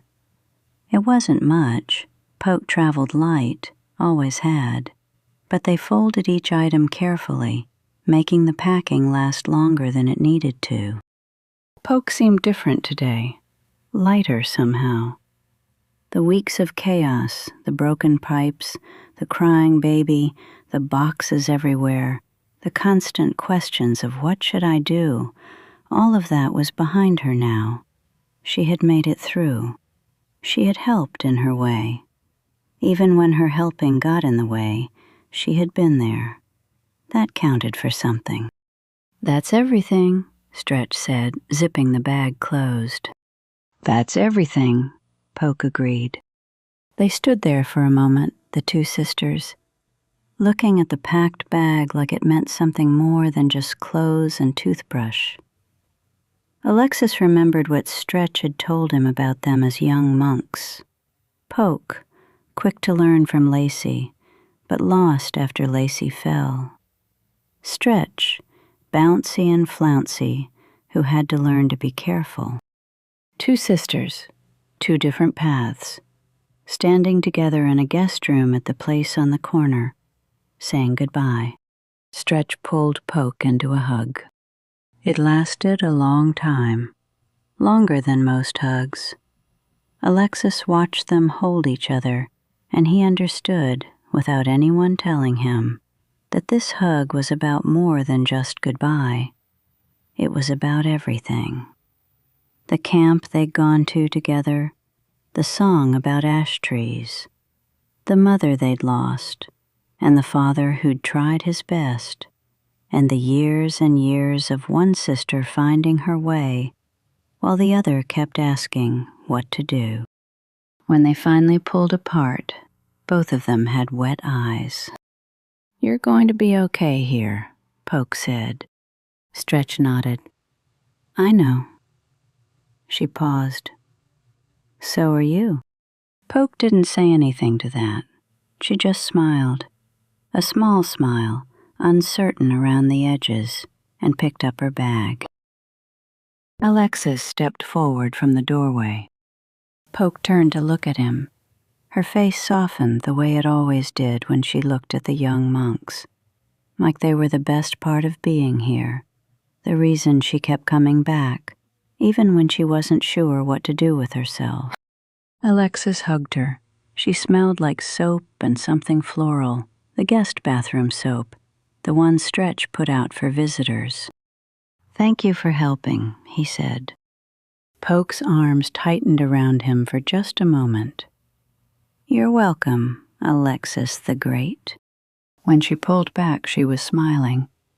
It was a real smile, not the uncertain one she'd given Stretch, but there was something behind it, something Alexis couldn't quite name. A sadness, maybe, or a knowing. The look of someone who understood things about herself that she wished she didn't. "You take care of your mother," Poke said. "She's a good one. The best one." "I will," Alexis said. "I know you will." Poke touched his cheek, just for a second. "You're good too. All of you. This whole family." She turned to Stretch. For a moment, neither of them spoke.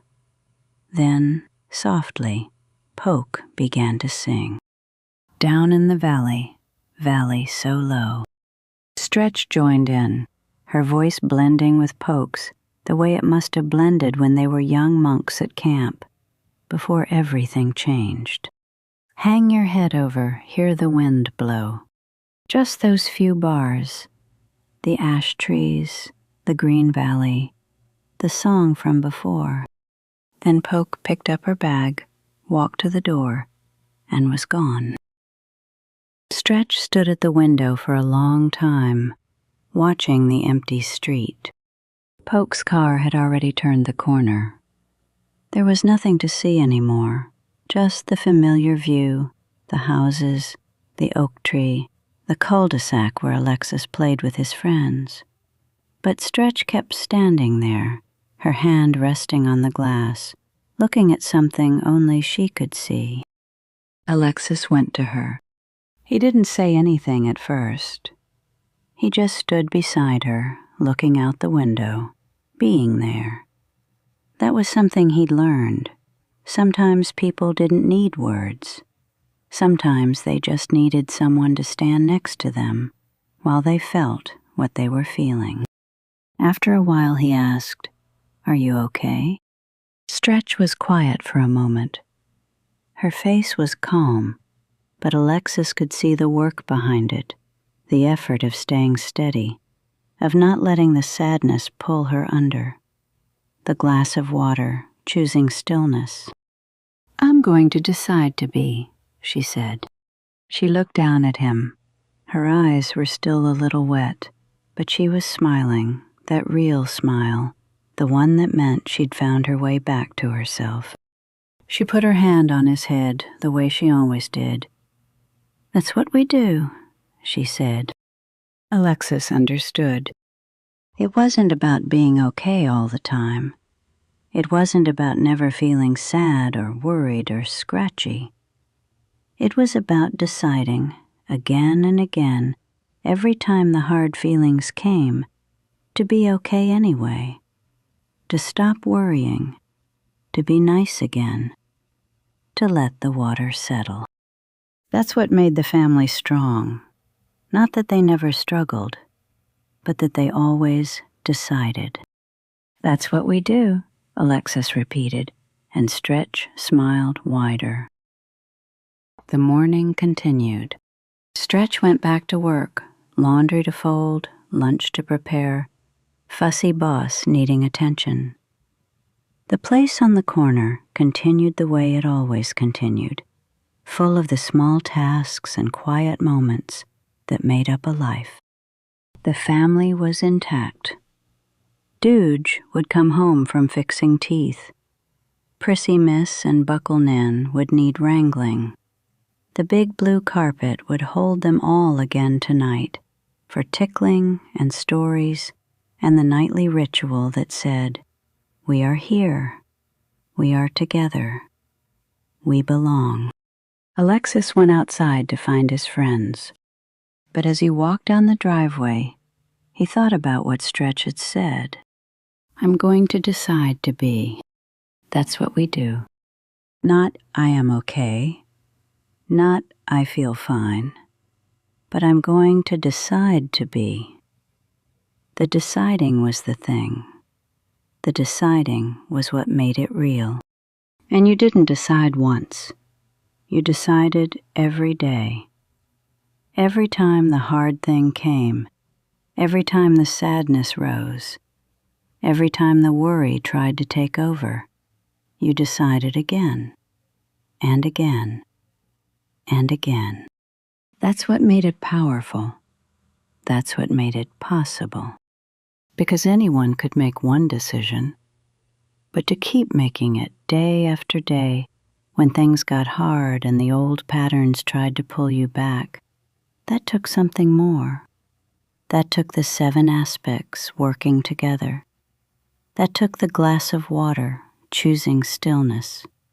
That took love, passed down from Lacey to Stretch to Alexis, generation to generation, each one deciding and then teaching the next to decide.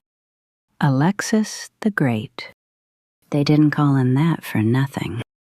He ran toward the cul-de-sac, where Hef and Rami were already setting up for kickball, where Happy was riding his bike in slow circles, not sharp circles, not predatory ones, just the easy loops of a kid with nowhere particular to be and friends to be with when he got there. The day was bright. The place on the corner stood solid behind him, and everything was exactly where it was supposed to be. Coda, many years later. Are you going to tell us the story or not? Alexis, older now, much older, with lines around his eyes and gray in his hair, looked at the 3 young monks gathered before him. The evening light was soft, the way it always was at this time of day, and they were in their usual spots, sprawled across the carpet, waiting, expectant. The oldest was a boy, almost old enough to think he knew everything, but not quite. He had Alexis's eyes, though he didn't know it yet. The middle was a girl with blonde hair that caught the light, listening with her whole body the way some children do, leaning forward, eyes wide, drinking in every word before it was even spoken. The youngest was a girl with dark hair and endless questions, already interrupting, already impatient. She reminded Alexis of Prissy Miss, though he would never tell her that. They were his. They wanted a story. They always wanted a story. That was the ritual now, the way the big blue carpet had been the ritual then. Chaos first, then calm, then stories that meant something. What kind of story? Alexis asked. A real one, the oldest said. With meaning, the blonde one added. With a bad guy who turns good, the youngest shouted, bouncing on her spot on the carpet. Alexis smiled. He knew just the one. I know a story, he said. It's about a monk who moved far away from everything he knew. He didn't want to go. He was scared. Were you scared, Dad? The youngest asked. This isn't about me, Alexis said, keeping his face serious. It's about a monk named Alexis. The oldest rolled his eyes. He was old enough to see through that, but he settled in anyway. The blonde one pulled her knees up to her chest. The youngest stuck her thumb in her mouth, which she only did when she was truly listening. Alexis began. He told them about 3 points: the place where Alexis grew up, the friend named Red, the last good day before everything changed. He told them about the place on the corner, 4 levels, a big blue carpet, pipes that broke on the first night, and a family that fixed them anyway. He told them about Stretch and Dooge, how Stretch learned to steady herself like a glass of water, how Dooge told stories that were really lessons, how they built a fortress out of habits and passed it down to their children. He told them about the 7 aspects: health, truth-telling, loving everybody, love and knowledge, daytime power, dream lessons, knowing your reasons. Other monks add a lot of sweetsies to the foods they eat, Alexis said, the old words coming back to him easily. And they get sick more than we do. We don't eat sweetsies, the youngest said proudly. We eat some, the blonde one corrected. We eat them wisely, Alexis said. That's different. He told them about Happy, the bike, the circling, the meanness that seemed like it was all there was until someone looked closer. Happy wasn't happy, he said, because he was named after someone who wasn't happy. His father was unhappy, and his father's unhappiness made Happy unhappy. And then Happy made everyone around him unhappy. That's how it works. Unhappy monks make other monks unhappy. Until? The oldest asked. He knew there was more. Until someone stops, Alexis said. You stop by deciding to stop worrying, deciding to be nice. That's all it takes, but it's harder than it sounds. He told them about the quest. Find 3 talents that belong to Happy. He told them about sitting down next to someone who had only ever been mean, and asking, "What are you good at?" He told them about the glass of water, how you can steady yourself, how you can let the swirling stop, how you can become clear and calm when everything around you is chaos. He told them about a frightened owl. "Frightened things can hurt you without meaning to," he said. The owl didn't want to hurt anyone. It was just scared, and scared things lash out sometimes. That doesn't make it okay, but it helps to understand. The blonde one's eyes were wet. She understood more than she could say. The youngest was asleep, her thumbs still in her mouth, breathing slowly. Alexis hadn't told them everything. They weren't ready. Someday they would be. Someday they'd learn about Lacey and Poke and the true weight of the story.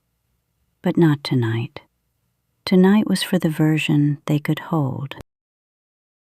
"Did Alexis ever see Red again?" the blonde one asked. "Yes," Alexis said, "many times. They stayed friends forever. Different places, different lives, but friends. Always friends." She smiled at that. It was the right ending, the one she'd wanted. "What happened to Happy?" the oldest asked. Alexis paused. This was a harder question. The true answer was complicated. Years of struggle, some good days and some bad ones. A life shaped by a house with dark windows and a father who yelled. He couldn't tell them all of that. Happy had a hard life, he said carefully, but he never forgot that someone believed he had 3 talents. Sometimes that's enough. Sometimes it isn't. But it's always worth trying. The oldest thought about this. He was at the age where he was starting to understand that stories didn't always end the way you wanted them to. That trying mattered, even when it didn't fix everything. "Tell us another one tomorrow?" he asked. "Always," Alexis said. He carried the youngest to her clabber. She was heavy with sleep, warm in his arms, completely trusting. He laid her down and pulled the blanket up, the way Stretch had done for him all those years ago. The blonde one went on her own, humming something under her breath. The song about ash trees, maybe. He'd taught her that one. The oldest stayed. He was standing in the hallway, his face thoughtful, working something out. "Dad," he said, "the story is about you, isn't it?" Alexis looked at his son, his boy, almost old enough to think he knew everything. His boy, who had his eyes. "It's about all of us," Alexis said. "Every generation." He put his hand on his son's head, the same gesture Stretch had used, that Douge had used, that Lacey had probably used before any of them. The gesture that said, "I see you. I'm proud of you. You're part of something bigger." "That's what we do," Alexis said. His son nodded slowly. He didn't fully understand, not yet, but the words were in him now, the way they'd been put in Alexis all those years ago. They'd grow, they'd take root, and someday he'd pass them on to someone else. "Good night, Dad." "Good night." The boy went to his clabber, and Alexis was alone. He stood in the quiet house, thinking. He thought of Stretch, who had built the fortress, who had stood at the edge so many times and chosen to step back, who had taught him without knowing she was teaching how to decide. He thought of Poke, who had never quite found her footing, who had kept asking, "What should I do?" and never found an answer that held. He still saw her sometimes. She was still trying. That was something. He thought of Lacey, who had fallen before he ever knew her. the grandmother he'd only met in stories, in the songs Stretch and Poke sang together, in the 7 aspects that had started with her. He thought of the frightened owl, and he thought of Pitter-Pop, the grandfather who had tried so hard to finish what Lacey started. The owl was Pitter-Pop, Alexis understood now. It had taken him years to see it fully. The owl was frightened too, and frightened things could hurt you without meaning to. The owl was still out there. Every generation, the owl was out there. Addiction, anger, fear, the things that got passed down alongside the good things, the shadow side of inheritance. You couldn't make the owl disappear. You could only teach your children to recognize it, to understand that frightened things lash out, to have compassion without being destroyed. But the glass of water was also out there, the 7 aspects, the decision made again and again.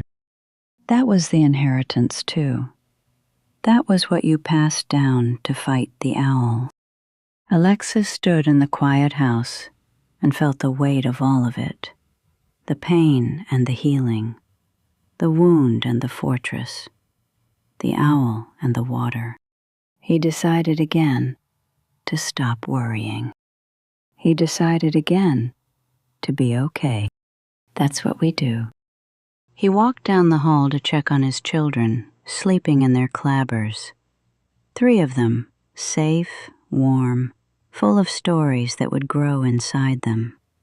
3 of them, learning without knowing they were learning. 3 of them, carrying the fortress forward. Tomorrow, he would tell them another story. Tonight, they slept. And the house held them all, the way homes do when they've been built with care, generation by generation, story by story, decision by decision. That's what we do.